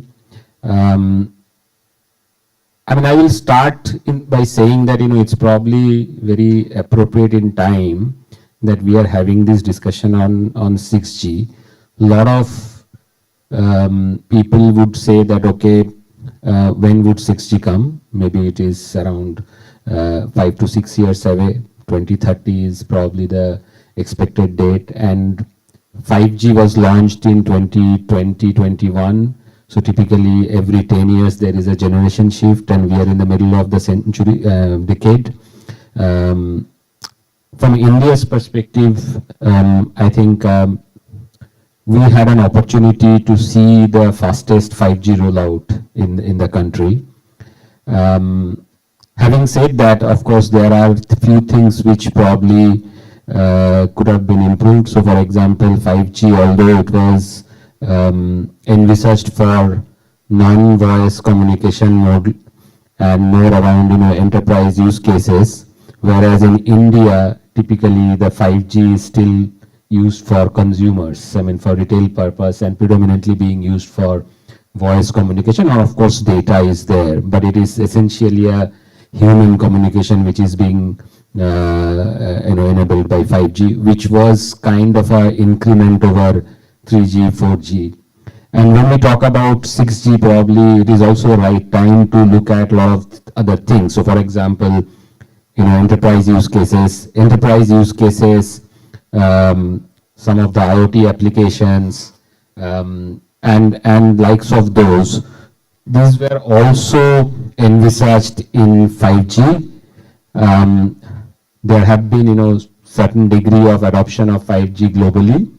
US, China, etc. They have also used private 5G as one of their prime 5G use case. In India, I think we are seeing FWA as one of the prime use case of 5G. So it is also important that before we bring in a new technology, which is probably around 5 to 6 years away, it is also important that we start thinking about the ecosystem. So that there is, when the technology is available, the evolution of technology is available, there is adequate ecosystem ready for monetization and commercialization for the user groups. There is, of course, ecosystem which is important, but then there is also regulatory aspects which are important. In case of 5G, we keep on hearing in every conference that there are more that industry expects from a regulator's perspective in terms of spectrum availability, license availability, and likes of those. So we will be discussing a lot of these things. And of course, there are certain added advantage of 5G to 5G advanced and then on to 6G. We talk about location accuracy, we talk about sensing capability, we talk about satellite as an integral solution of 5G. But we also need to see that all of these things, how this translates into a real benefit for the end user, and the end user for 6G, like 5G to a large extent, is not people like us who are using mobile phone only for voice communication or probably for data and video. It is predominantly for enterprise use cases and non-voice communication. So there are a lot of nuances of this this topic. I will not take much time. Maybe we will start with some conversation and some presentation. If I may, request you for your initial thought, and I think you have a presentation. If we can, hear from you.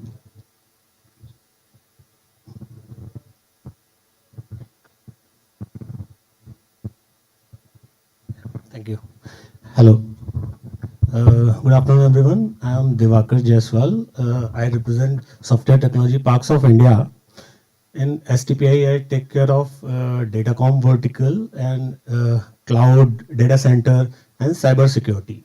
So in my today presentation, I am going to focus basically on the cybersecurity part, how the cybersecurity is important in 6G era, and what would be the challenges we cover in my presentation. Thank you. To go for the presentation now, or yeah, maybe we start with that.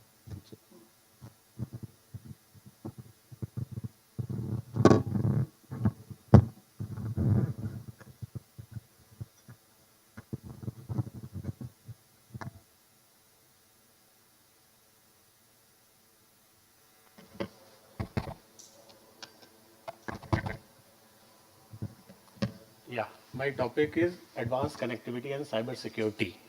So today's agenda point, I'm going to cover what is 6G architecture, basically in terms of how it is going to be better than the 5G, what new things we are going to get in 6G, and how the AI integration is there, 6G use cases, and then the cybersecurity threat landscape,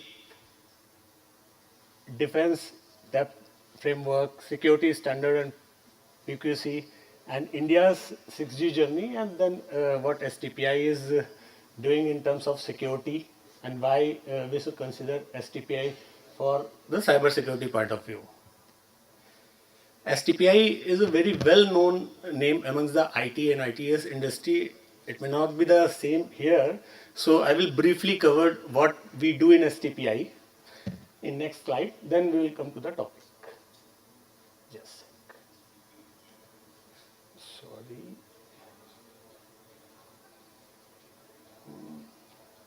Yeah.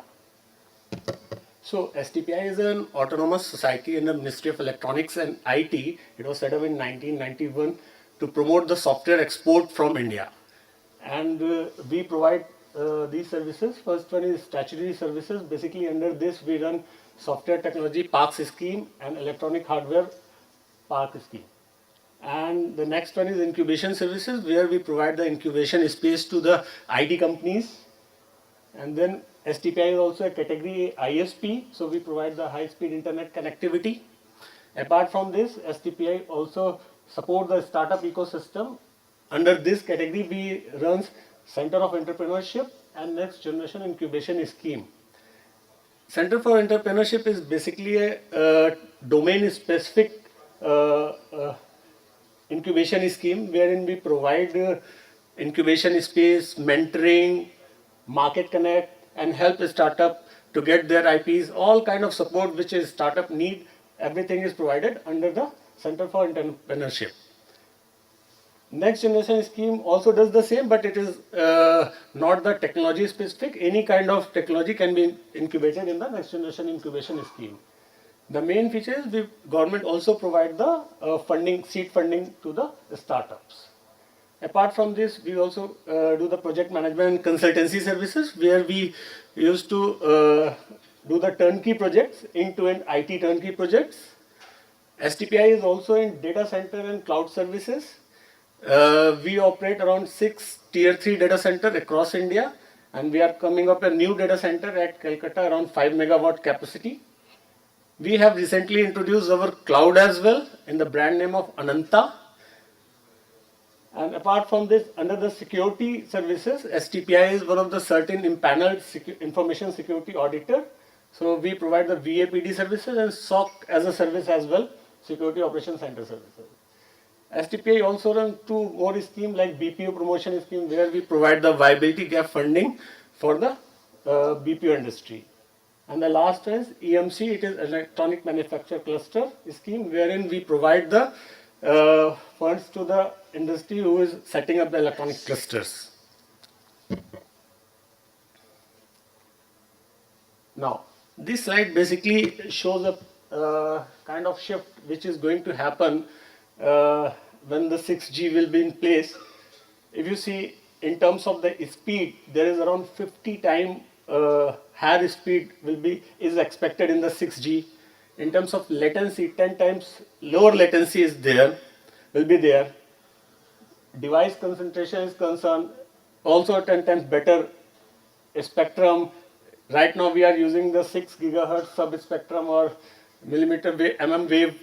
In the 6G we'll be using the terahertz speeds or sub-terahertz speeds. As far as efficiency is concerned, 6G is expected to be 100 times more power efficient. So it would be good for IoT kind of things. And AI integration. In 5G, AI was mainly at the peripheral level, you can say, at the edge.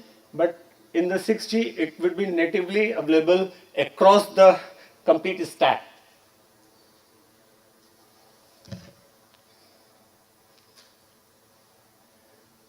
Yeah, I have divided into 3 categories. First one is RAN, radio access network, then core network, and then the edge devices. All the major functions like AI-driven beam management system would be there, federated learning across the distributed RAN nodes, and self-optimizing antennas, MIMO antennas. As far as the core network is concerned, there would be an intent-based networking for the autonomous SLA.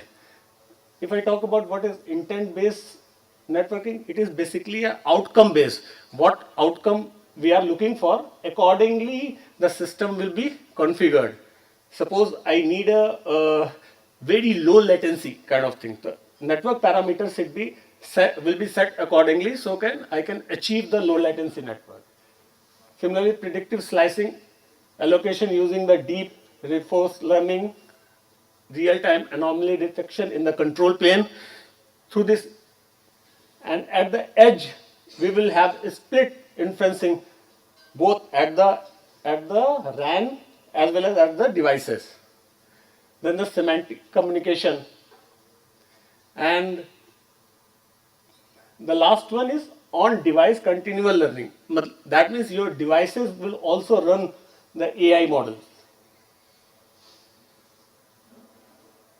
Now, as far as 6G use cases are concerned, it's since it would be a very low latency kind of network, very well suitable for the Industry 5.0, which is can be used in the haptic control system or digital twin sync or zero latency kind of automations.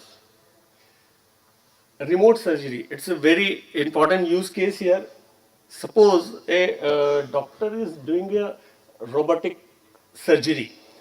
In that case, what kind of pressure he need to put here at the robotic arm so that that would be good for cutting any tissues or what. So for that purpose, we need a very high availability as well as real-time latency kind of network.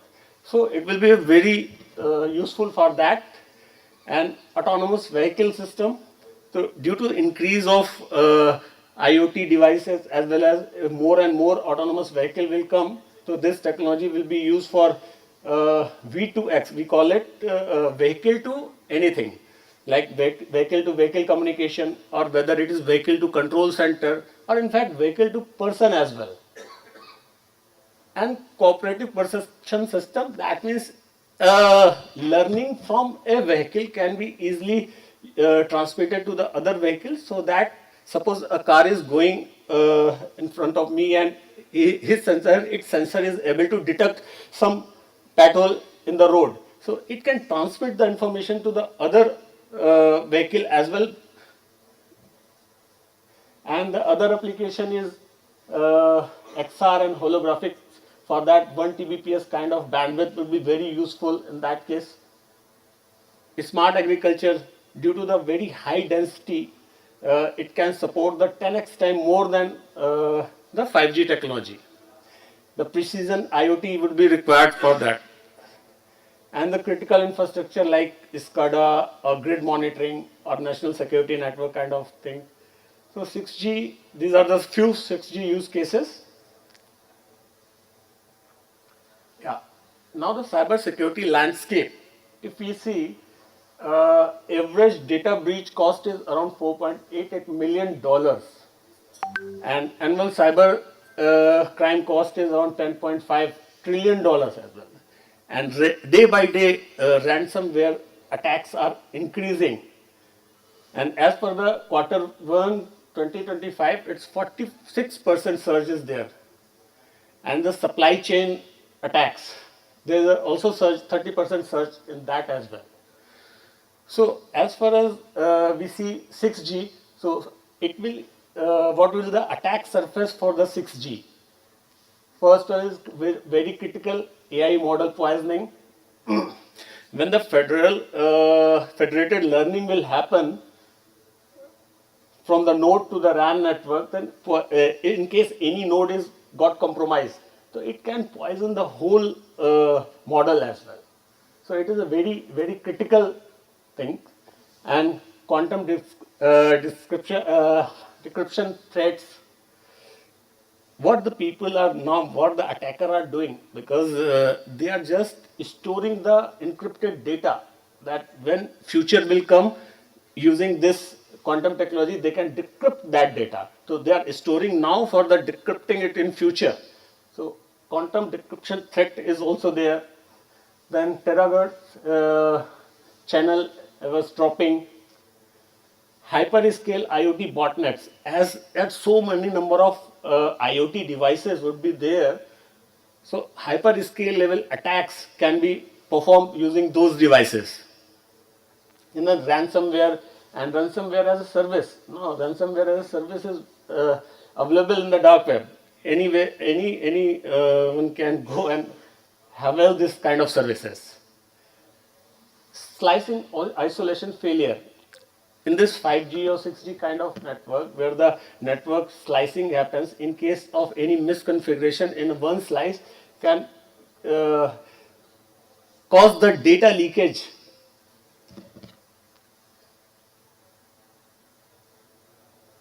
Yeah. If we talk about the cyber security, we have to follow the multi-layer security. so that defense can be happen at each layer. If I talk about the perimeter security, we should have the anti-DDoS system, next generation firewall, IPS, IDS. It can protect your DDoS floods and port scanning kind of things. At the network layer, we should have UTM, internal firewall, NAC, ZTNA to protect the lateral movement. And at the application layer, we should have web application firewall, API security, VAPT, and secure SDLC kind of thing to protect your application from the SQL injection or cross-site scripting or API abuses kind of things. At the endpoint layer, we should have EDR, XDR, data loss prevention, antivirus, and MDM to stop the ransomware, malware, or data leaks. At the identity layer, we require PIM, PAM, IDAM, MFA, SSO to protect the privilege escalation. Yeah, in this slide, we are just describing at each layer what kind of protection it will provide. Likewise, at the layer 1, we have anti-DDoS, next generation firewall, IPS, and secure web gateway. Through the anti-DDoS, we can protect the volumetric or protocol attack mitigations, rate limiting, and traffic scrubbing. Similarly, in case of next generation firewall, it will protect from the deep packet inspection, application aware, policy enforcement can be there, and geo blocking or IP reputation filtering can be done through that. IPS and IDS for the intrusion detection and prevention. Secure web gateway for URL filtering and SSL deep inspection or malware sandboxing, it can be used. At the layer 2, internal firewall and UTM, NAC and VPN, zero trust network architecture should be there.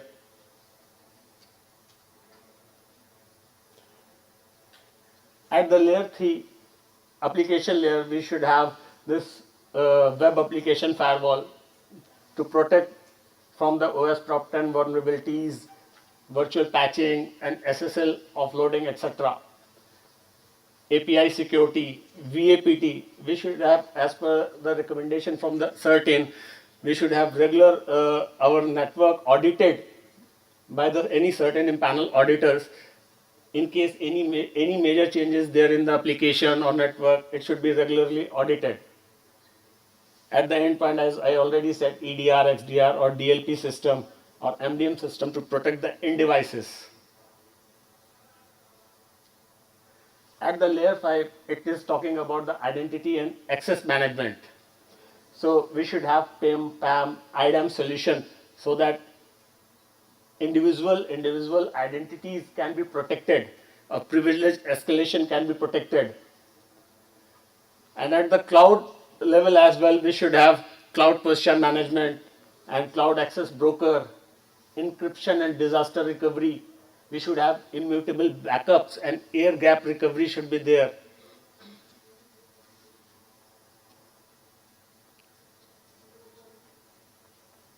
Yeah, security framework and standard. ZTA will be a de facto standard for any kind of network or any kind of architecture.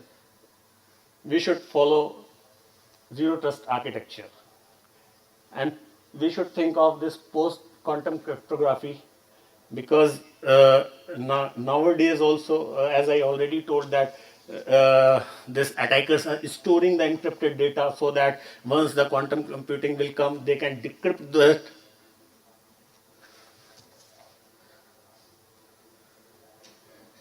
Okay.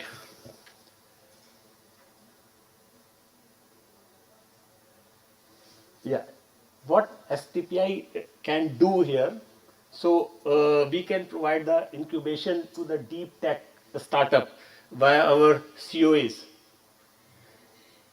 We can run a COE for the secure connectivity and cyber research, and we can generate the talent pipeline, especially focusing on the 6G security engineers, spectrum specialists, we are running a scheme, Sahayak, through which we are doing the capacity building, wherein from any graduate student or industry people can come and join the courses, and we will be training them in the latest technologies. And STPI can also help in improving the cybersecurity posture through our security and compliance audit and through our security operations center as a service. Yeah, in SOC as a service, which STPI offers, we provide the 24/7 monitoring, and in fact, we have less than 5 minutes mean time to detect any incidents or anomaly. Right now, we are managing more than 26,000 devices with the availability of around 99.9%. In our SOC, we do basically log and SIM integration, incident monitoring, threat intelligence, as well as incident response, detect, contain, eradicate, and then recover. All the things is managed centrally from our Bangalore SOC.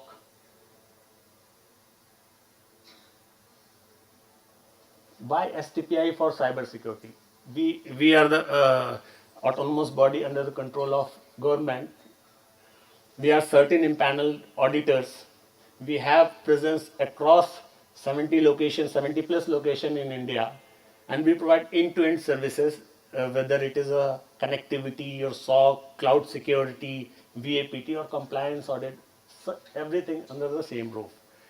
We have emerging tech COEs as well, and our operations are aligned with the compliance and DPDP, everything. Thank you so much. Thank you. So thank you very much for this very insightful session. Of course, it goes without saying that in 6G, unlike 5G itself, there will be a lot of devices which will get connected to the network. Yeah. And the security threat in one place will of course proliferate everywhere else.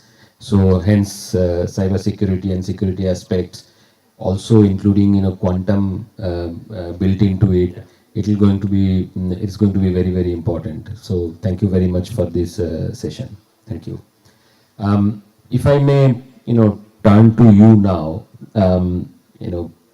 you have seen the generations changing, the telecom generation starting from 2G, 3G, 4G, 5G, and now we are talking about 6G. And when we talk about some of the features, there are certain things which are incremental, certain features which 6G is going to bring in, which are not incremental, maybe more not evolutionary but more revolutionary. But then there are a lot of such capabilities that network offers in 5G. Are we really leveraging all of those? And what do we need to do differently, maybe from a country and from the government and from the industry ecosystem perspective? What do we need to do differently in the 60 days? What we shouldn't have done maybe in 5G? So would like to hear your reflection about this. If you can please share your thoughts.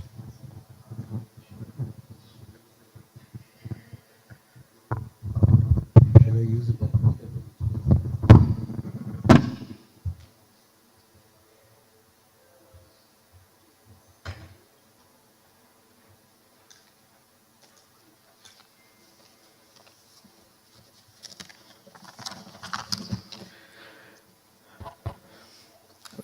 Good afternoon. Thank you very much to the organizers for giving me this opportunity to speak. My name is Devashish Bhattacharya. I'm Additional Director General in Broadband India Forum. Broadband India Forum is a policy and regulatory think tank which works for the enhancement of the broadband ecosystem in a technology and service neutral manner. Some of the core principles that we believe in is broadband for all, digital inclusivity, and when we say inclusivity, we actually walk the talk. We believe that broadband is not just for people like you and me who can afford a mobile connection and a fixed connection at home, and maybe more than one connection, and one in the office as well. But people who are below the poverty line, economically challenged, we reach out to the broadband accessibility should be made available to all, which includes the old people, the people with disability, people with challenges in affording a broadband connection. So we actually deal with aspects related to PWD, ICT for PWDs. We are the only organization today in the broadband ecosystem which actually talks about that ICT must be made available to the persons with disability besides the persons with abilities like you and me. So with that as a backdrop, before I come to your question, thank you, moderator sir, I'd like to preface my response by talking about the aspects of connectivity which are more important, I believe, and which are the fundamental layer before we even get to the application layer and the service layer. The net connectivity layer going forward needs to undergo a significant transformation, in our opinion. Today, we are, as a country, we are a mobile dominant country, or some people may argue that we are a mobile first country. Well, we were not mobile first to that extent. We also had fixed growth for some time, but then suddenly this fixed dropped and mobile grew. And today we are proud to say we are the fastest growing mobile broadband country in the world, and second in terms of number of mobile broadband subscriptions. And we are proud to say we are the largest user of mobile broadband today. We have, as per Nokia Mbit, we actually consume something like 36 GB per capita per month as for mobile broadband, and that is expected to grow to about 64 GB per user per month by 2030, as per another report, which is the Ericsson report. In times to come, given the fact that technology is undergoing massive transformation, particularly with the infusion of AI, which is going to be native in 6G and not an overhanging layer as it is in the case of 5G, we expect the data consumption in this country to grow rapidly and many folds. And to be able to meet that, we need to undergo a basic transformation in the way we want to provide a structural change in terms of the way digital economy will grow in this country. To depend only on mobile broadband, which will give us only this much in terms of increase, is perhaps not only the only way to grow. We need to infuse a lot of fixed broadband, because let's put it this way, fiber-based fixed broadband, the average data consumption globally today and even in India is anything around 400 to 500 GB per connection per month. So as against 36 GB per capita per month. So even if you take an average household with 4 people, you can see, you multiply 36 into 4, and if all 4 have mobile data with them, so you get to a figure of 144 GB per month. Vis-a-vis a fiber-based broadband connection which can give you up to 500 GB per month. In fact, actually, it can give you much more, but that's the average consumption. Given the fact that there's going to be a lot of AI being driven into the network going forward, we would need to grow our data consumption multifold. Mobile data alone cannot serve the purpose. We need fiber-based broadband to supplement the mobile data, to be able to become a data-intensive economy, which can handle the future of the growth of this sector. That is point number 1. Point number 2 I'd like to say is that fiber-based broadband gives you a connectivity at a point. if you want to actually allow a large number of users, for example, if you have a fiber connection at home or in office, it can only serve one person or one individual or one office or one room. But if you want to transmit that to multiple rooms, you need public Wi-Fi, you need Wi-Fi. So there is a need to infuse Wi-Fi along with fiber-based broadband to spread the growth of data across the household, across the office, and across the country. To be able to only depend on mobile broadband, I think may be a little skewed in nature as far as strategy is concerned. So we as Broadband India Forum believe that there is a role for fiber-based broadband and Wi-Fi to supplement mobile broadband so that it becomes a holistic strategy by which we provide digital connectivity for the future, which will be AI intensive and other technology, emerging technology intensive. With this as a small little backdrop, I now get into the subject, which is 6G AI-driven intelligence, emerging use cases and business transformation. Unlike previous generations of mobile technologies, and moderator sir, I'd like to answer your question here. 6G will not just merely represent an incremental enhancement in throughput or latency. It will define the very relationship between connectivity, intelligence, computing, and society itself. If 5G connected everything, 6G will at least make everything intelligent. 6G is expected to emerge as the foundational infrastructure of a deeply integrated society where communication networks, artificial intelligence, cloud, sensing, automation, cybersecurity, and digital intelligence will all converge in a seamless manner. Networks of the future, and 6G is one of them, will no longer remain passive carriers of data. They will evolve into autonomous cognitive systems capable of learning, adapting, predicting, optimizing, and making intelligent decisions in real time. For India, 6G is not merely a technology transition, it is a strategic national opportunity. It presents India with the possibility to build indigenous technological capabilities, contribute meaningfully to global standards. We aspire to become 10% of the total IP in 6G. That is the aspiration that Bharat 6G Alliance has laid for itself, and India is following that path. We would like to have strengthened our digital sovereignty. We want to bridge socio-economic divides. And I have a question on this, whether 6G can do that. We didn't see 5G do that as yet. And position itself as a leading force in the next generation of telecom revolution. One of the most exciting aspects of 6G lies in the extraordinary range of use cases it can enable across critical and emerging sectors. In healthcare, for example, 6G can support remote surgery. Mr. Jaiswal talked about it. Connected medical devices, real-time patient monitoring, immersive medical training, and AI-assisted diagnostics.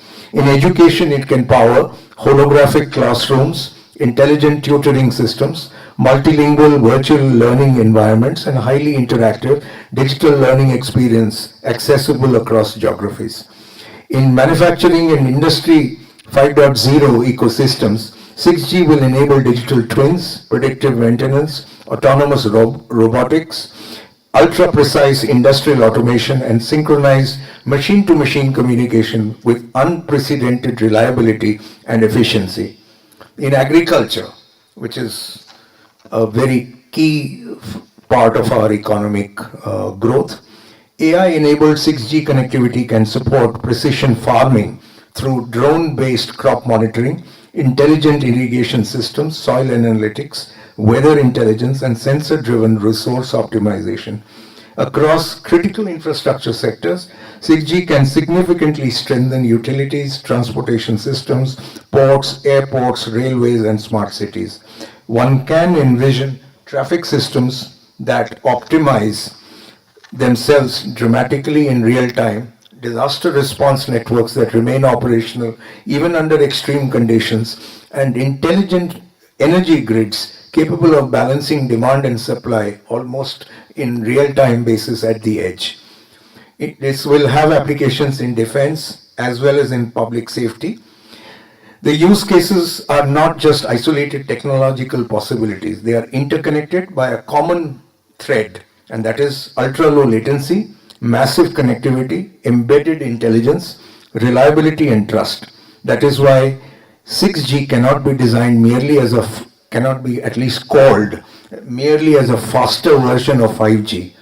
It will evolve as an integrated system of systems platform capable of combining communications, computing, sensing, intelligence, and security into one unified digital architecture. The economic implications of this transformation that 6G is likely to bring is going to be substantial. 6G has the potential to create entirely new revenue streams through platform services, industry-specific solutions, immersive digital applications, AI-assisted network operations, and intelligent enterprise ecosystems. The leaders in the 6G era would not necessarily be those who merely deploy infrastructure, but those who can successfully convert connectivity into intelligent business outcomes and digital value creation. For India, we believe the opportunity is going to be significant. India has established strong momentum in DPI, digital public infrastructure, software innovation, telecom talent, digital services, and AI-driven applications in the 5G era. The next step is to align these strengths to build a robust indigenous 6G ecosystem. This will require sustained investments in R&D, global standards participation, test beds, academia industry collaboration, startup ecosystems, semiconductor capabilities, and indigenous IPR creation, all of which I think the government is actively engaged in as we speak. AI and digital intelligence will shape India's 6G ecosystem in multiple ways.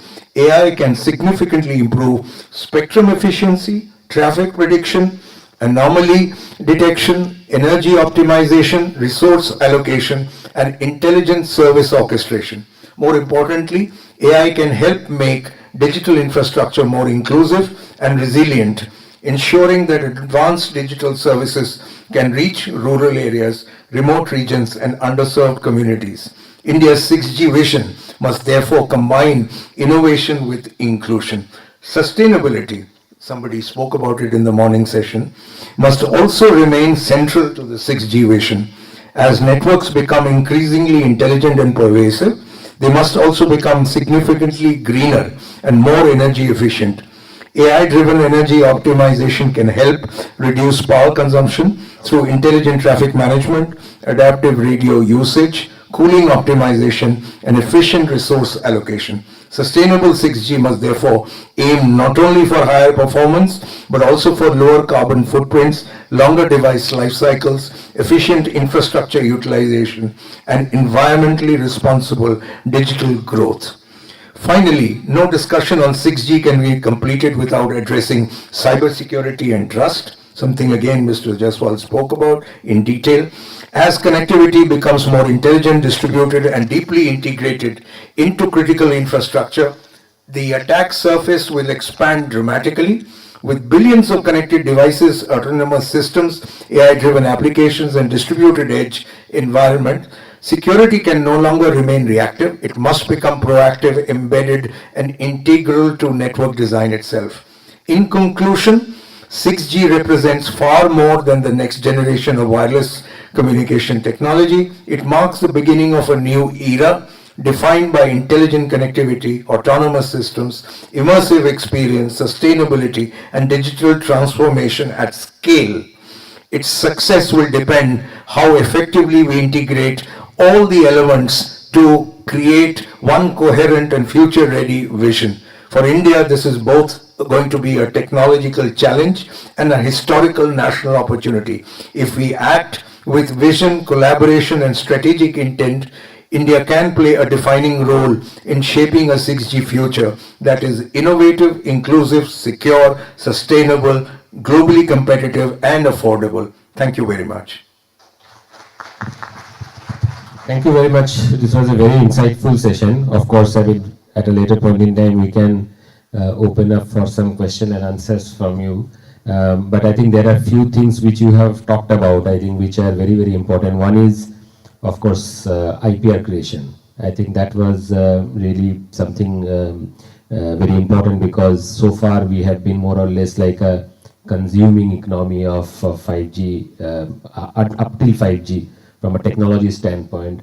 But I think our aspiration as a country is to be a contributor and producer of 6G technology. So IP creation is definitely what makes the 5G and 6G from an Indian standpoint is the prime difference. So this is a very interesting point. Maybe now we can have a quick point of view from a technology perspective, from OEM's perspective, how the technology companies globally, they are looking at 6G from a technology standpoint and also its uptake. We have certain experiences in 5G in India and globally. From use case, from the enterprises, we talk a lot about AI. We talk about AI being native in 6G. Having said that, there is quite a decent proliferation of AI in all other sectors already, which is happening. Maybe in telecom up till 4G and 5G, our AI adoption has not been that great.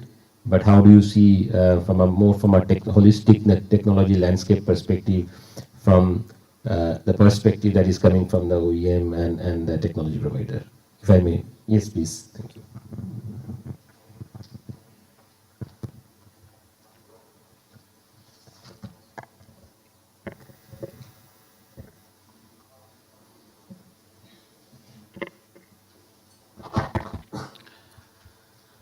So, good afternoon, everyone. Thank you for the organizers to giving us this opportunity to present our views today. And thank you, moderator, sir. I think excellent two presentations before me has already set the context, making my job a little easier. My name is Arindam Das. I'm part of the government affairs team at Qualcomm. So I'll be very brief. We are probably running a little late. I'll spend some time to present our vision of what 6G stands for. And I think I'll also present a few of the practical use cases that we are actually working on right now. And then probably I'll close with some of the imperatives that India can actually do to lead in this race for 6G. So before that, a very quick introduction to Qualcomm. Qualcomm is about 40 years old, based technology company based out of San Diego. Interestingly, Qualcomm actually played a significant role in standardization of all the cellular technology, starting from 2G, 3G, 4G, 5G, and of course 6G now. Over the years, we have also evolved beyond connectivity, right? Into building highly efficient computing platforms that combine AI, processing, and connectivity. So today, these platforms are enabling what we call hybrid AI, where we say that the intelligence is distributed across the various nodes in the network, where intelligence is distributed seamless across this network. In India, I think we are almost 20 years old. We have a very strong engineering presence, almost 19,000 engineers in 4 centers across India, developing very cutting-edge technologies, from cutting-edge SoCs to cellular standard technologies. So now coming to the most important question, why another G, right? So every 10 years, we talk about a new G. So why do we need 6G, right? It's very important for everyone to have this context, how 6G is better than 5G. So the simple answer is 6G is not just another G in the evolutionary chain, right? It's a paradigm shift which will bring connectivity, scale, and intelligence under one unified platform. It will be a shift where telcos around the world see themselves transforming from providers of data to providers of intelligence.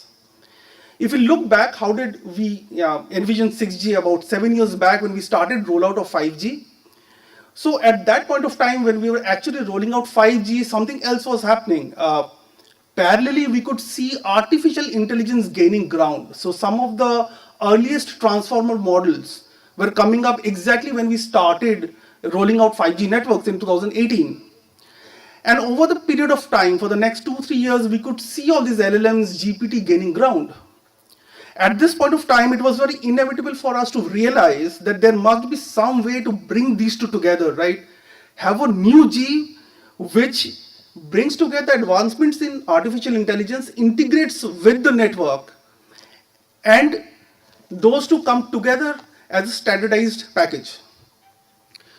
So when we started putting these two aspects together, we had this vision or blueprint of 6G, which I think we can say that it rests in 3 important pillars. So the first pillar is, of course, connectivity. Whenever we have a new generation of wireless technology, I think connectivity comes in the forefront. So we expect much better capacity, spectral efficiency, and massive increase in throughput. But one key difference. The difference is that this time, the upload throughput massively increases. Till now, traditional networks always prioritize download speeds, and I will tell why upload becomes much more important. So let's say a practical example of glasses. So we already have glasses which are running some AI inference inside these, wearable devices, right? So this glasses actually sees what you are seeing. And if this glass can actually transfer the data in real time to a data center which is running the inference, you can get a lot of more context than what is possible otherwise. Simultaneously, what happens is that the user interface, which was a touch screen now, gets replaced by voice. So agentic AI running in the glass can do the processing based on your voice input. I can simply look at the bill or invoice, say, hey, can you recalculate the bill and pay the amount from my Amex card? So what happens is that I'm not touching my phone. So AI becomes the new UI. Artificial intelligence becomes the new user interface, which is activated by the voice. Only possible if you have a massive throughput of the upload. Second pillar is wide area sensing. I think some of the earlier sessions already discussed about wide area sensing. So what is wide area sensing and why are we discussing that?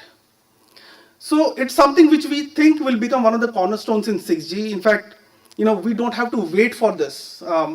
We showcased some of the applications of this in Barcelona MWC just a couple of months back. We have a video running just here in our booth. So basically what happens is that we use existing RF radios already deployed to prepare our live bird's eye view of the physical world, which in turn open up very interesting wide area use cases. So what are the use cases? Let's say defense wants to monitor a particular area for some suspicious activity. Now in border areas, there are already radars deployed. Those radars are billions of dollars. So obviously we cannot deploy similar infrastructure inside cities. But with wide area sensing, what we can do is that the 6G radio could be configured to prepare a map of the area, which can then detect and classify sudden changes in objects and also detect objects in real time. Say a drone is coming. So it can detect in real time, and defense would be very interested in rolling out something like this. So yeah, sensing becomes the second pillar. So what is the third pillar?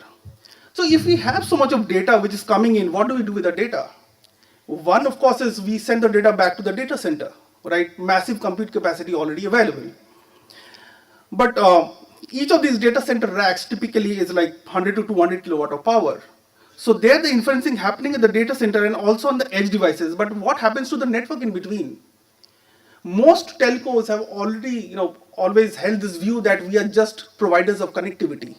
But I think that exactly changes the moment they put in some inference capability in each of these nodes, right? For example, you can have a liquid cooled rack at each of the BTS and E node B locations, which means there's a need for very high performance and energy efficient compute power in this middle segment.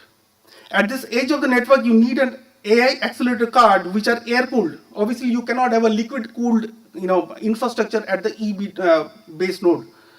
At the middle, you have these AI inferencing servers which are also air cooled. This is where it gets very interesting. So basically, if you see, most of the telcos today already are sovereign data center operators. So they can shift some of these capabilities in between the network, and they become token providers. It's a transformation, I think, which is about to happen with 6G, where we see our telcos, transforming from becoming a data provider to an intelligence provider.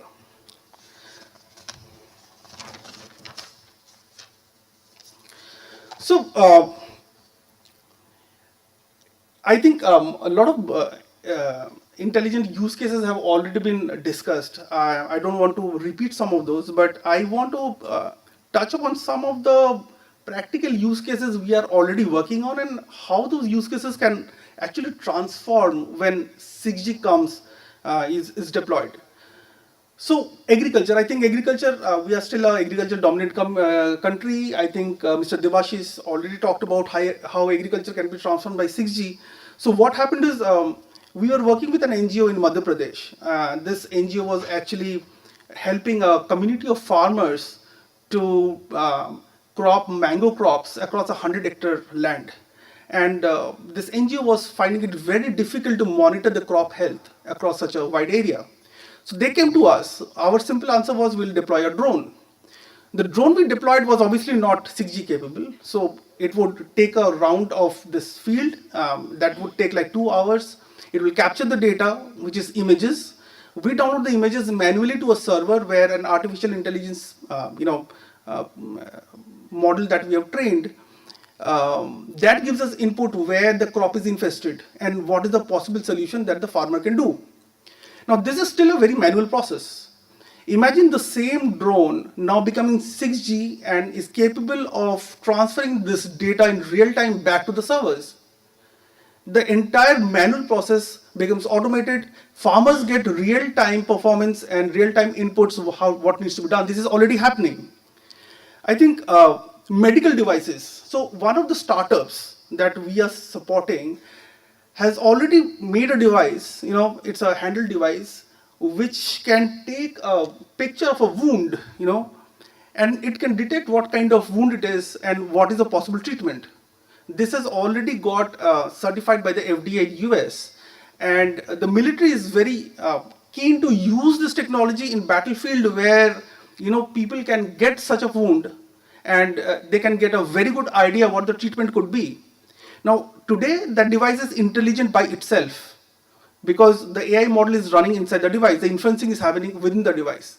When the same device gets the capability to upload the entire image back to a central facility, the whole game changes.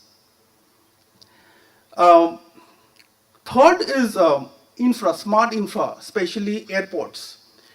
So we were actually discussing with some of the stakeholders.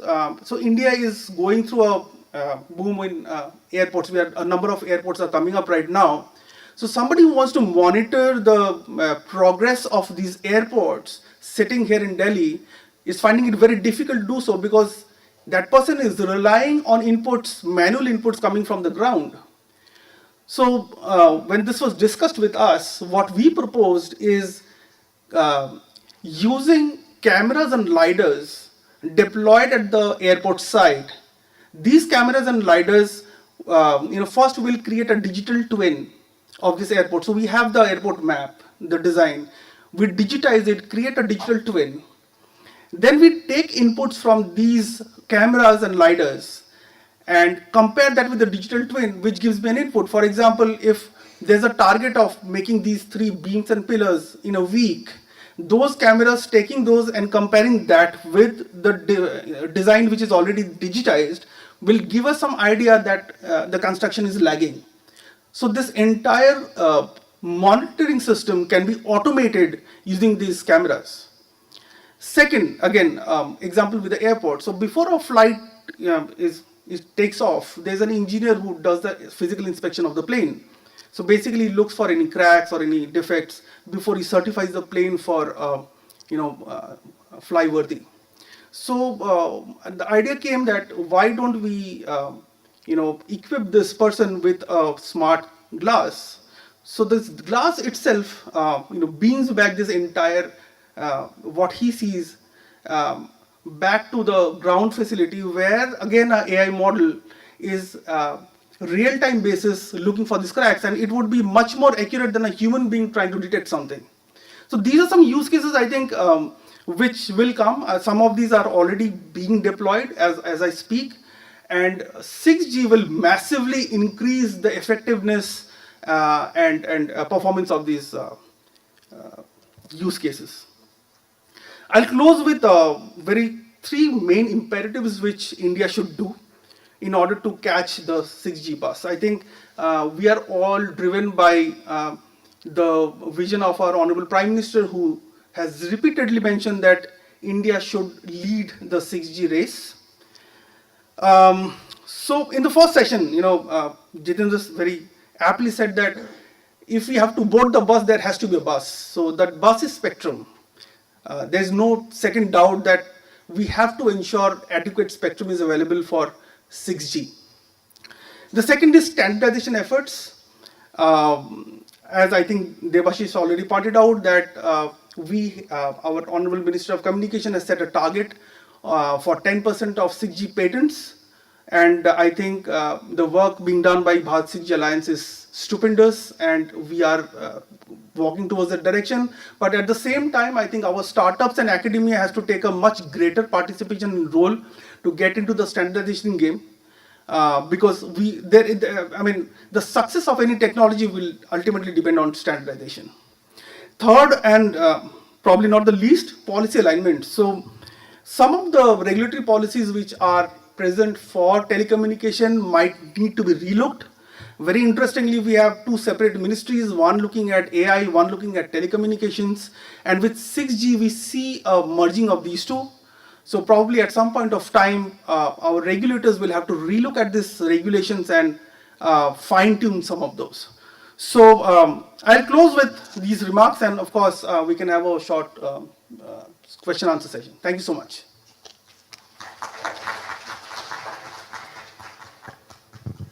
Thank you very much. I think you talked about a lot of interesting things. You talked about 5G to why there is a change in G needed, and you articulated it with a lot of cross-industry use cases that can be built upon 6G.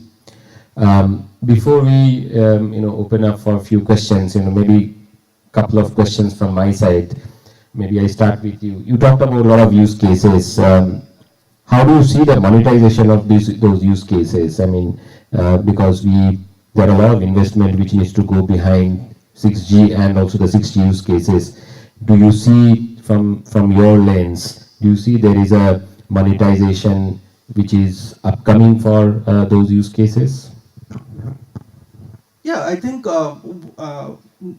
most important is that the telecom service providers get an opportunity to have a higher revenue realization, right? We are a country, we have been successful in giving the cheapest data at the lowest cost, right?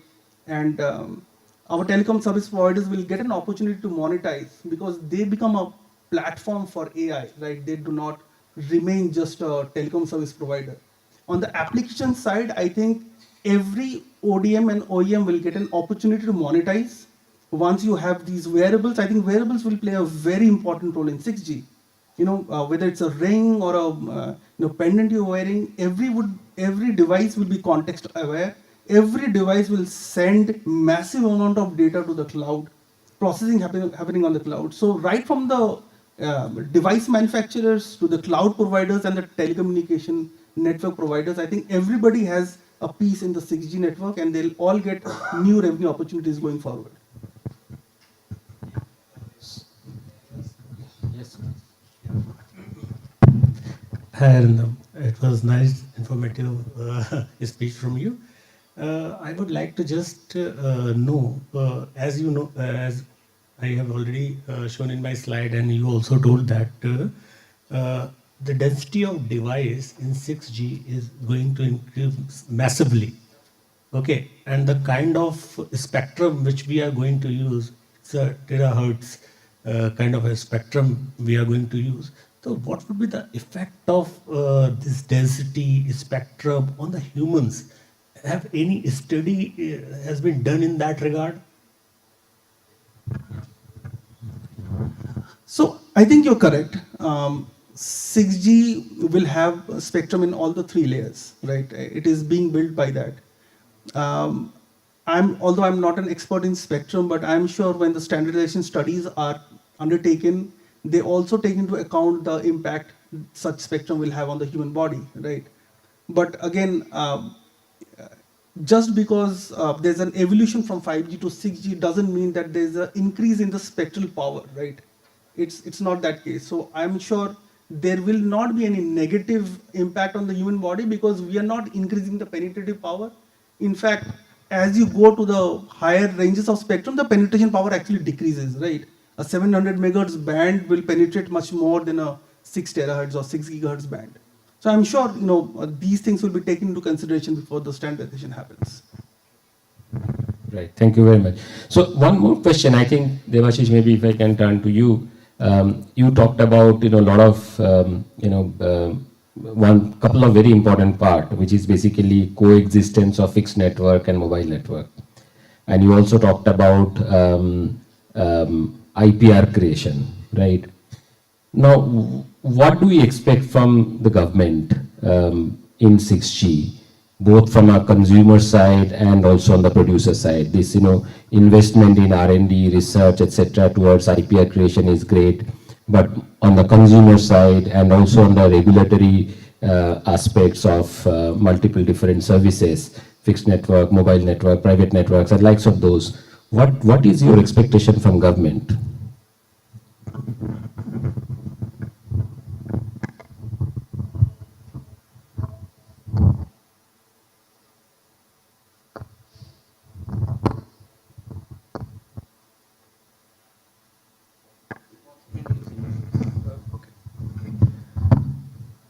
Difficult question. It is a futuristic question. All I can say is from the spectrum perspective, I can answer some part of what Devakar ji asked that question, right? What is going to be the impact of terahertz and higher spectrum bands, which is going to be used in 6G on human health? As rightly mentioned by Arindam, it will be, once the bands are standardized, they will take into account that the given the given ICNIP regulations which exist for the EMF impact on per megahertz for a certain spectrum band, they will be taken into account while issuing the power requirements in each of these bands, which are specified after WRC 27 by ITU. And also, as far as the SAR part is concerned, the device manufacturers follow a global norm on SAR, and India also follows that norm. So India will also comply to the global norms of SAR for device to ensure that it does not affect or impact the human being who's using the handheld devices. On the EMF part for the networks, for the base station, let me inform for those who are not aware, India used to follow a much stricter EMF standard than what was being followed globally till 2025 January.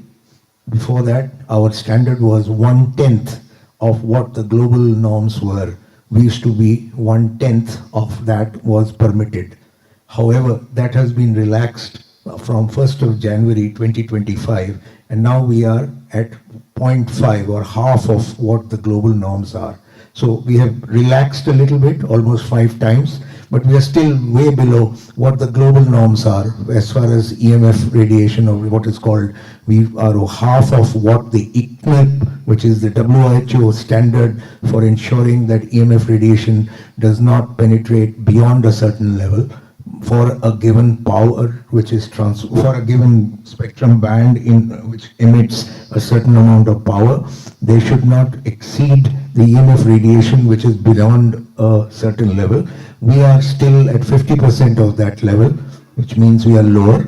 We were even lower earlier, we were at 10%. So I just wanted to point out. So India is doing pretty well on those grounds. And I believe that once the new standards come up for the terahertz bands, they will also be followed equally in India. And we will probably have our own indigenous standards to ensure that there is no impact on human health. That is answer to Divakar's question. Coming back to moderator sir's question, I think the first step has been taken by TRAI in the recent recommendations for spectrum for 5G enhanced and 6G. Certain spectrum bands were identified which were going to be used in the 5G and beyond and 6G era, which includes the upper 6 gigahertz band and certain satellite spectrum bands. TRAI has taken a slightly, what should I say, a very moderate, they've been a little conservative in their approach on these spectrum bands. TRAI is of the opinion, which is included as a part of the written recommendations which came out in February, that these bands need to be, we need to wait for the outcome of WRC 27 or ITU recommendations before we finalize these spectrum bands for use in 6G. So already we are a little cautious. Regulations are not trying to run ahead of the technology curve. We are slightly conservative, and I think the approach, in our opinion, is the right one. That's all I can say. In terms of what DOT will do, we don't know, because DOT is the final authority which decides on what TRAI recommendations will, based on the TRAI recommendations, DOT has a right to decide. They can either accept it or reject it, but as of now we don't know whether what DOT will do. But given the fact that TRAI has made a very considered recommendation after taking into account an open stakeholder discussion and consultation, we believe the DOT will follow likewise. That's all I can say right now. So thank you very much for your answer. I think due to paucity of time, we are probably not having questions from the audience, but I'm sure that we can do offline question and answer during networking.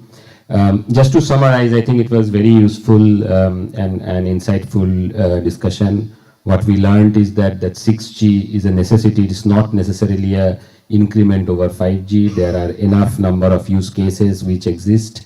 There is significant amount of monetization possibility which is there. There is a changing role of the telcos and the ecosystem player, because it is not only providing connectivity but also providing intelligence. There is a need to have enhanced security, which is obvious, I mean, as an increment from 5G days to 6G days. And of course, when we talk about mobile networks, we shouldn't forget about the fixed network. So there is a coexistence which is needed. So thank you very much, panelists. I think this was really exciting. I think we look forward to the 6G evolution in India. Thank you. Thank you so much, moderator of the session, for wonderfully conducting such an insightful session. Certainly, if we had a little more time, we could have taken some interjections, but we can always make use of the networking breaks, and we can take questions offline as well. Thank you once again. Ladies and gentlemen, with that, we conclude the session, and just to make this moment a little more memorable, I'd like to present mementos, and may I request the moderator of the session to present it to the speakers of the session, presenting a memento to Mr. Arindam Das.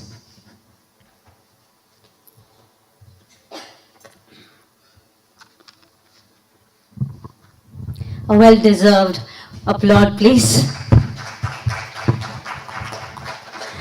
Requesting you, sir, to now present a memento to Shri Divakar Jaiswal.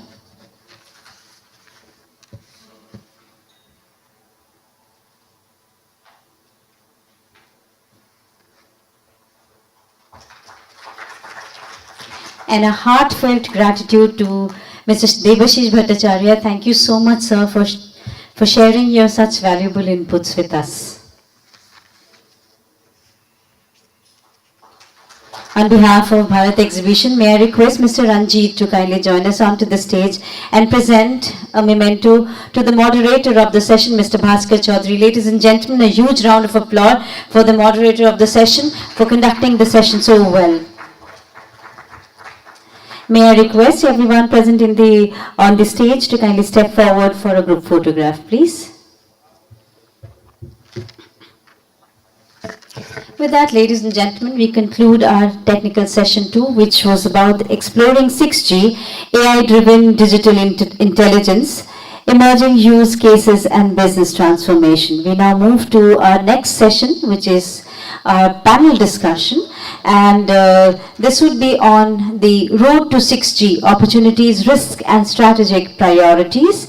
It would be addressing matters around 6G security, privacy and trust, standardization status, what's decided versus the vis-a-vis the open, then India's readiness and the global competition, sustainability and energy demands, timeline, realism, hype or reality.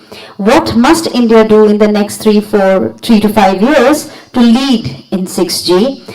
Where should investments go? R&D spectrum, startups. With those words, we are now headed towards our next session. We take exactly a moment to set up the head table. Thank you so much.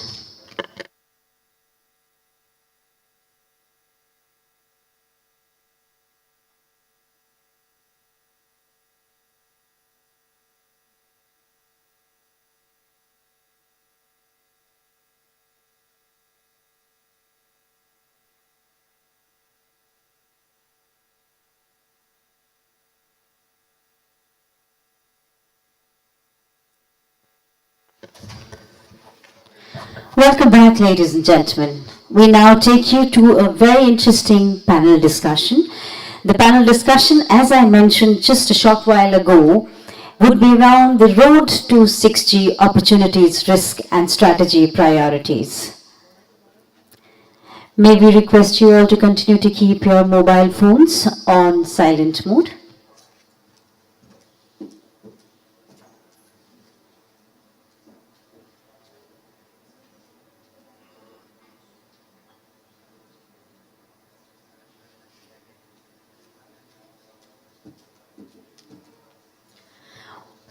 Once again, warm welcome, ladies and gentlemen. We now headed towards our panel discussion. This is one of the last segment of the Bharat 6G 2026 4th International Conference and Exhibition.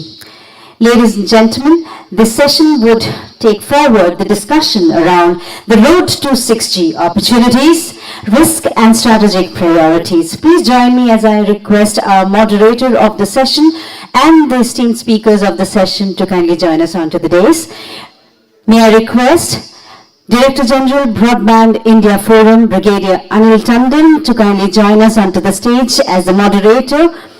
And may I now request the esteemed panelists to join the moderator of the session, requesting President Regulatory Policy Reliance Geo, Mr. UK Srivastava.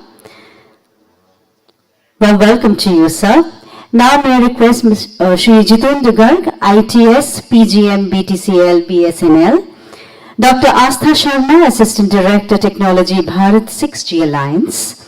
Mr. William Oliver, Senior Product Management Directors, Cinevoice. Mr. Govind Pathak, Author, Telecom Strategist, AI Infrastructure Thinker.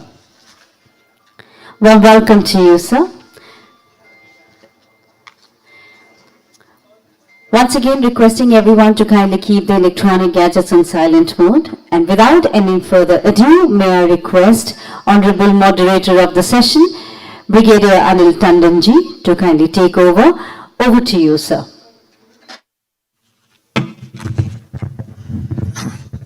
Good afternoon, everybody, and thank you for being here for this last session of this interesting event that we've had since morning.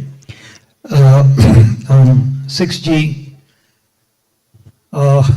we have a very distinguished panel along with me here. I I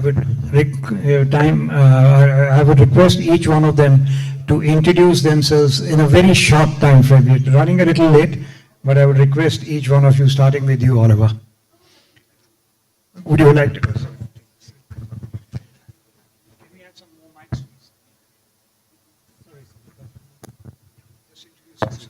Hello there, it's me again. I'm William Oliver, Senior Product Management Director at Cineverse. I'm responsible for our clearing and settlement portfolio, as well as our number portability for India.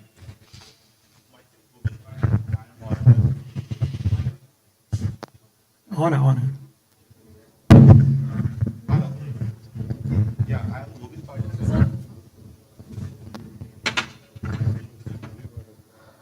Hello, I am Govind Pathak. I am author, Amazon best-selling author globally. I am also philosopher and technologist.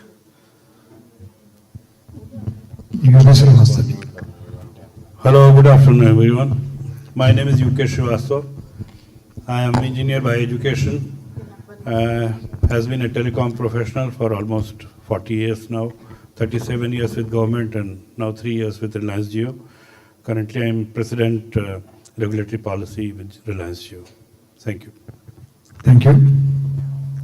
Hello, I am Jitendra Gar. I am an ITS officer of 1994 batch, presently working as a Principal General Manager in BTCL, part of the BSL Corporate Office. I have worked in telecom sector almost 30 years. Thank you. Hello everyone, I am Dr. Rasta Sharma. I am Assistant Director Technology at Bharat 6G Alliance, and I do have a doctorate in wireless communication from IIT-ISM Dhanbad. Thank you. Thank you everybody for keeping it short. I'm getting an echo. Is it?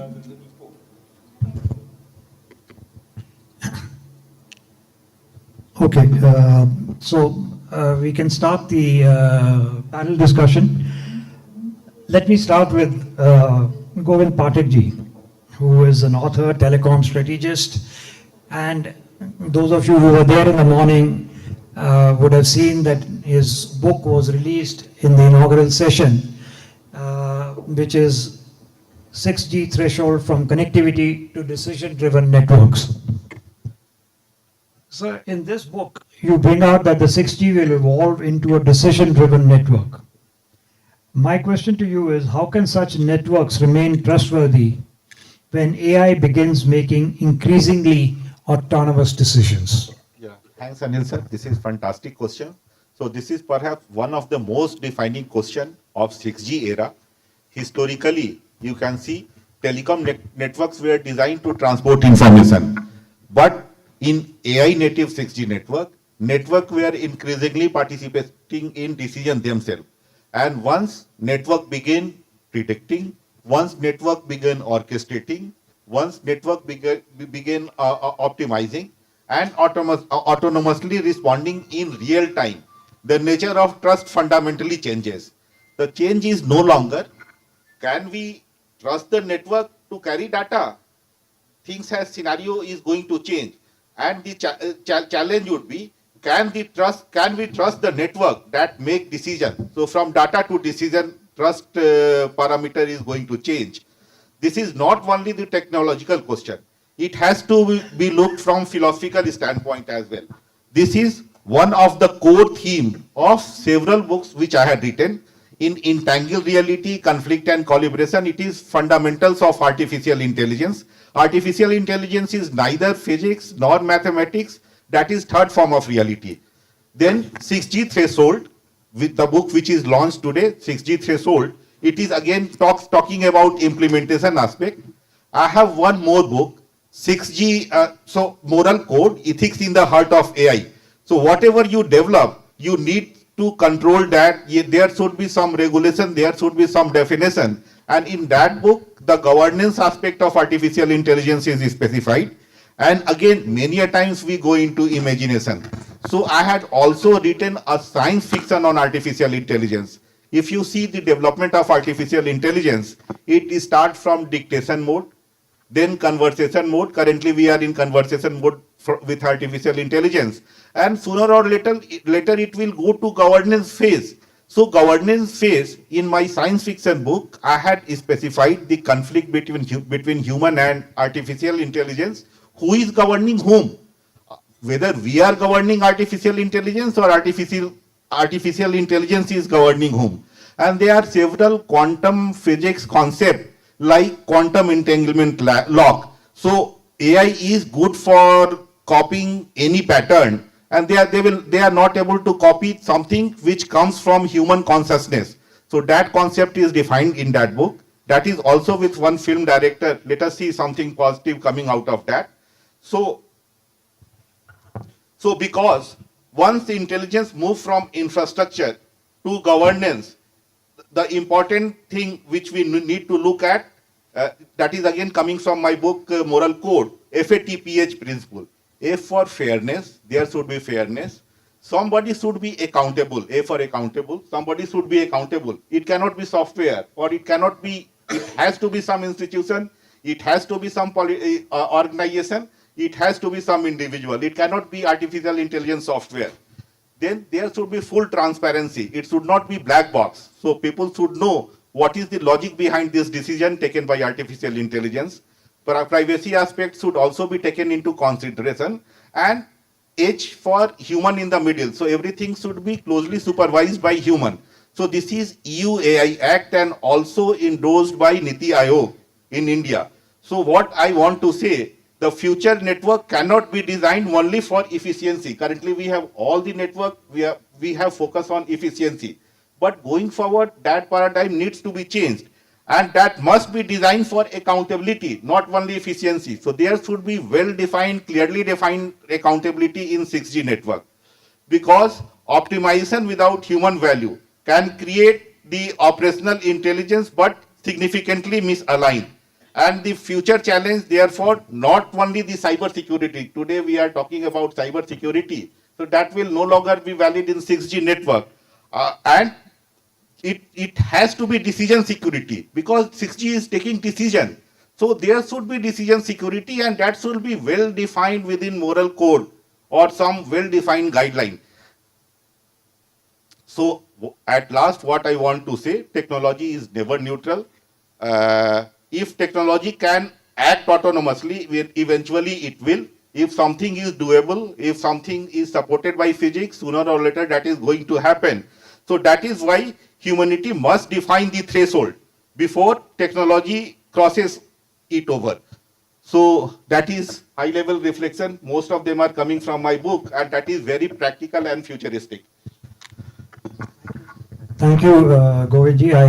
We realize that it is, the importance of AI and how it will change the networks and the trust and the security part of it. Before I come to William, can I go to one of the operators just to change the little trend? Srivastava Saab, do you feel with the 6G coming in, and you've heard everybody and you're totally involved in it, that there be any major architectural change in transition from 5G to 6G, and how would it impact the rollout of 6G? One of the pillars of the 6G policy is ubiquity. So what would be the rollout aligned towards having ubiquitous coverage, limited to, or would it be limited to the use case based rollout? So what is your views coming from an operator perspective? Thank you very much for your question. See, I'm sure that during the course of day today, the features of the new standard there must have been discussed. And each one of the feature, adds complexity and calls for change in the hardware and software. So starting from the spectrum itself, we are going to add new spectrum, going up to sub-terahertz of spectrum in 6G. So starting from there itself, if you change the spectrum, the front end changes. When you go higher in the spectrum band, the cell size reduces. So what will happen is that this will lead to cell densification. More and more IAB, that is integrated access backhaul, will be utilized. And also, there must have been some talk about reconfigurable intelligent surfaces during the course of discussion today. So all this will naturally come into being in the network. Before I take up other changes which might come, let me tell you what will continue to be there, what it is today. That is, the fiber infrastructure will be reused. Your infrastructure with regard to data centers, they will continue to be there with the same, like the cloud infrastructure will remain same. And also the 5G standalone core perhaps will remain same. Of course, whole thing depends on what will be the vendors offering. Perhaps the gentleman from Cineverse will give some idea about it. Now, there is a lot of talk about integrated sensing and communication in 6G. So the moment you say that integrated sensing is there, your BTS, it does not remain only an access node. It becomes a sensing node also, much like a radar node. Also, it will become a positioning engine. So a lot of changes will happen. And when all this happens, obviously the front haul bandwidth will increase, the baseband compute will increase, okay? Synchronization requirement will increase, timing requirement will increase. Naturally, there will be large scale changes as far as the network is concerned.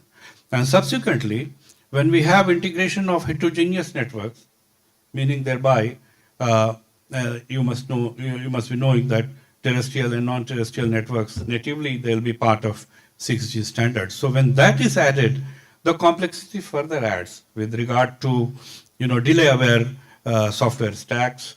The handover protocols will change. There'll be a lot of requirement on synchronization which will add. So a lot of changes are going to happen, but it all depends on what will be the vendors offering and which way the whole thing progresses. Now you said something about the ubiquitous coverage. Of course, it is part of the network, but to start with, the service provider will not go straight away for the ubiquitous coverage. They will primarily go for expansion of the capacities, that is data, and also the use case-based application, because after all, you have to monetize. The monetization is very difficult in a ubiquitous network, and you know the TCO is very high as far as such a network is concerned. So first it will be use case-based network. Subsequently, when heterogeneous network is integrated, the AI will take care of automatically the network optimization, etc., by self-learning, and also the lower frequency band, which will provide the coverage layer. So these two will take care of the ubiquity. So, but to start with, it will be use case-based applications, and subsequently the standard will push you towards the ubiquity. So that will happen. Thank you. Yeah, thank you, Yukesh. Yeah, I think the ubiquity that is intended in the thing is also comes from the end-to-end integration into the 6G. Because a lot of the unserved areas, while 6G per se may not, the BTSs may not come in, but the inclusion of the end-to-end into the whole 6G standards or the architecture, I think that is what is going to add to the ubiquitousness, in the sense you'll be able to reach areas which we can't address otherwise. Come back, I'm sorry, I'll be hopping around a little bit, but I don't, that doesn't matter. So, William, Cineverse today secures a lot of 5G roaming with IPX firewalls and advanced fraud management systems across hundreds of operators globally. As we move towards 6G, with more signaling, network slicing, AI-driven automation, what new and trust security challenges do you anticipate? Some part has been talked by Govind, but especially in the cross-border roaming and interconnect. And how should India's operators and regulators start preparing for them now, rather than after the first 6G launches? Thank you. Well, I think we've heard today from various speakers and panelists that 6G will actually amplify security challenges. Connectivity becomes more dynamic and automated. There's more parties involved in the ecosystem. So the shift really has to be moving away from securing the transport, thank you, to actually asking the who, what, and why. Who is in my network, whether they be man or machine? What are they doing in my network, and why? So that all comes down to policy and control. So there are really 4 key areas to concentrate on: that fragmented trust and accountability across multi-party slices, a surge, as we've seen in signaling and open AI, more parties, that expands the attack surface, AI-driven automation creating systemic failure modes. If you read the news, you'll have seen that Anthropic are not launching Claude Mythos.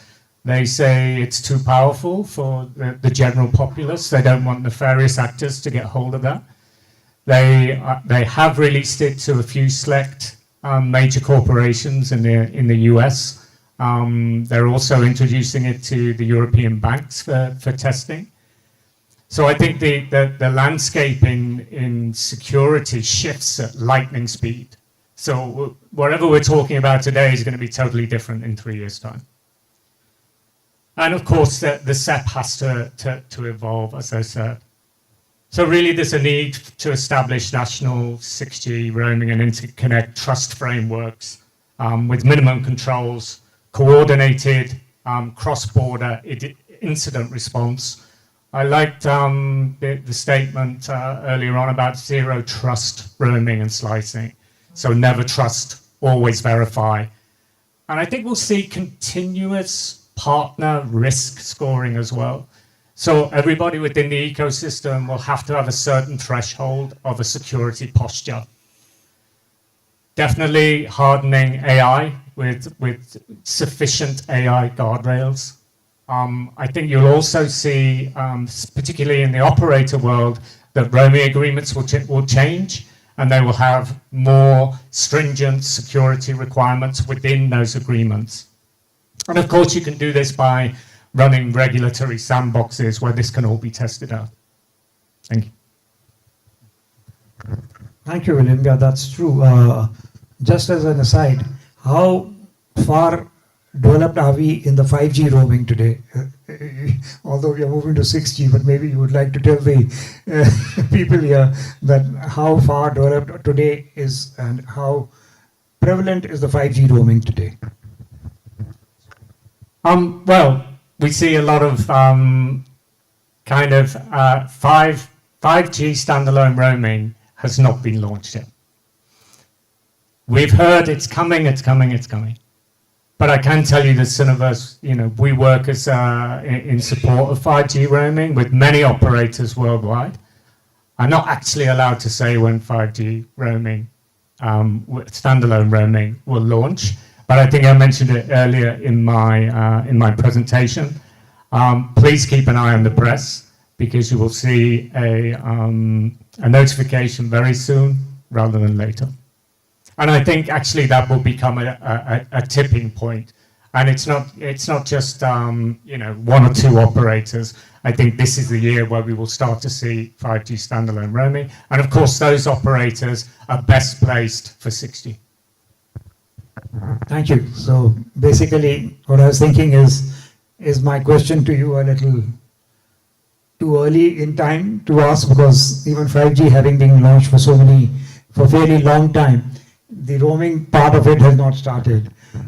So I was just thinking in my mind whether we were asking you ahead of time. But I suppose one has to prepare for that from now only. As the standards are being built in, there would be a need to build in the standards and whatever has to be done for the 6G roaming also as part of it.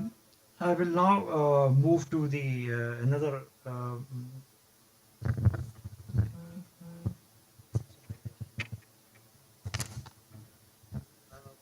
Mr. Jitendra Garg.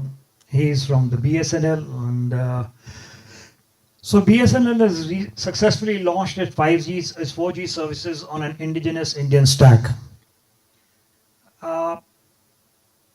Keeping in mind the current capabilities of the Indian R&D institutions and the vendors, would it be feasible for BSNL to launch 6G services based on an indigenous stack in alignment or in time as the other telecom service providers who may go in for an imported technology? In the morning, we've had a lot of discussion on standards. We've had a discussion on how the targets for the 10% patents to come from India has been, and the government's thrust towards it. So keeping all that in mind, what do you feel as a BSNL? Would you be able to carry this Indian stack 4G to 5G to 6G also? Thank you, sir. Very complex question for me. So let me first tell you what is the 4G indigenous stack. It is a national collaboration. CDOT was there, who developed the core. TCS and Tejas, they developed the RAN and system integrator. And BSNL. Hello? So let me first tell you what is the 4G indigenous stack. It is a national collaboration under the guidance of the government of India.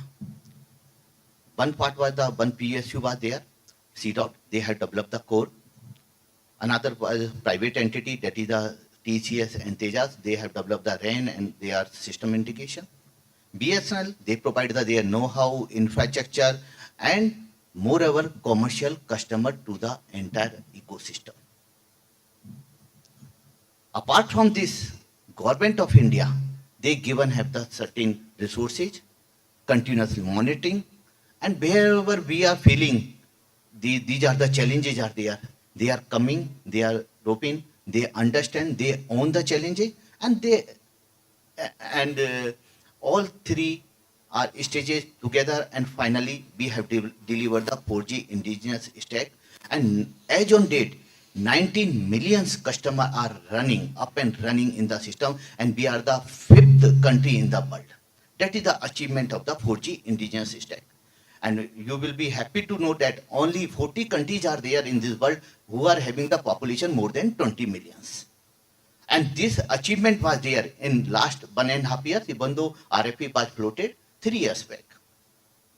Now, question is this one. What about the 6G? Is it the same, or there is a bigger challenge? In 4G and 5G, there are the 3 prominent use cases are there. Low latency, machine type communication, and enhanced broadband high speed, IoT and those kind of things. But in 6G, how it is bigger challenge? There are 10 use cases are there. These are the enhancement. 3 more more use cases are there. That is the ubiquitous connectivity, integrated AI integrated communication, and sensing integrated and communication. These are the new. Apart from this, 4 are overarching use case models are there. That is the sustainability, ubiquitous intelligence, and cyber, and one more use cases are there. Now, question is this one. Earlier, it was the reinvent of the wheel. When we have developed this technology, 4G was or 5G was around us. We understand and feel it. 6G, we are developing, we are inventing the wheel. So how it is possible? Now, same template cannot be worked here. Here, PSU driven model was there, and we have included the one more private entity. Now, this model has to be revisited again. Here, we have to involve AI. Some big companies are there, and very startups are there. Ubiquitous connectivity. We have the good startups are there. They are doing wonderful job in satellite and space area. We have to involve them. And sensing, small startup. we have involved them, we have to fund them. Like the arching over use cases, we have to identify each and every use cases, and we have to stitch it together under the guidance of the government of India. And they have to provide the money, they have to provide the support, like they have provided 4G and 5G. So then we have stitched this flower, make these stitches flower convert into a garland of flower. Once this flower is there, BSNL love to this 6G technology because it is funded by the government. It is as per the understanding of our PM vision, where they are telling it should be a secure, sovereign, and ubiquitous. Those kind of element will be there and funded by the government of India. Definitely, BSNL will be go for the 6G. So there is no doubt. We are ready. We are ready to provide our commercial customer. We are ready to provide the know-how and feedback about the technology. We are ready to provide our skill manpower, and that is available over period of time. They have the experience that cannot be possible with any other competitor in India. So we are working for the nation. So this kind of system will be generated, and this kind of policy maker will be take a note of it. So definitely BSNL will love to participate in this kind of technology. Thank you, sir. Thank you very much, Jitendraji. I think I agree it was a very difficult question for you because it's something that for BSNL looking into the future, but I think very well articulated by you that this could be a strong base on which, but with all the changes that are happening from 5G to 6G, you'll have to incorporate all the other, whether it's AI, whether it is non-terrestrial, and all these other elements will also have to be added into it. I now, continuing on the same thing as what India is doing, so I'll go to Dr. Asta Sharma. So the government has set an ambitious target for India to secure 10% of the global 6G patients. Everybody's talked about it since morning, including myself. I think some discussion or some part of it was covered in the morning by Mr. R.K. Pathak. But I would like you to share as to what is the current status of the progress towards achieving this 10% target. And have you set down some specific milestones or intermediate targets that Bharat's 6G Alliance is monitoring on filing of the patents? And that's what basically the question is. How are we standing today when the standards are likely to be finalized by 29? How are we likely to be, how positive are we to meet the government's targets? So thank you, Anil sir, for asking this important question. And every now and then we are getting this question. So the 10% target which has been given is not just an aspirational number. It is a very strategic benchmark which has been provided. And we know that patents are the currency for the standards. Whoever is going to lead in the standards, they are going to influence what the 6G will be. If we talk about the real picture, if we see the 5G status, the SEPs, it's hardly less than 1%. And India is trying to catch up with the countries which are investing heavily. And they are also investing heavily in the researchers. So India is doing good in this aspect because government has launched some schemes and are helping it. The Bharat 6G vision launching was very timely. And then there have been multiple schemes like TTDF is there for funding. And industries ecosystem is also working together. Bharat 6G Alliance is trying to be an integrative platform. So, because as you mentioned, Pathak sir has answered to this most in the morning. But what the problems and challenges being faced is that we don't have sufficient funding right now where we can promote the participation in the standardization activities. So we are working over it. We have given the recommendations to the DOT And the experts are going to be identified who are going to participate consistently in the standardization bodies, in the ITU, in the 3GPP. And apart from that, we have to create an active research pipeline. Currently, the 6G standards are not crystallized. It is in the development phase. So we have, as an India, we have to accelerate this, and Bharat 6G Alliance members are actively contributing. Around 4,000 patents have been submitted, and more has yet to be done. And apart from that, if we say that the Bharat 6G Alliance is having 7 verticals, working groups, and they are being led by the chairs and vice chairs, in which you will see very prominent leaders from industries, academias, R&D organizations. So overall, the ecosystem is there, but we have to fasten the pace. That is the key. Thank you.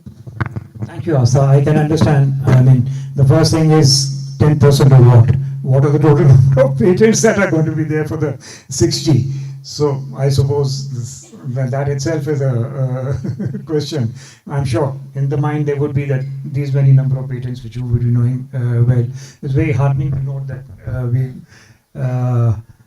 doing well on this. And I personally, as I said in my morning introductory address also, that I thought the government has felt the need and taken action fairly well in advance, in starting from 2023 or maybe earlier than that, with a 6G vision, and which has helped in setting up this 6G alliance, because of which when the standards are being formulated, so we will have a quantum jump, and maybe what we missed out on the 2 and 3G part of it, we'll be able to catch up on that.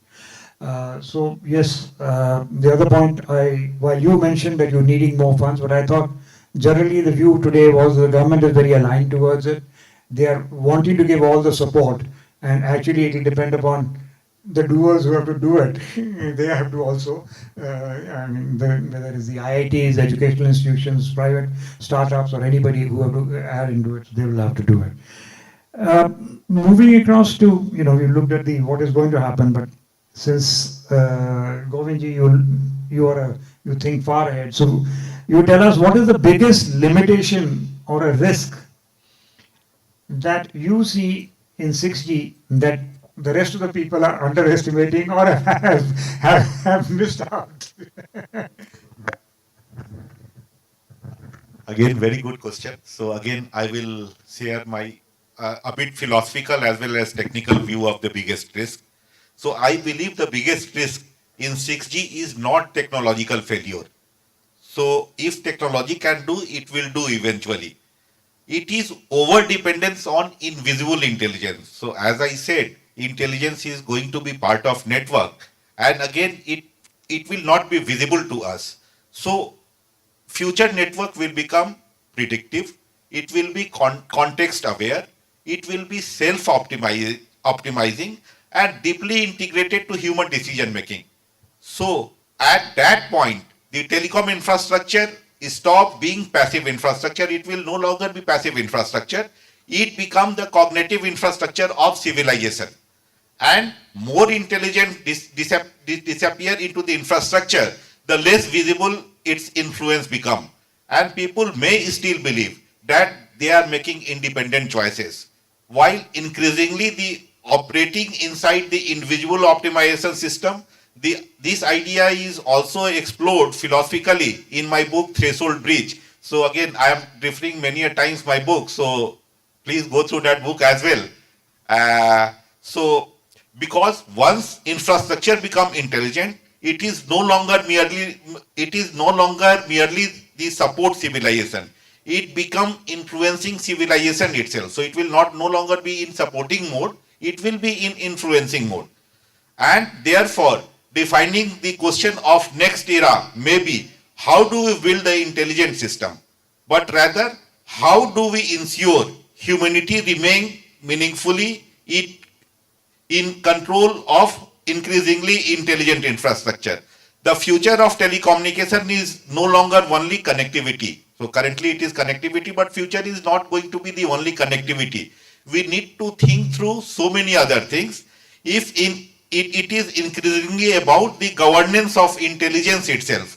So we put intelligence inside the telecom network and how to govern that intelligence. That is going to be another, you can say, nightmare. So there would be multiple views. In fact, interoperability of intelligence, that is going to be another challenge. So say for here, the intelligence would be something else. If you go to some other country, there would be something else. So a lot of work would be required for interoperability of intelligence, which is going to sit along with infrastructure. Currently, it is at application layer, but again, going forward, it would be embedded in the system itself. Thank you, Govindji. Let me move back to Mr. Srivastava of Jio. I must compliment all the operators for having done the fastest rollout of 5G ever by any country. The 5G rollout is virtually complete. There would be some incremental rollouts that will happen. From your vantage point, what do you feel, considering that even the standards of the 6G are only going to get finalized by 2029? What do you think is a realistic 6G deployment timeline for India? How would you avoid the 6G hype distracting from monetizing 5G and subsequently 6G in the next 5 to 7 years? And what is the route that is most likely to be adopted? Would it be 5G to 6G straight or 5G to 5G advanced and then on to 6G? If you can throw some light on it, maybe the people would be interested to know that.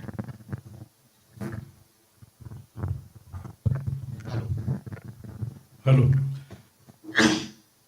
Now, anyway, thank you very much for the question. But this is a question which will be asked for another 4 or 5 years in every seminar panel. Whosoever is there. So, on a serious note, the 6G Bharat vision talks about 2030, the time frame for starting the R&D and accepting the standards, etc. So obviously, realistically, the networks will be rolling out in early 2030s or mid 2030s, no doubt about that. What is happening is that whenever, first of all, these standards development people, they run after the service providers and they never allow them to breathe. You deploy a network, you are not able to monetize, the new standard comes and people start talking about the new standard, and somehow it is presented as if the old standard has died. So the service providers have to be aware that the 6G is only evolution of from 5G. It's not a replacement. It's not a replacement technology. 3G to some extent, some people said that it was a replacement because first time data was available along with voice. When 4G came, it was touted as data-only network, so people said, all right, it's a new network altogether. 5G was entirely different, and 5G to 6G, it is natural transition in my opinion. So I think service providers will be allowed to breathe and monetize the existing network because the deployment has only, it is only being completed now. So the best way is to follow the 5G advance as a bridge and then move to 6G. And naturally it will be possible also because the release 18 and 19, they will come much earlier. And these two releases, they refer to the native AI, etc. And once the native AI is implemented into the network, then because the self-learning within the network will be optimized very much. And in that case, it will be ready for further deployment of 6G. Okay, total deployment of 6G. So therefore, the natural progression will be that we move from 5G to 5G advanced and then subsequently to 6G. Only in that case, monetization is possible, and that is the natural course for most of the operators worldwide. Thank you. Thank you. My question to William, though it's a continuation on the roaming, and since even 5G has not taken off, so what I would like you to do is, if India is wanting to be, one of the early adopters of 6G, even our minister has made requested the operators to start doing some work from 2029 or some early time onwards. If we need to, if India wants to be a leader, then rather than just providing a large market, what do you think should be some strategic priorities for India, syllabus, or shaping new standards?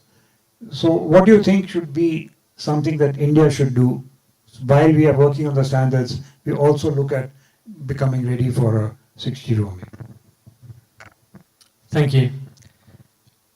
I think really there's two key priorities. The first being is actually build a world-class testbed that's actually global by design. So not national, global. And you connect that testbed to real-life IPX, roaming, clearing hubs, and then you can position India as actually a living lab, as a global player. It was interesting in one of the earlier sessions where they were talking about how you're seeing forums from around the world, in the US, in Europe, India, Asia, coming together, because actually, telecommunication, it's a global business. So yeah, I think if you can build a world-class testbed that's global, create yourself as a living lab for testing cross-border 6G use cases such as IoT, private networks, and low latency edge services. It also struck me in some of the conversation when we were talking about monetization is there's also a question of interoperability. So if we look at countries like the US, where they've already sunset 2G and 3G networks, the operators were faced with quite a big challenge. And that was that they were losing revenue. Because suddenly they were having inbound roamers coming into the US who weren't able to connect because they'd sunset their 2G and 3G networks.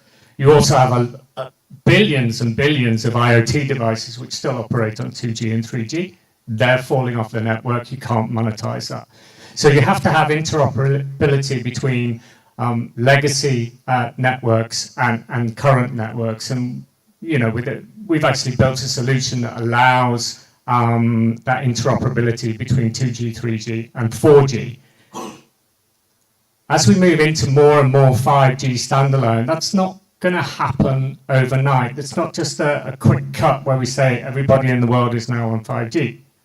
So you'll have some countries that are quicker in reaching that time, who will be sunsetting 4G networks. But there's still going to be millions, if not billions, of 4G devices. So you will need that interoperability between 4G and 5G, and then eventually between 5G and 6G.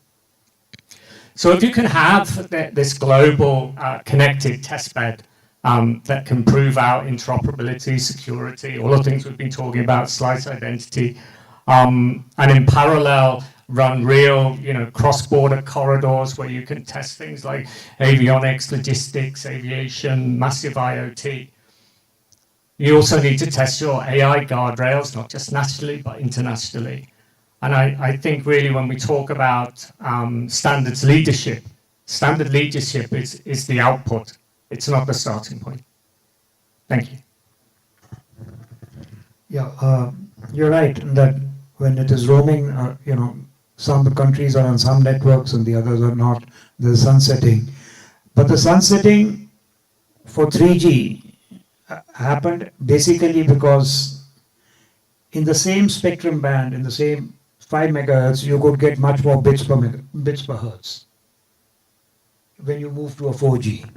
So that was the major reason that people switched, and if you see 2G is still working in most cases, but 3G is what has been sunset. So Jitendraji, to you the similar thing, what do you think would happen? You see, a lot of, on the lighter side, people say that all the odd numbered Gs have not been successful. 3G was not a success. 5G is also, well, it's been a success, but not an economic success, let me put it this way. So, like 3G was sunset happened due to 4G, what do you think will happen with 5G once 6G comes in? Though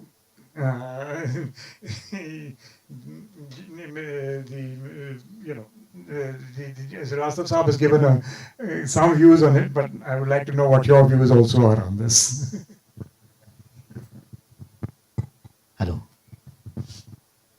Sir, what odd G not success, but first G journey was started from the first G as well. So this is the mother of the all G, first G. So yeah, basically analog. It was totally analog. So I will be look your question in three different lenses. First, this is the technology development, maybe 2G, 3G, 4G, 5G. 2G, we have the text and voice, 3G, internet, 4G, application, internet, 5G, IoT, and those kind of things. These are not the technology, they represent our society. They represent the different kind of society needs. Somebody need only the UPI internet connectivity, why they will go for the 5G? Somebody need the industry, they require the 5G, then okay, it is for the 5G. So all my requirement, my driver requirement, my rickshaw requirement is meeting by the 2G. And day before, yesterday I visited some place where 2G is still working in BSNL. People are using, they are happy. So it depends the need of the society, and in our society where it 140 crore people are there, they have the different kind of affordability, they have different kind of communication needs. So if they are meeting by the technology, why they will invest the new kind of devices and new kind of ecosystem to only the monetization of the operator's needs? That is not possible. Why they will invest it? In 6G also, that bigger challenge is going to come because it is ubiquitous connectivity will be there, satellite connectivity will be there. Obviously, all device ecosystem is going to be changed. Who is going to afford it? So first question is, technology represents our society, and India is a very diverse society proposition. So all this technology is going to be stay here.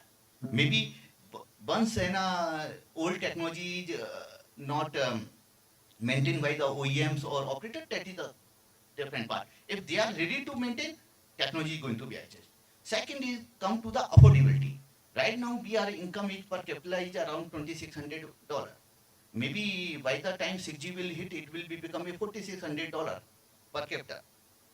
So still, whenever new technology will come, it is not affordable by many other, many sections of the society, because they have to change their devices. Tariff is high, operator want to monetize their spectrums, volume is low, so it is only for the certain domain or certain segment of the society. So obviously 5G at the time, 4G, 3G will be stay. Another question will be come, use cases. 5G use cases, look at the 5G use cases. Why blame the technology? Because technology was invented for the industry purposes. Technology was invented for the robotic surgery and driverless car. Where is the market for such kind of use cases in India? We don't have the regulations as well. So we should not blame the technology. Technology is okay, but we are not able to adopt the technology because our requirement is not there. If industry requires, China, they have the industry requirement is there. 5G CNP is very successful there.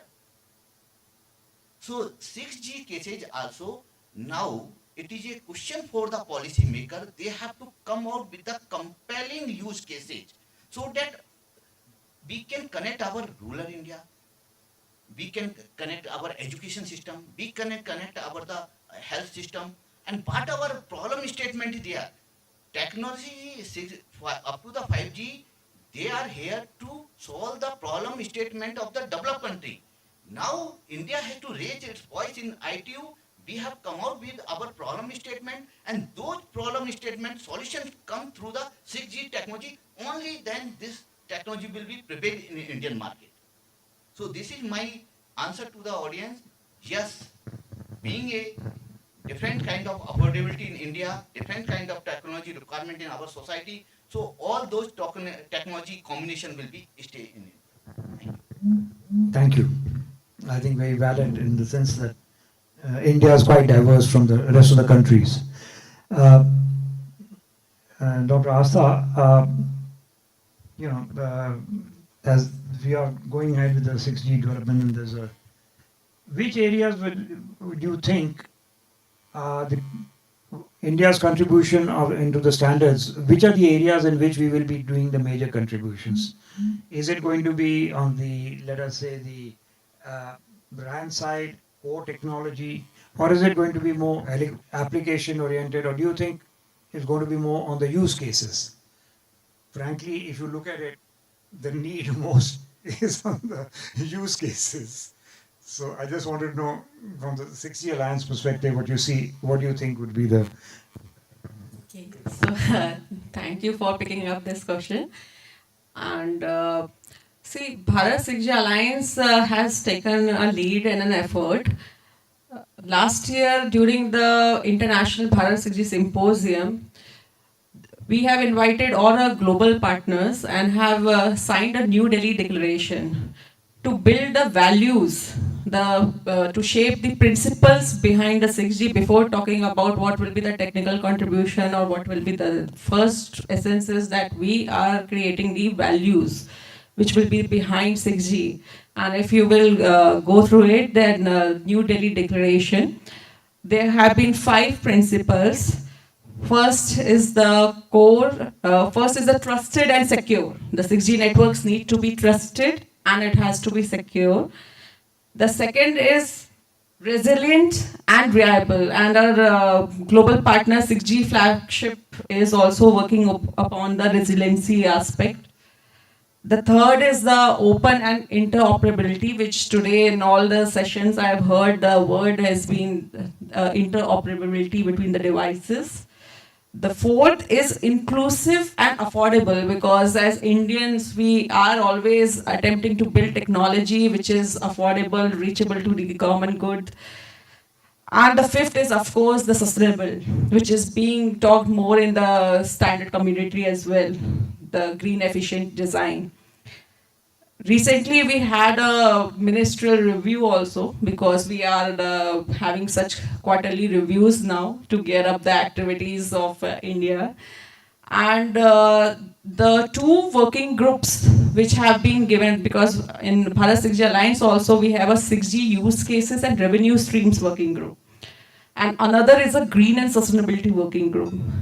So Honorable Minister of State Communication has given the charter to identify 2 to 3 prominent use cases which the India will lead and have the commercialization aspect on which our working groups are currently working upon.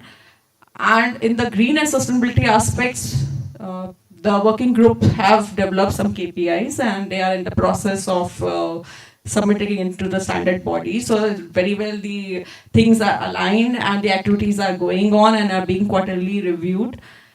I will say if these principles can be contributed into the 3GPP standardization, if the experts can build upon these principles which the New Delhi Declaration has declared, then we can definitely be the prominent ones among the global south to be coming in front as a strategic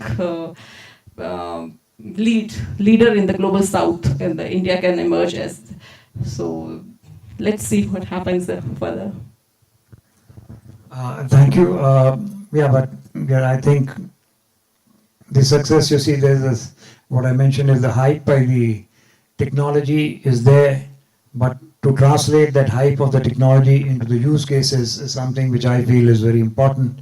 And use cases, at least when we are in India, have to be more related to our circumstances. I mean, driverless cars, etc., seem very good on paper and maybe possible in the Western countries, but in India, I think it's still some time away. I don't know if I have time. Can I ask one or two questions from the? Okay, I open the house if there's any question anybody has from the panelists. Yes, so please introduce yourself and then we get your mic.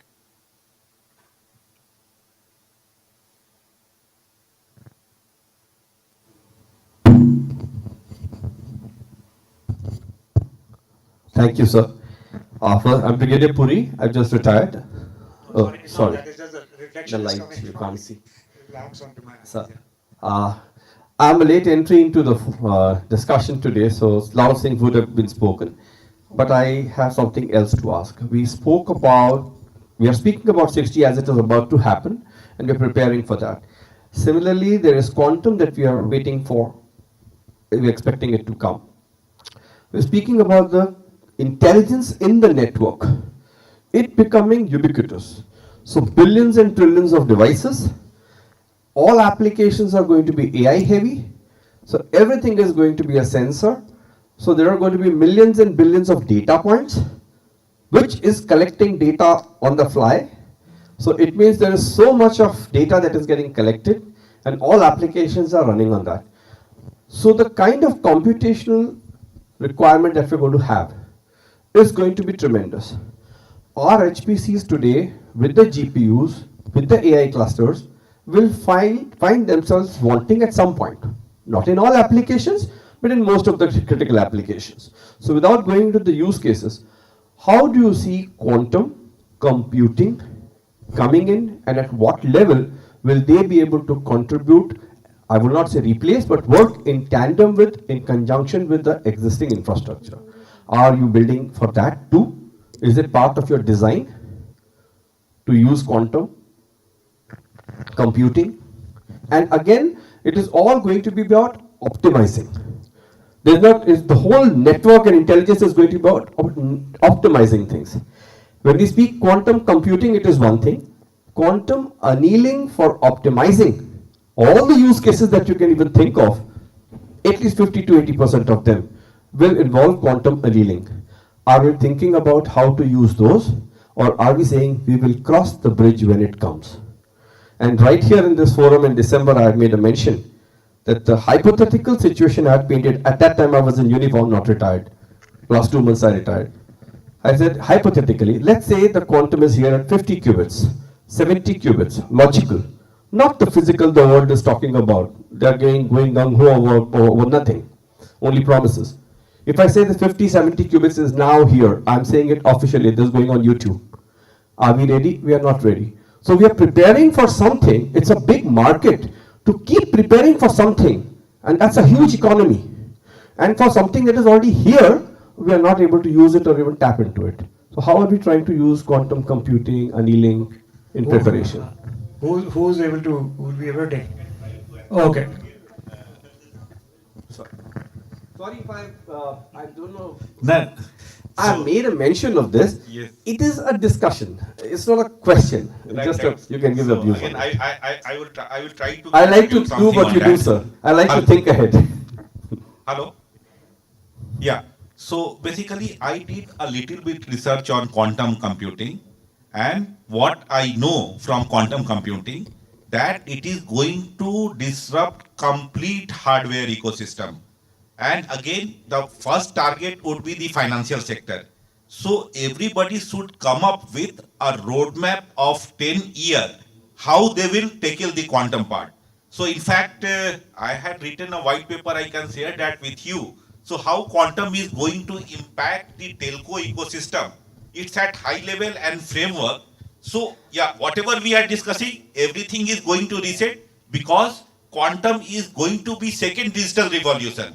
So whatever we have done, whatever we have learned so far, probably everything will get reset and we need to start everything from scratch in phased manner. But that is, yeah, you are right, that is not going to happen immediately. So that is going to happen maybe 5 to 10 years down the line.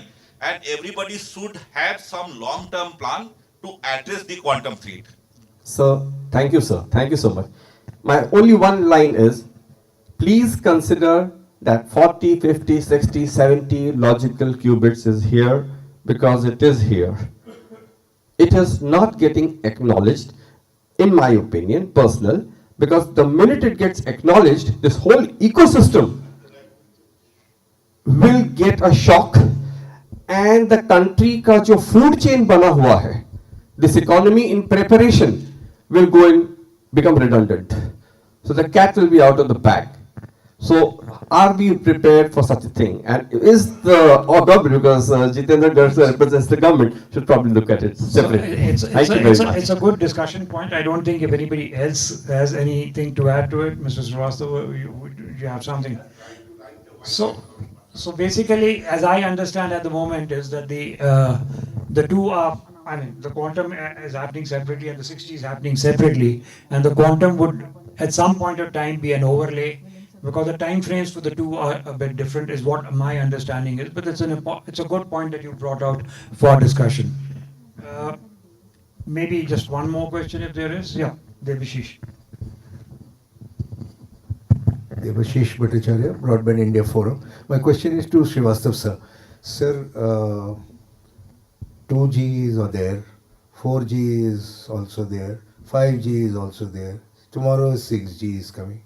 Will an operator actually become like a kabaddi shop? Will keep all equipment of 2G, 4G, 5G, 6G. Can we not somehow think in terms of a convergence, which can give a single equipment, which can give the features of 2G also and give the features of 6G? What is R&D all about? The research should actually take us. We don't need to have a recycling shop where I keep on, keeping all equipments together. It is like, a Bengali, I'm a Bengali. So we have this habit, we don't throw things. So if you come to my house, you will see, 1960, what my father bought, and even what I have bought today in 2026. So everything is kept at the same place. I don't think that's the way forward, sir. It is not an economic way and not an efficient way of things. So what is your outlook towards it? How do you think the operators are going to solve this? It's a futuristic question. I mean, how can I have an individual outlook about it? We had around 10 years back, we had inauguration of a lab. It was a SAR lab, Specific Absorption Rate Lab in Telecom Engineering Center. And the minister was Mr. Kapil Sibal.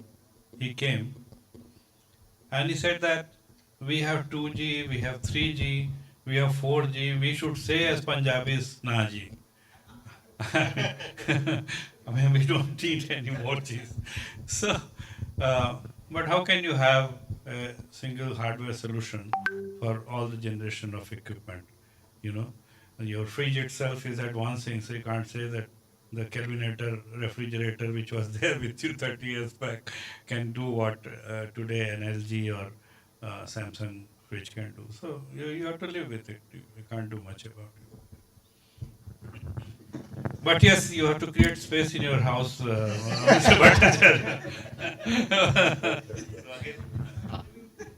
So I will try to add on to it. So in fact, one generation of technology, if that generation has certain challenges, next generation comes to solve that problem.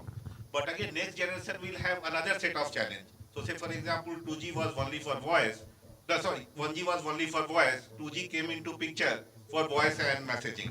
Then 3G come into picture for SMS. So again, the current problem is solved with next generation, but that create new set of problem. 6G will have certain problem which will be solved by 7G. 7G will have some certain problem that will be solved by 8G. So that's how the technology evolve or progress.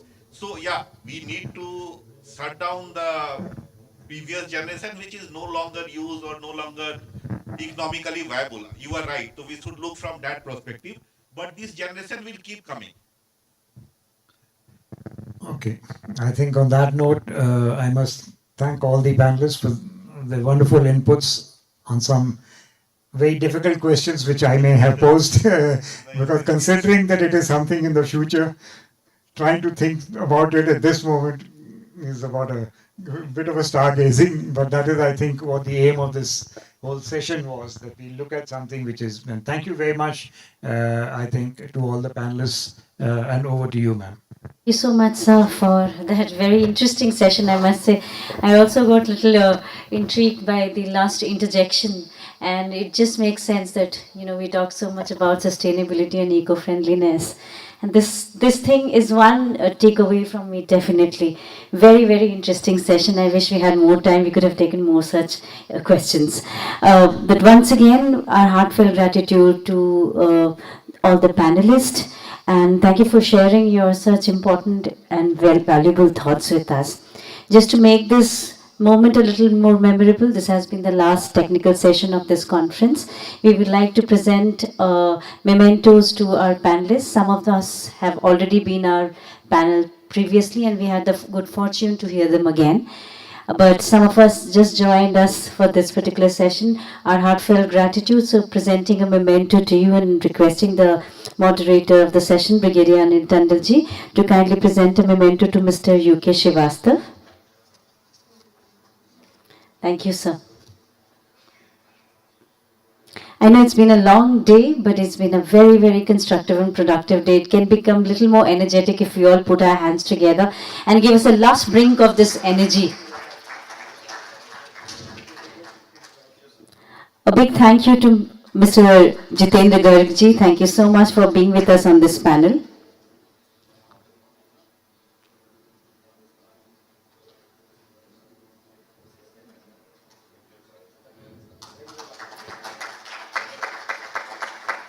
A memento for Dr. Astha.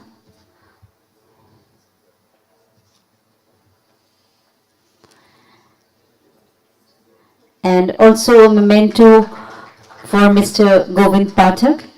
Mr. William was with us for our previous discussion also. Mr. William, it's been a pleasure to hear from you, the previous and this one also. And now a memento for Mr. Govind Pathak. Thank you. May I request you all to kindly step forward for a quick group photograph, just to capture this in our lenses. Of course, a lot stays in our memory. In fact, much more than what we can record. With that, ladies and gentlemen, we have come to the not just the concluding moment of the session, but also the conclusion of Bharat 6G 2026 4th International Conference and Exhibition. To hear the concluding words, may I request Dr. Brigadier Tandon to kindly just give us the concluding remark for the conference. May I request Brigadier Anil Tandon to give us the concluding remark for the conference.